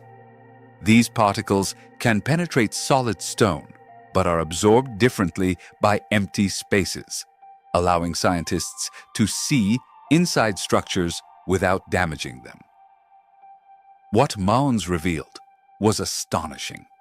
The Big Void isn't a small relief chamber or accidental construction flaw. It's a deliberately constructed space with dimensions similar to the Grand Gallery, but located in a position that makes it completely inaccessible through the pyramid's known passages. But how do you build a chamber with no way to enter it? And why would you? The Great Pyramid was already anomalous among Egyptian pyramids before this discovery. Unlike other pyramids, which have clearly defined burial chambers filled with hieroglyphic texts and burial equipment, the Great Pyramid's chambers are notably empty. No mummies, treasures, or significant inscriptions have been found. It also has architectural features that don't appear in any other pyramid. The so-called air shafts, extending from internal chambers toward the pyramid's exterior. These shafts don't provide ventilation, They're blocked by small stone doors discovered using robotic cameras in the 1990s. Instead, these shafts are aligned with extraordinary astronomical precision. They point toward specific stars important in Egyptian religion: Sirius, associated with goddess Isis, and stars in the Orion constellation, associated with Osiris. This suggests the Great Pyramid was designed not just as a tomb, but as an astronomical machine, a device to connect the dead pharaoh with the cosmos. The shafts might have been intended to allow the pharaoh's soul to travel to the stars, or to allow stellar energy to enter the pyramid. But what role does the Big Void play in this cosmic design? One possibility is that the hidden chamber contains Pharaoh Khufu's actual remains. All the pyramid's known chambers have turned out to be empty, leading some researchers to speculate that the true burial chamber remains undiscovered.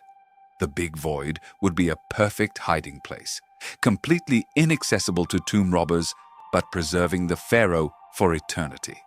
Another theory suggests the chamber might contain treasures or texts that were too sacred or powerful to risk being stolen.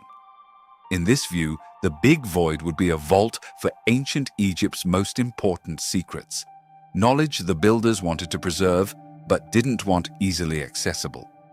But there are also more speculative theories. Some researchers have proposed that the Great Pyramid might have functioned as a type of resonance device, using its internal chambers to generate or focus acoustic or electromagnetic energy. In this theory, the Big Void might have been a resonance chamber, designed to amplify or direct these energies. Experiments have shown that the Great Pyramid's chambers have unusual acoustic properties. Specific sounds create complex echo effects, and certain frequencies seem to be amplified by the chamber's geometry. Could the Big Void have been designed to create even more dramatic acoustic effects?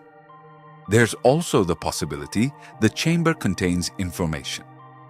Ancient Egyptians were obsessive record keepers, and the pyramid might have functioned as a library or archive for important texts. If the Big Void contains papyri or inscriptions, they could preserve knowledge about pyramid construction, its builders' religious beliefs, or even information about earlier civilizations. But accessing the Big Void presents enormous challenges. The chamber is surrounded by tons of solid stone, with no known passages leading to it. Any attempt to reach it would require drilling through the pyramid structure, potentially damaging one of the world's most important monuments. Egyptian authorities have been understandably cautious about authorizing additional excavation.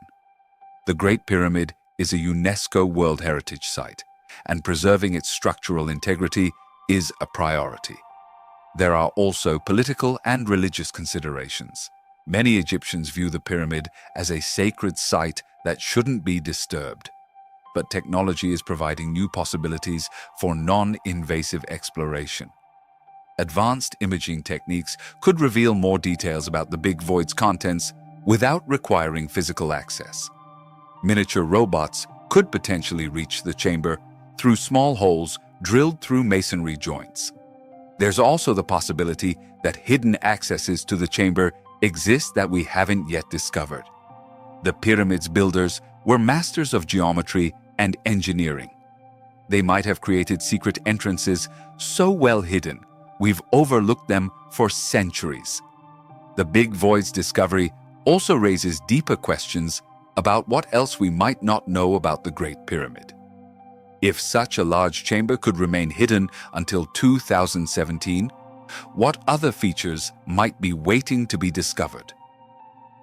Moon scans have revealed additional anomalies in other parts of the pyramid, areas where stone density appears different from expected. These could be additional chambers, passages, or simply variations in construction material. But each anomaly represents a potential mystery. There's also the question of the other pyramids at Giza. If the Great Pyramid contains secret chambers, might Khafra and Menkaur's pyramids also have hidden spaces? Similar scanning techniques could reveal that the entire Giza complex is more architecturally complex than we've realized. But perhaps the most intriguing question is what the Big Void tells us about the pyramid builders' intentions. Why create a space never meant to be accessed? What purpose does an eternally sealed chamber serve? One possibility is that the chamber itself is the message. In this view, builders knew future technologies would eventually be able to detect the chamber without accessing it. Simple knowledge of its existence might have been the point, a demonstration that ancient Egyptians were capable of creating mysteries that would persist for millennia. Or maybe the chamber is waiting for the right moment, the right technology, or the right people to reveal its secrets. In the Big Void's darkness, in silence that has lasted 4,500 years, something waits that can only be speculated about. What's clear is that the Great Pyramid continues to challenge our assumptions about what we know of the ancient world. In an era when we feel we've explored every corner of Earth, mapped every surface, photographed every landmark, the pyramid reminds us that mysteries still exist. And in stone's depths, in chambers that have never seen light, secrets wait. Secrets the ancients chose to preserve in silence, in darkness, in spaces never meant to be found. Until now. Chapter 29. The bloodlines that vanished in 30 before Christ. In a luxurious room in Alexandria's royal palace, a woman applied snake venom to her skin and became the last of a dynasty that had ruled Egypt for almost 300 years. Cleopatra VII wasn't just the death of a queen, it was the end of the Ptolemies, a bloodline extending directly to Alexander the Great. But here's what's really disturbing. When Cleopatra died, her reign didn't just end. Her lineage simply vanished from history as if it had never existed. The Ptolemies had been one of the Mediterranean world's most powerful families. They had turned Alexandria into the world's intellectual center. They had built antiquity's largest library, funded scientific discoveries that wouldn't be equaled for centuries, and accumulated wealth rivaling any empire. So what happened to all that wealth? What happened to their children, relatives, descendants? Official history says Caesarion, the son Cleopatra claimed to have had with Julius Caesar, was executed on Octavian's orders. But did they really find and eliminate every member of a family that had been establishing backup succession lines for 3 centuries? The pattern repeats throughout history. Powerful dynasties dominating entire civilizations suddenly disappear without leaving any trace of survivors. It's as if there were forces at work specializing in erasing complete lineages from existence. Take the Merovingians, who ruled parts of France and Germany from the 5th to 8th centuries. These weren't ordinary kings. According to legends, they had supernatural powers.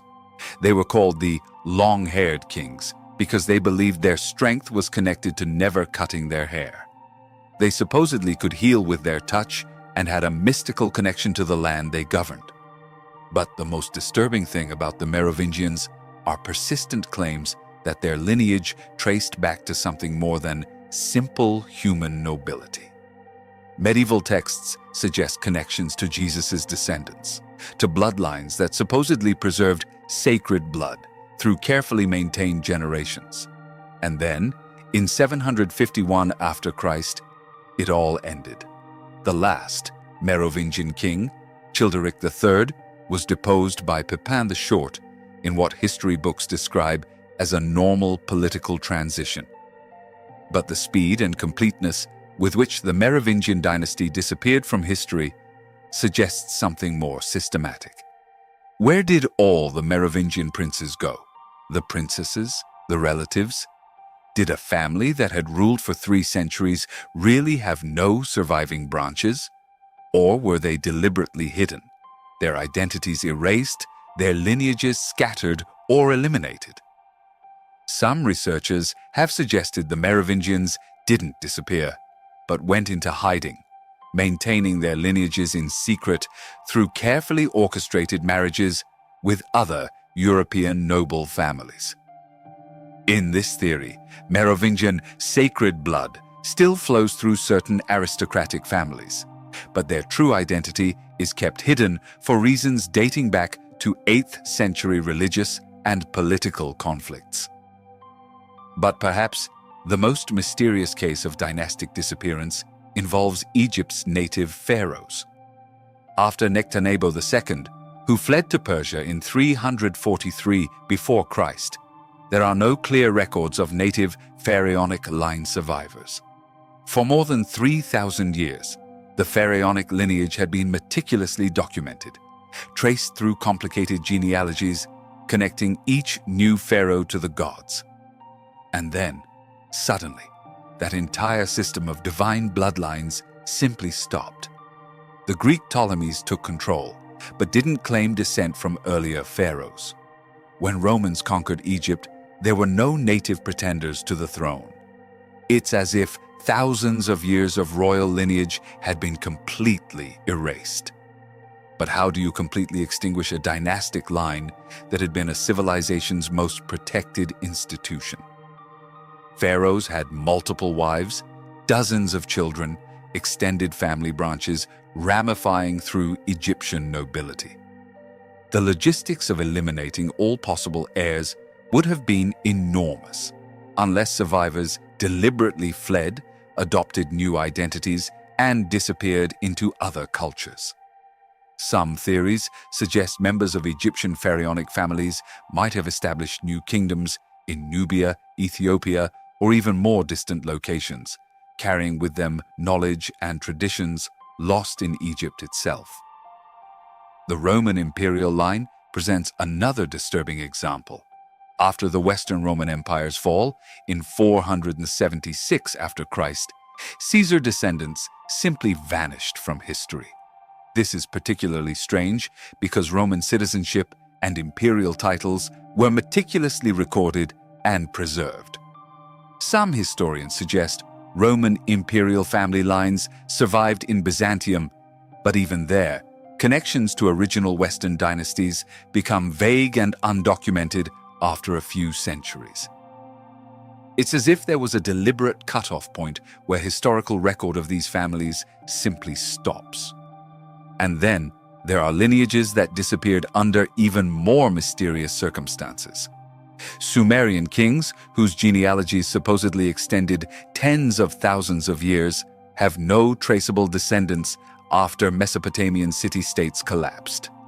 Indus Valley rulers, whose civilization was one of the ancient world's most advanced, left no identifiable dynastic lines at all.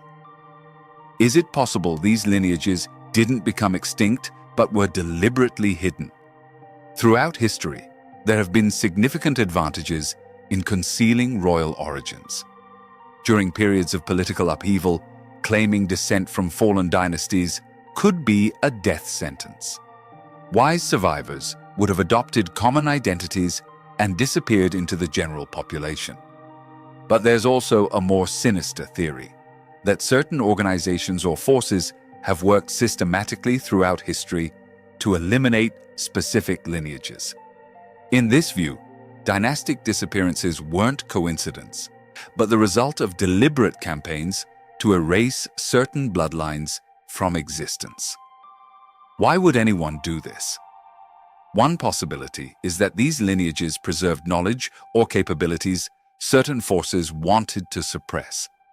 If specific families really had access to ancient wisdom, lost technologies, or even genuinely supernatural abilities, eliminating those bloodlines would be a way to ensure such knowledge was never transmitted. Another possibility is political. Organizations seeking to control societies might see legitimate dynastic lineages as permanent threats to their authority. Even centuries after a dynasty fell from power, the existence of legitimate heirs might inspire restoration movements or challenges to the established order. Modern DNA analysis has added new dimensions to these questions. Geneticists can now trace family lineages with extraordinary precision, identifying connections extending thousands of years back.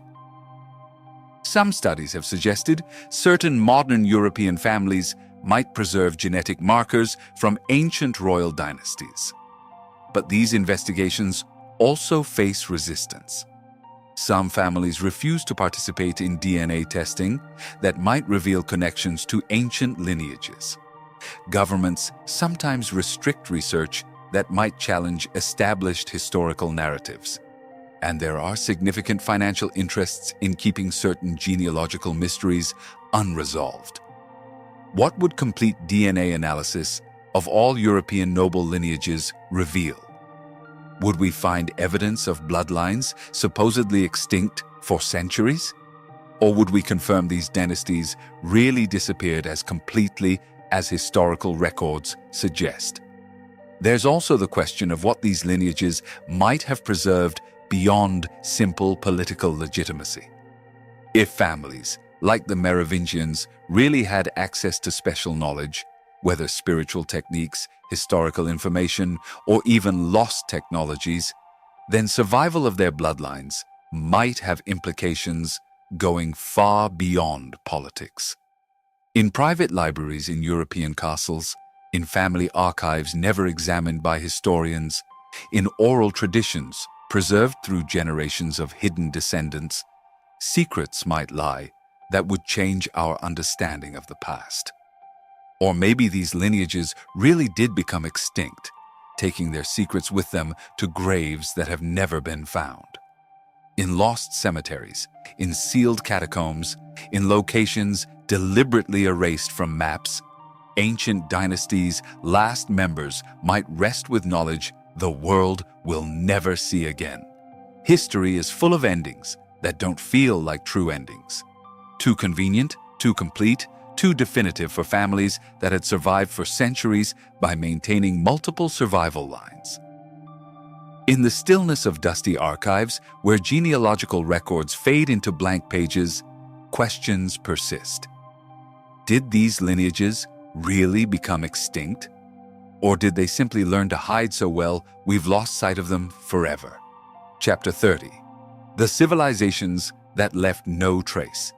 In 1922, when British archaeologist Leonard Woolley began excavating at Ur, one of Mesopotamia's oldest cities, he expected to find the usual remains of Sumerian civilization. What he found instead left him completely perplexed. Below the Sumerian layers, below everything that was supposed to be the beginning of urban civilization, there was evidence of another completely different culture. A culture that built with more sophisticated techniques than the Sumerians, that had more advanced drainage systems, that worked metals with greater precision, and then, suddenly, disappeared without explanation, being replaced by the Sumerians we know from history books. Woolley had stumbled upon one of archaeology's most disturbing phenomena: ghost civilizations that flourished for centuries or millennia, reached extraordinary levels of sophistication, and then vanished so completely we barely recognize they existed. The Indus Valley civilization represents perhaps the most dramatic example of this pattern. Between 2500 and 1900 before Christ, this culture built some of the ancient world's most advanced cities. Harappa and Mohenjo-daro had plumbing systems that wouldn't be matched until Roman times. Their streets were laid out in perfect grids. Their drainage systems were so sophisticated they would function efficiently even today. But here's what's strange. We have no idea who these people were. We don't know what language they spoke. We can't read their writing. We don't know their names, their kings, their gods, their stories. For a civilization that built cities for hundreds of thousands of people, that traded from Afghanistan to Gujarat, that lasted more than 600 years, The complete absence of historical records is incomprehensible. And then, around 1900 before Christ, they simply left. There's no evidence of war, invasion, or natural disaster. The cities were gradually abandoned, their inhabitants disappearing in unknown directions. It was as if an entire civilization had decided to simply stop existing. But how does a civilization of that scale disappear? We're talking about millions of people distributed across an area larger than Egypt and Mesopotamia combined. It's not something you can easily hide or relocate. A similar pattern is found in Mycenaean civilization in Greece. Between 1600 and 1100 before Christ, Mycenaeans built massive palaces, developed sophisticated writing systems, Linear B, and created a trade network extending throughout the Mediterranean. They were the Greeks of Homer's Iliad, the warriors who supposedly fought in the Trojan War. But then, around 1100 before Christ, Mycenaean civilization collapsed so completely that Greece entered what historians call the Dark Age, a 400-year period when writing disappeared, trade stopped, and populations dispersed to small, isolated settlements. When Greek civilization finally re-emerged in the 8th century before Christ, it was as if Greeks had completely forgotten their Mycenaean past. Magnificent palaces became mysterious ruins. Linear B writing was replaced by a completely different alphabet. Even stories of Mycenaean heroes survived only as vague myths. What caused such complete collapse that an entire civilization erased itself from its own memory? But perhaps the most disturbing case of civilizational disappearance involves the Minoans of Crete. Between 2700 and 1100 before Christ, they built some of the ancient world's most elaborate palaces. Knossos, with its ornate throne rooms and vibrant frescoes, rivaled the most luxurious palace in Egypt or Mesopotamia. Minoans developed the first indoor plumbing system in Europe. They created art that wouldn't be matched until the Renaissance. They built a merchant navy that dominated Mediterranean trade. Some theories even suggest they might have been the inspiration for Plato's Atlantis legends. And then, suddenly, they vanished. Palaces were abandoned.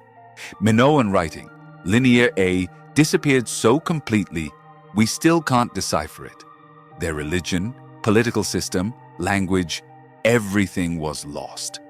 What makes these disappearances even more mysterious is that they don't follow typical patterns of civilizational collapse. When empires normally fall, you can see decline coming. Weakening economies, contracting borders, historical records becoming more scattered. But these civilizations seem to have been functioning normally until the moment they disappeared. There's also the question of knowledge. These weren't primitive societies that collapsed because they couldn't handle complex challenges.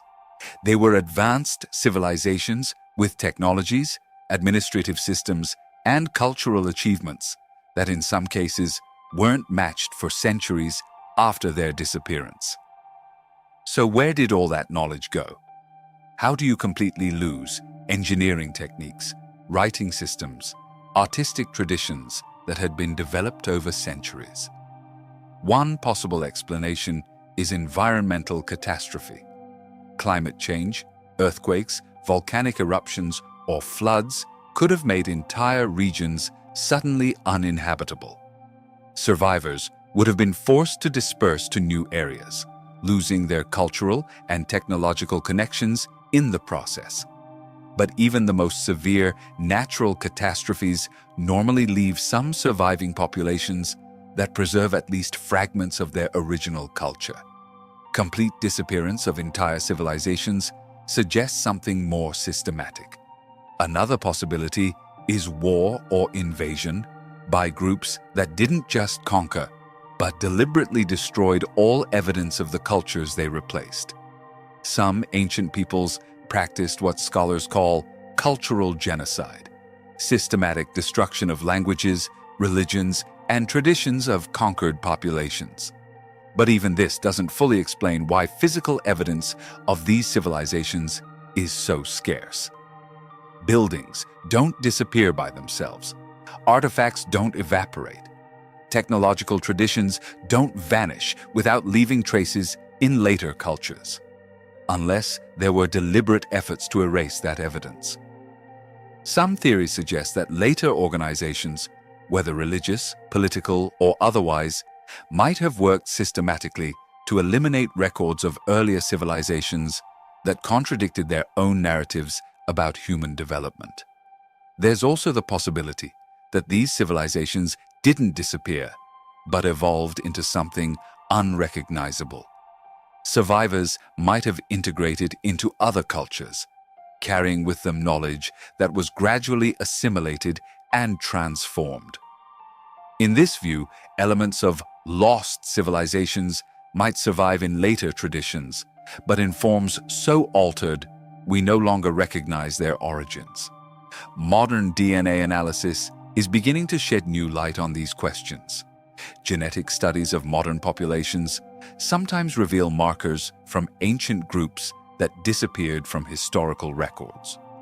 These ghost populations left footprints in the human gene pool even when their cultures vanished. But genetic data also raises new questions. Some modern populations show evidence of ancestry from groups we didn't know existed. There are genetic markers suggesting mixing with archaic human populations that were more diverse than archaeological records indicate. Is it possible that some of these lost civilizations represented different branches of human development that were subsequently absorbed or eliminated? Could there have been multiple experiments in complex social organization that failed for reasons we don't understand? There's also the question of temporal scale. The civilizations we know well, Egypt, Rome, China, represent only the last few thousand years of human history. But anatomically, modern humans have existed for at least 200,000 years. What happened during all that time? It's statistically unlikely that all successful early civilizations appeared only in the last 5,000 years. There must have been earlier attempts at complex social organization, some of which might have reached considerable levels of sophistication before collapsing, for reasons we can no longer determine. These early civilizational experiments might have left evidence we simply don't recognize as such. Geological formations that appear natural might be remains of ancient structures. Artifacts that look like common rocks might be tools or technologies from cultures that used materials that don't preserve well.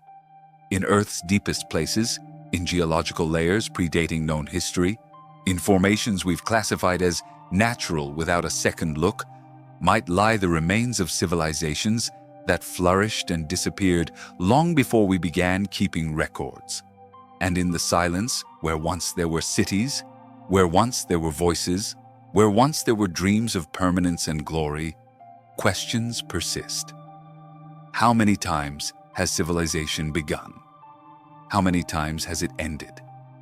And what does it tell us about the fragility of everything we've built? Chapter 31. The Ancient Star Watchers. In Mesopotamian clay tablets, buried for thousands of years under Iraq's sands, there are astronomical records that shouldn't exist. Ancient Sumerians, writing more than 4,000 years ago, accurately described orbital periods of planets that cannot be seen with the naked eye. They knew about Uranus and Neptune, planets not officially discovered until telescopes revealed them in the 18th and 19th centuries. How could a civilization that supposedly had no advanced optical instruments have detailed knowledge about celestial bodies invisible to the human eye?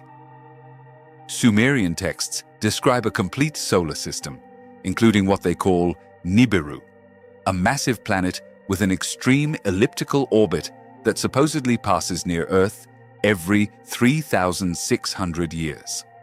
Modern scholars dismiss this as mythology, but the astronomical calculations accompanying these descriptions are mathematically precise and astronomically sophisticated. Even more disturbing, Sumerians attributed this knowledge to beings they described as Anunnaki, those who from heaven to earth came. According to texts, these beings descended from the sky to teach humanity about agriculture, astronomy, mathematics, and government. They weren't described as abstract gods, but as physical entities with advanced technology and knowledge of the cosmos. But how do you distinguish between mythology and historical record when myths contain accurate scientific information not verified until millennia later? The pattern repeats in other ancient cultures. Maya developed astronomical calendars of precision not matched until the 20th century. They could predict solar eclipses centuries into the future. Their calculations of the solar year were more accurate than the Gregorian calendar we use today. But Maya went beyond simple astronomical observation. They believed time itself was cyclical, that the universe passed through repetitive periods of creation and destruction. Their long count calendar tracked cycles of 5,125 years, suggesting they had identified cosmic patterns operating on enormous temporal scales. Where did this understanding of cosmological cycles come from?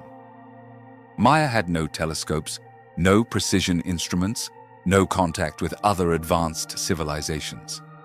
Yet they developed cosmic models that anticipated modern discoveries about the cyclical nature of galactic phenomena. In Egypt, the situation is even more puzzling. The Giza pyramids are aligned with extraordinary precision to the Orion constellation, but not with Orion as it appeared when the pyramids were built. They're aligned with Orion as it appeared around 10,500 years before Christ, thousands of years before the pyramids were constructed. Why would Egyptians align their most important monuments with stellar positions from an earlier era? Unless they were commemorating something that had occurred in that earlier time. Something so significant, they wanted to preserve its memory in stone for all eternity. Egyptian texts also contain detailed descriptions of skyboats that transported gods between stars. The Thule papyrus, controversial but intriguing, describes flying objects that appeared over Egypt during Thutmose III's reign, describing circles of fire that moved silently across the sky. Scholars interpret these descriptions as mythological language, but some researchers wonder if they might preserve memories of real events. If advanced beings really visited ancient Earth, how else would primitive civilizations describe them except in terms of gods and magic? In India, Vedic texts contain even more explicit descriptions of advanced technology. Vimanas, flying vehicles described in the Ramayana and other ancient texts, include detailed technical specifications about propulsion, navigation, and even weaponry. Some of these texts describe different types of vimanas, some for atmospheric travel, others for interplanetary journeys. They include instructions on construction materials, energy sources, and piloting techniques. If they were purely imaginative, why include so many specific technical details? But perhaps the ancient world's most sophisticated astronomical knowledge comes from an unexpected source. Australian Aborigines. For at least 40,000 years, they've maintained oral traditions that astronomically accurately describe celestial events, including precession of equinoxes, a phenomenon requiring continuous observation over thousands of years to detect. Aboriginal Dreamtime stories describe world creation by ancestral beings who came from the stars. But these aren't vague cosmological narratives. They contain precise star maps, astronomical calendars, and descriptions of phenomena like supernovas that occurred thousands of years before modern astronomers knew such events were possible. How did they preserve such precise astronomical information for 40,000 years, using only oral tradition? And why was this information so important to them that they kept it intact through hundreds of generations? There's also the question of archaeological sites that appear to have been designed as astronomical observatories, but are much older than conventional chronology allows. Göbekli Tepe in Turkey, dated to 11,600 years, contains stellar alignments suggesting sophisticated astronomical knowledge thousands of years before agriculture's development. Stone circles at Nabta Playa in Egypt, dating to approximately 7,000 years, form a precise star map, tracking specific stars' movement through millennia. Why would nomadic hunter-gatherers invest so much effort in creating permanent astronomical observatories? One possibility is that these sites commemorate specific astronomical events considered crucially important.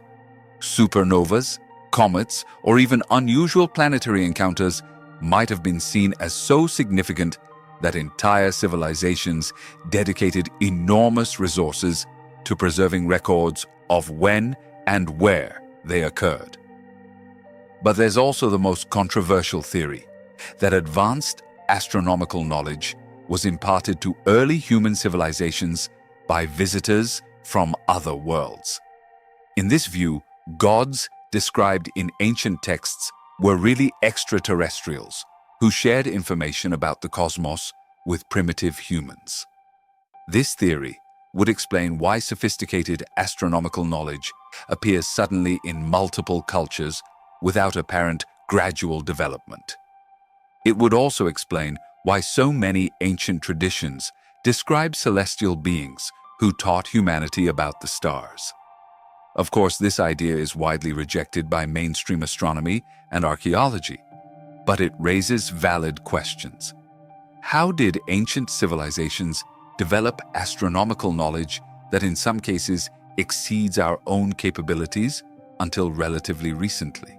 The ancient world's most sophisticated astronomical instruments, like the Antikythera mechanism, demonstrate technical capabilities not matched until the Renaissance. But these devices didn't appear from nowhere. They must have been preceded by astronomical knowledge traditions extending centuries or even millennia into the past. Where are records of those traditions? Why do we have incredibly sophisticated astronomical devices, but fragmentary records of the schools of thought that produced them? One disturbing possibility is that much ancient astronomical knowledge was deliberately suppressed. Scientific traditions that didn't fit later religious or political narratives might have been systematically eliminated, leaving only fragments preserved in texts reinterpreted as mythology. There's also the question of what ancient civilizations were actually observing when they looked at the sky. Skies from 5,000 years ago were dramatically different from what we see today. There was less light pollution, clearer atmospheres, and possibly even different configurations of celestial objects. Is it possible that ancient star watchers saw phenomena no longer visible? Astronomical events that occurred once but haven't repeated within historical memory? If so, their records might contain information about the cosmos we can't verify using modern observations. In clay tablets from lost libraries, in calculations preserved in stone monuments, in oral traditions maintained through millennia, ancient star watchers left records of what they saw when they looked toward the infinite cosmos. And in those records, in those precise observations of phenomena, they shouldn't have been able to detect. Whisper questions we haven't yet answered. What did they know about the universe that we've forgotten? What did they see in the skies that we can no longer see? And who taught them to look beyond what human eyes can naturally perceive? In space's vastness, under skies observed by countless generations before us, stars guard secrets that might change everything we think we know about our place in the cosmos. And perhaps, in our ancestors' astronomical traditions, there are clues about truths we're only beginning to rediscover. Chapter 32. The technology that was lost. In 678 after Christ, a massive Arab fleet sailed confidently toward Constantinople, capital of the Byzantine Empire. Arab commanders had carefully calculated their chances. They had more ships, more soldiers, and momentum from decades of successful conquests. What they hadn't calculated was encountering a weapon so terrible it would turn the sea itself into liquid hell. The Byzantines unleashed Greek fire. From their ships' prows, they launched a liquid that ignited on contact with water and couldn't be extinguished by normal methods. In fact, water only made flames spread faster. Arab ships became floating bonfires.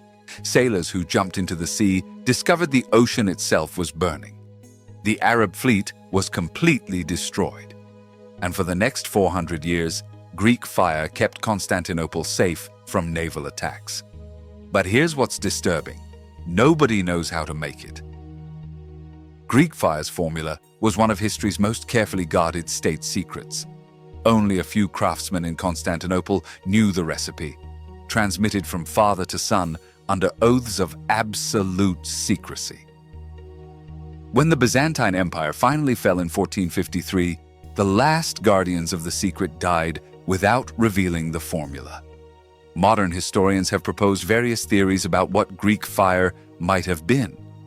Crude naphtha, sulfur, quicklime. All these substances can create dramatic effects when properly mixed. But no modern reconstruction has managed to replicate the specific properties described in historical sources.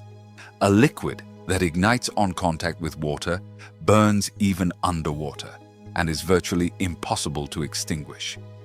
Is it possible Byzantines had developed an early form of napalm, or even some type of chemical reaction we don't fully understand? Or did their Greek fire involve scientific principles we've forgotten? The pattern repeats again and again throughout history.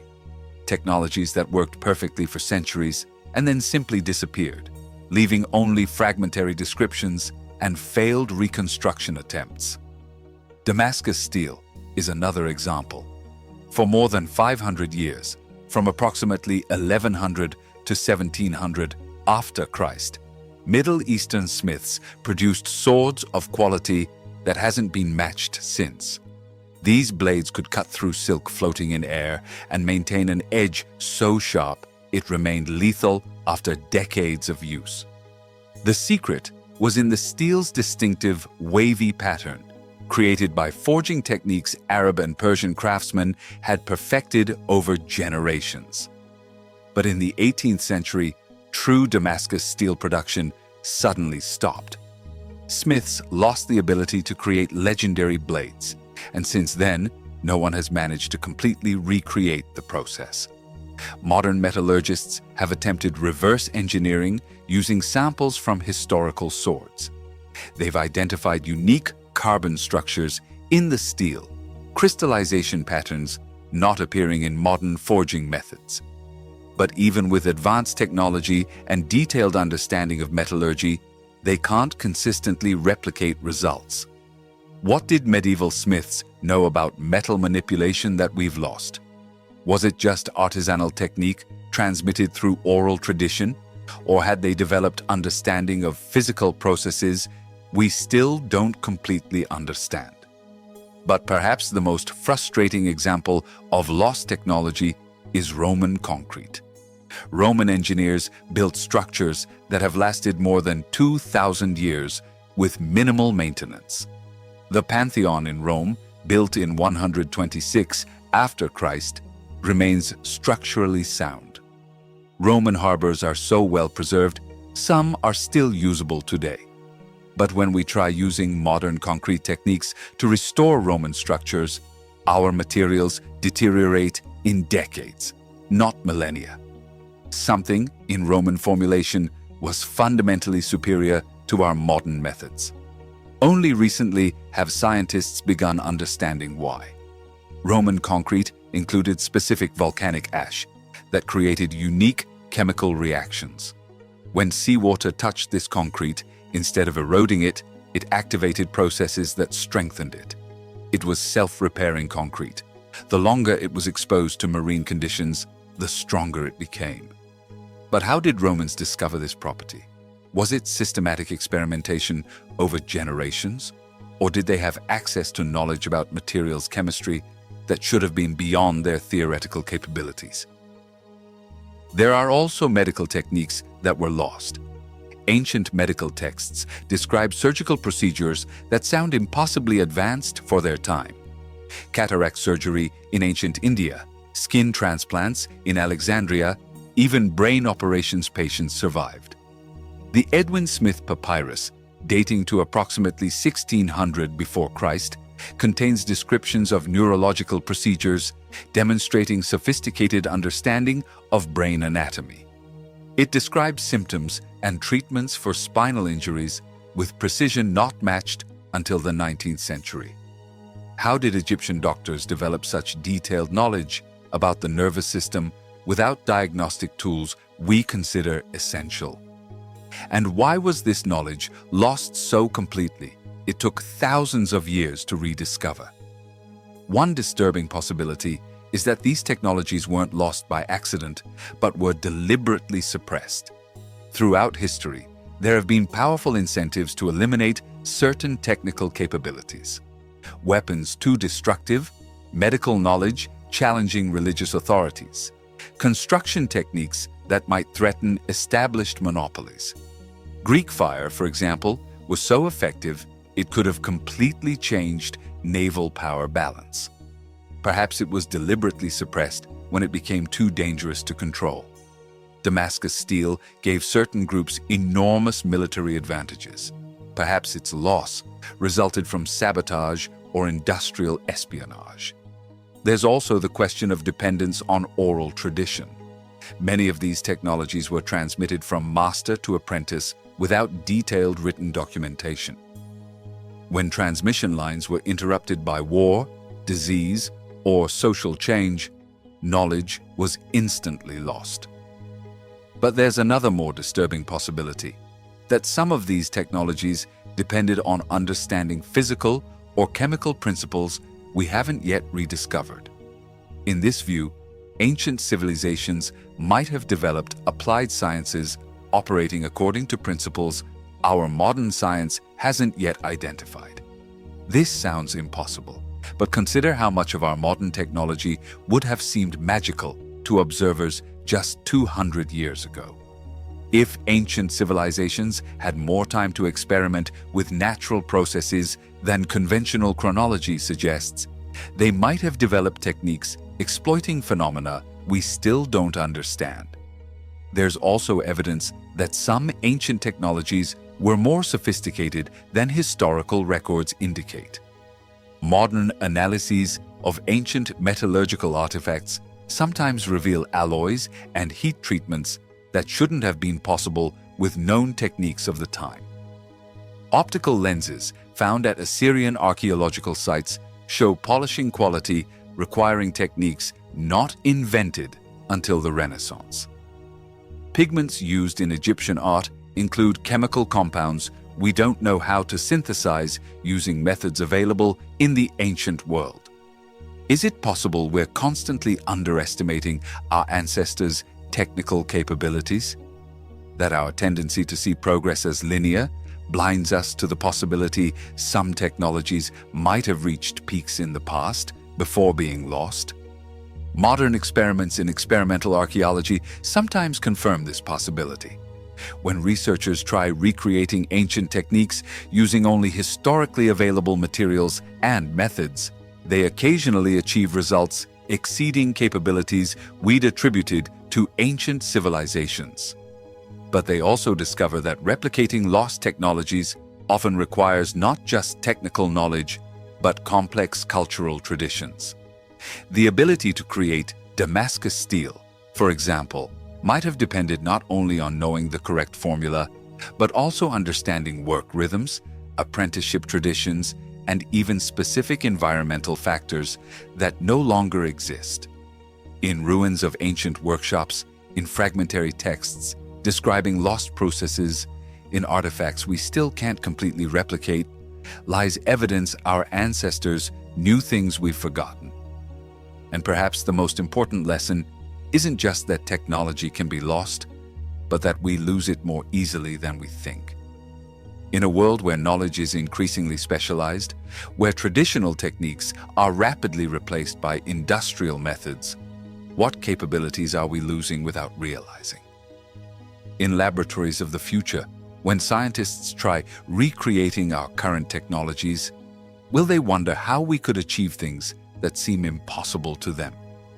And what secrets of our era will fade into oblivion, waiting to be rediscovered by future generations who won't understand how we lost them? Chapter 33. The Artifacts That Don't Fit. On the walls of the Hathor Temple in Dendera, Egypt, there is a relief that has puzzled Egyptologists for more than a century. The carved image shows what appear to be human figures manipulating objects that look disturbingly modern. Elongated forms emerging from solid bases, with serpents extending from their interiors, all connected by what appear to be cables to rectangular boxes. To modern eyes, the image is unmistakable. It looks like a primitive electric bulb, complete with filament, base, and power source. Of course, official Egyptology rejects this interpretation. According to standard academic narrative, the Dendera reliefs represent religious symbols. The serpent is a representation of divine energy.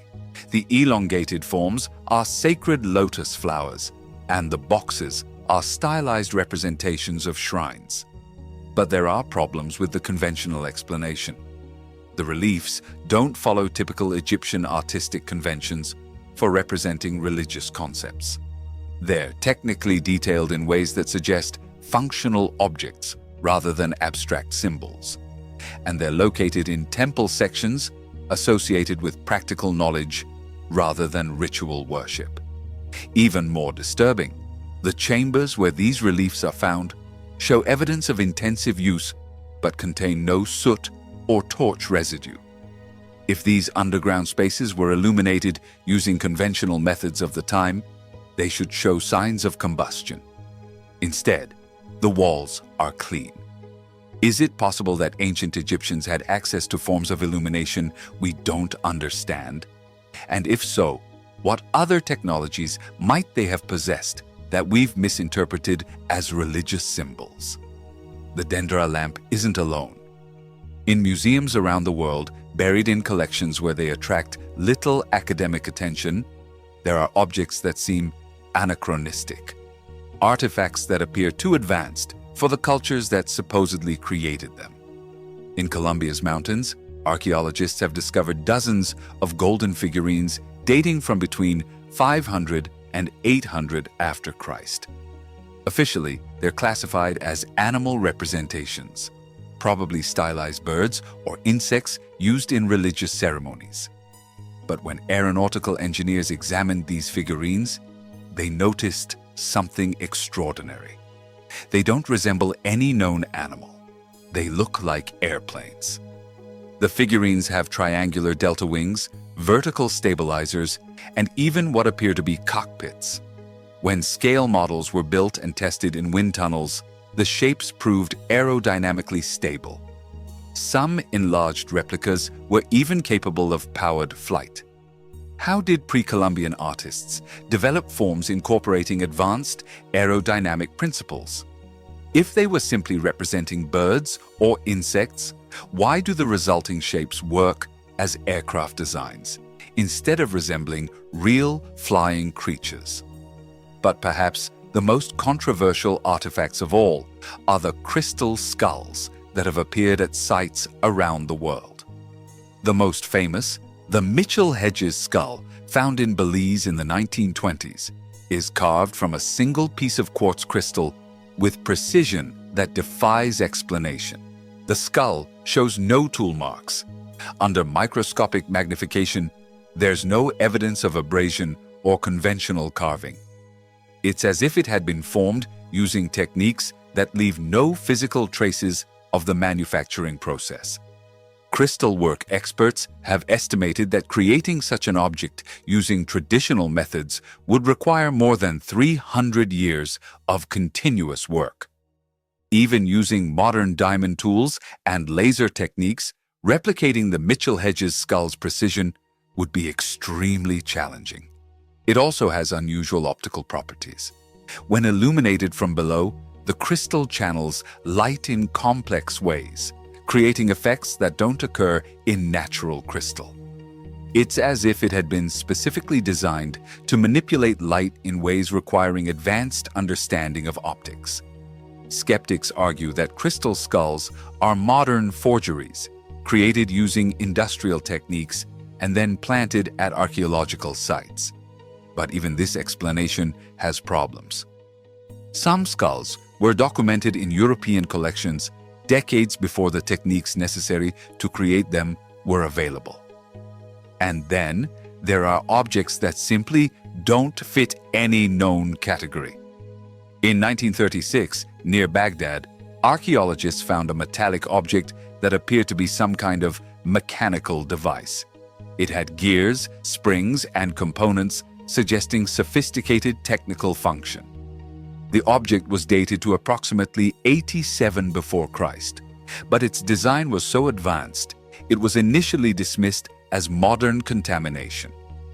Only when additional analysis confirmed its genuine archaeological context were researchers forced to acknowledge they had found precision mechanical technology at a 2,000-year-old site.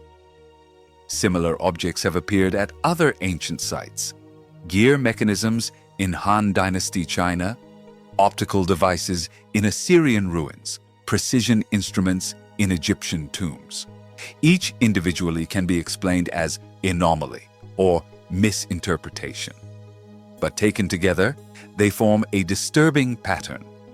Is it possible that ancient civilizations had parallel technological traditions operating independently of main cultural currents? Schools of specialized knowledge that developed advanced capabilities but kept their techniques secret. This possibility becomes more plausible when you consider that many of these apparently advanced technologies appear in religious or elite contexts. The Dendera lamps are in temples. Columbia's golden airplanes were in high-status individuals' tombs. Crystal skulls are associated with spiritual practices. Perhaps these technologies weren't for common use, but specialized tools utilized by specific priestly or aristocratic castes. In this view, advanced technical knowledge existed in the ancient world but was compartmentalized, available only to select groups who had reasons to keep it secret. When these knowledge elites were disrupted by conquest, revolution, or social collapse, their techniques were lost because they were never widely disseminated. The objects they created survived as curious artifacts, but knowledge to recreate them disappeared. There's also the possibility that some of these objects are evidence of contact between ancient civilizations and more advanced cultures. If visitors from technologically superior societies interacted with early human civilizations, they might have left behind tools or devices that would be incomprehensible to local populations. These objects might have been preserved as religious relics or symbols of power, copied by local craftsmen who understood their importance but not their function. Over time, copies would become more stylized and less functional until only artistic representations remained that preserved basic forms but not operational capabilities.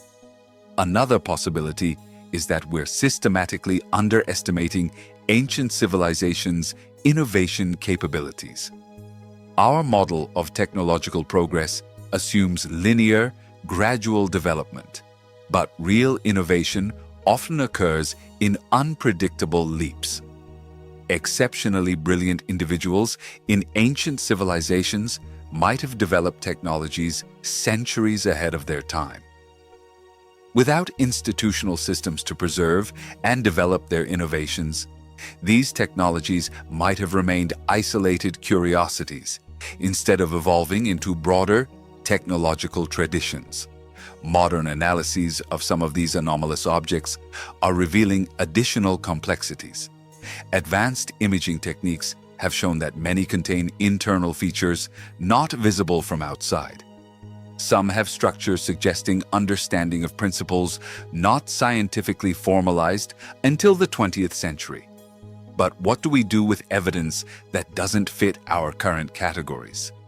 Academic tendency is to classify anomalous objects as misdated, misinterpreted, or fraudulent. This protects established historical models, but might also cause us to overlook genuine evidence of past human capabilities we don't fully understand. Perhaps the most productive approach is recognizing that our knowledge of technological past is inevitably incomplete. Objects that don't fit established chronologies might be clues about innovation traditions we've lost completely. In museum display cases, in private collections, at archaeological sites still awaiting complete excavation, these anomalous artifacts continue posing silent questions about what our ancestors really knew and could do. And perhaps the most important question isn't whether these objects are authentic, but what our difficulty explaining them tells us about the limits of our own understanding. In a cosmos where we've explored less than 1% of the oceans and where we constantly discover new physical principles, is it really impossible that past civilizations developed capabilities we haven't yet rediscovered? Chapter 34.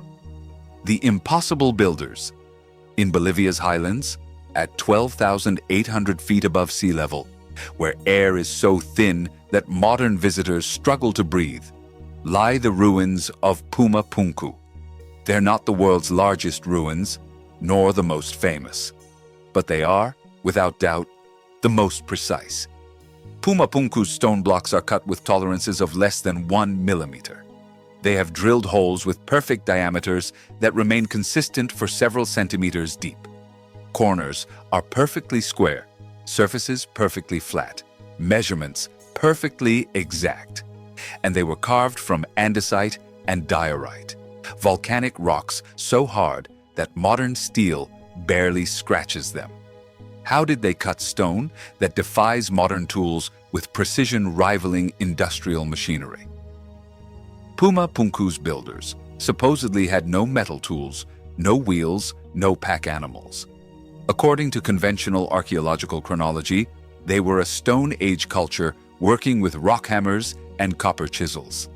But the results of their work tell a different story.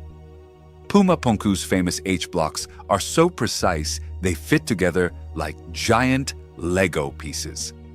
Each block has notches, protrusions, and grooves that correspond exactly with features on other blocks. There's no mortar, no filler, no adjustments. Stones simply slide together with mechanical precision. Even more disturbing, many of these blocks show evidence of what can only be described as machining.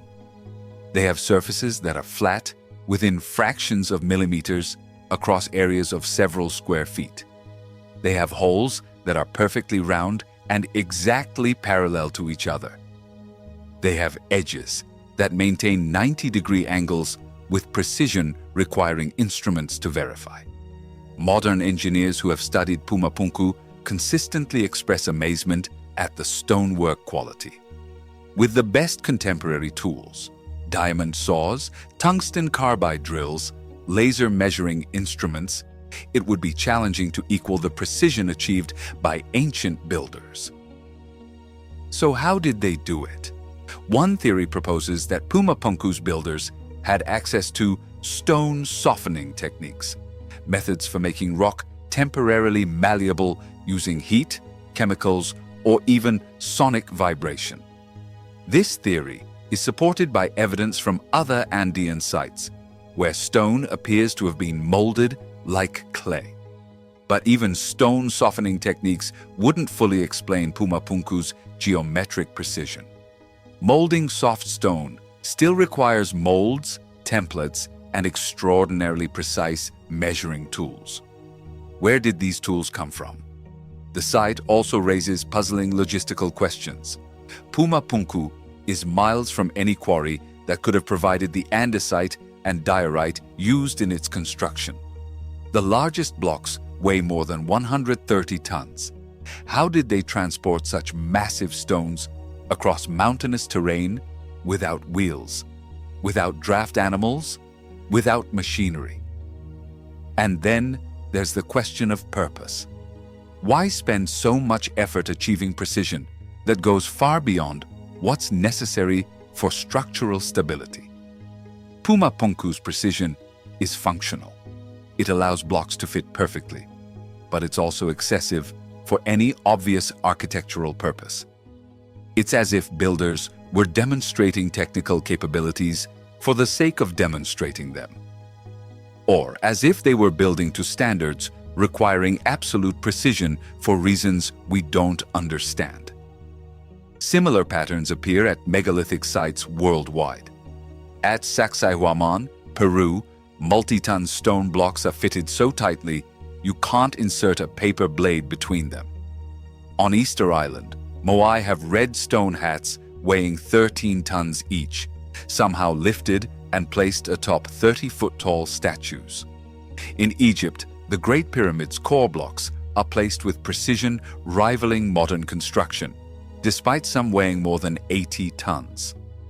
In Lebanon, Baalbek's trilithon blocks weigh more than 800 tons each, masses challenging even modern cranes. Is it coincidence that all these civilizations, separated by oceans and millennia, developed megalithic construction capabilities exceeding their supposed technological limitations? Or was there shared knowledge, transmitted techniques, or even external assistance that made these achievements possible? One controversial theory proposes that ancient megalithic civilizations had access to levitation technologies, methods for temporarily neutralizing gravity's effects using sound, magnetism, or physical principles we don't yet understand. This idea is supported by persistent legends from around the world describing massive stones being moved using chants, music, or mysterious devices. Modern experiments have demonstrated that acoustic levitation is possible for small objects. Could ancient civilizations have developed techniques to scale these effects for megalith manipulation? There's also the possibility that megalithic builders had access to tools and techniques subsequently lost. If advanced civilizations existed in the distant past, possibly during interglacial periods when climatic conditions were different, they might have developed technologies erased by geological catastrophes.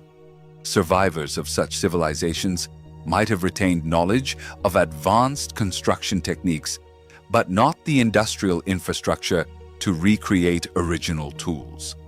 This could explain why we see evidence of sophisticated technological capabilities at ancient sites, but not the workshops, factories, or supply chains we'd expect to accompany them. Another explanation, though more speculative, involves assistance from non-human cultures. If extraterrestrial visitors interacted with early human civilizations, they might have provided technologies or knowledge enabling construction achievements otherwise impossible. This theory would explain why so many megalithic sites contain features seeming beyond their supposed builders' capabilities. It would also explain why these technologies didn't develop into sustained traditions. If they depended on external assistance, they would have been lost when that assistance was withdrawn. But perhaps the most disturbing explanation is the simplest, that we're systematically underestimating our ancestors' capabilities. Our assumptions about ancient technology limitations might be fundamentally wrong. If prehistoric civilizations had more time to experiment and develop specialized techniques than we currently believe, they might have achieved capabilities we don't recognize because they don't fit our models of technological progress. Modern analysis of megalithic sites is revealing additional complexities challenging conventional explanations.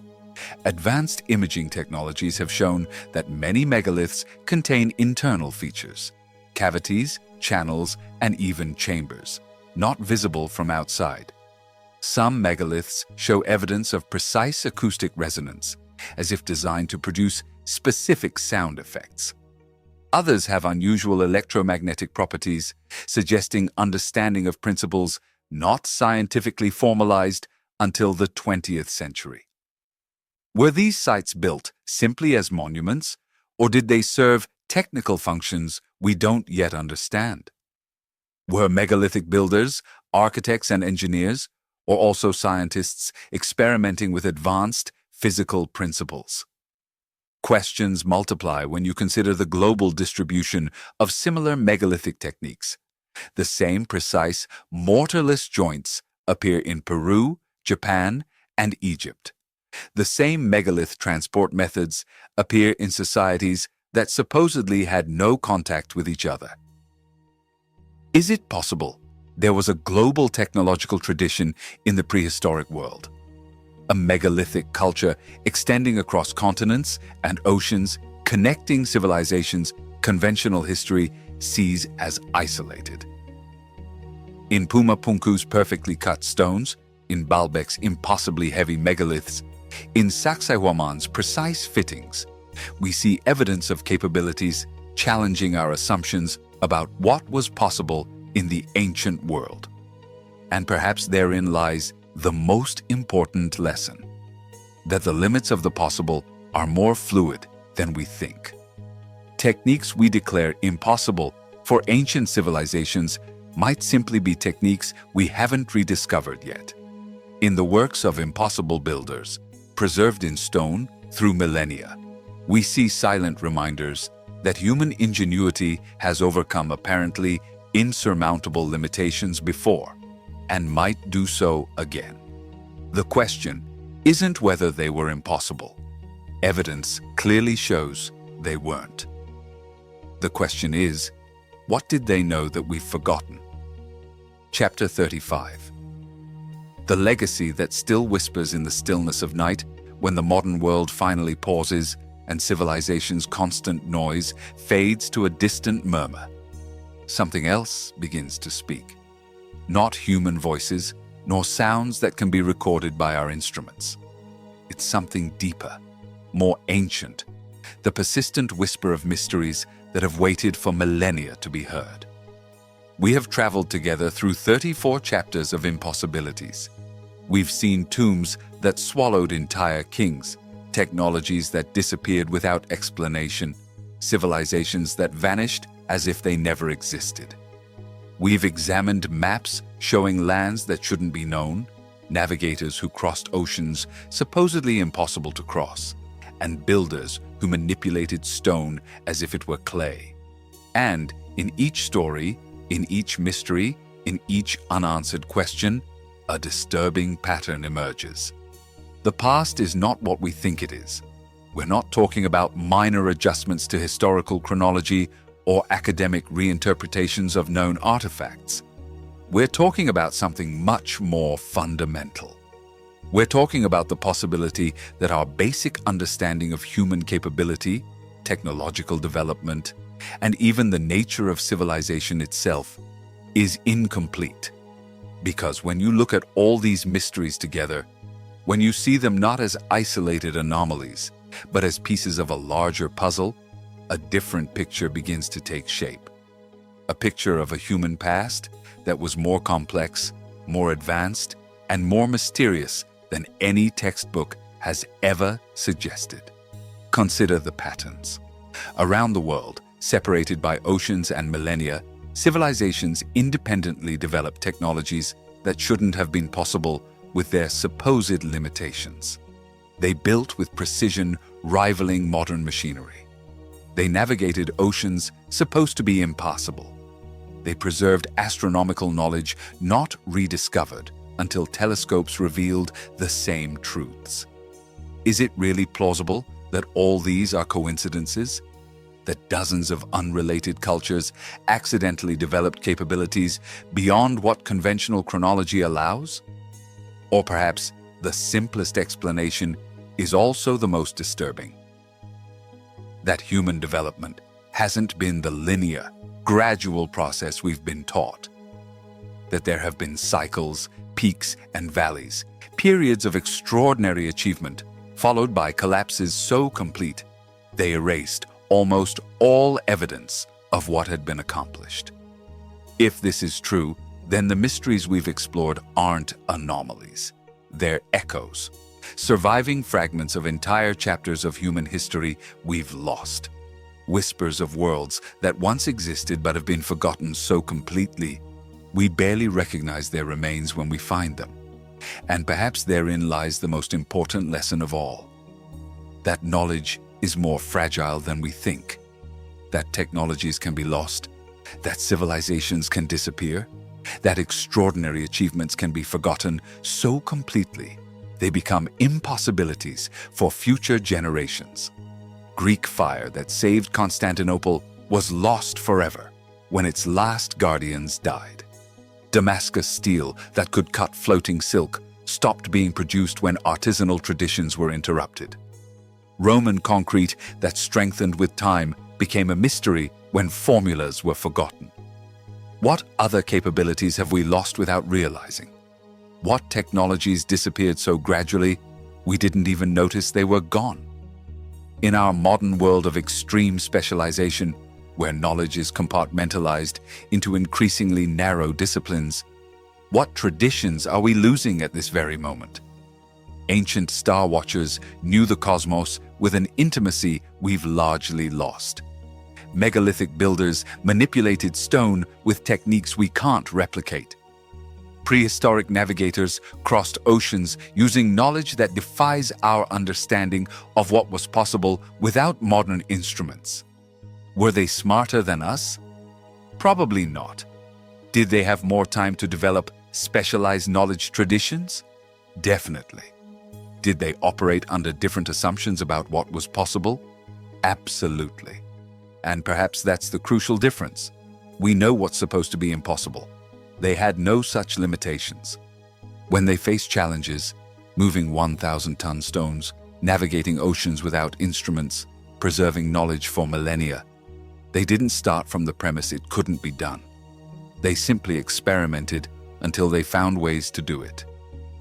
But the mysteries we've explored also tell us something more disturbing: that there are forces at work that prefer certain knowledge to remain lost. Too many bloodlines have disappeared too completely. Too many technologies have been lost too conveniently. Too many records have been destroyed just when they might have preserved crucial information. Is this just history's natural course? Conflict, decay, and oblivion? Or have there been systematic efforts to ensure certain chapters of human past remain closed?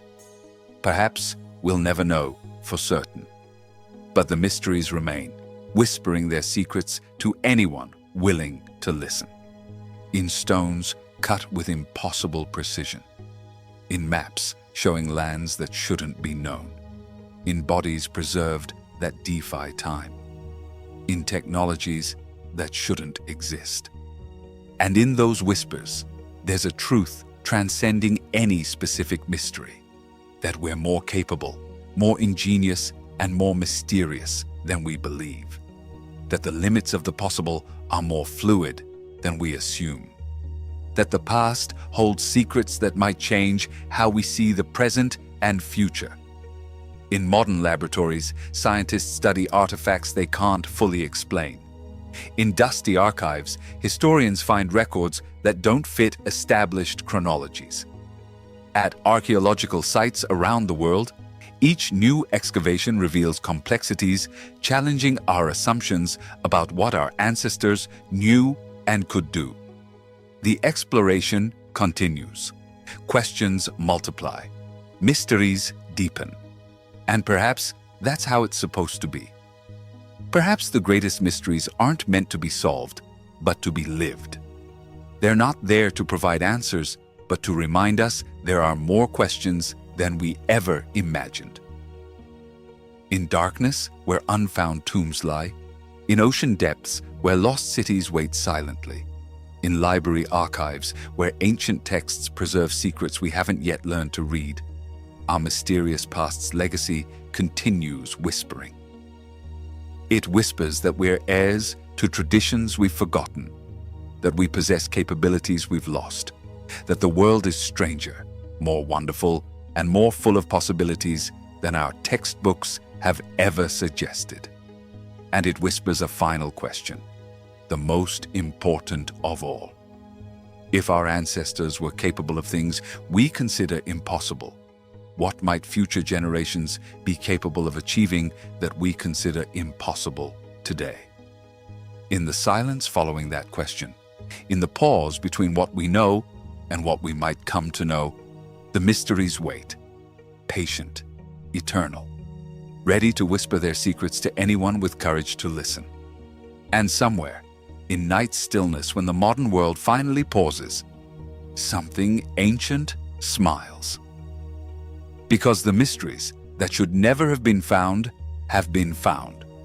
The questions that should never have been asked have been asked. And the journey toward the unknown, toward the impossible, toward the wonderful has barely begun. The legacy whispers. Are you listening?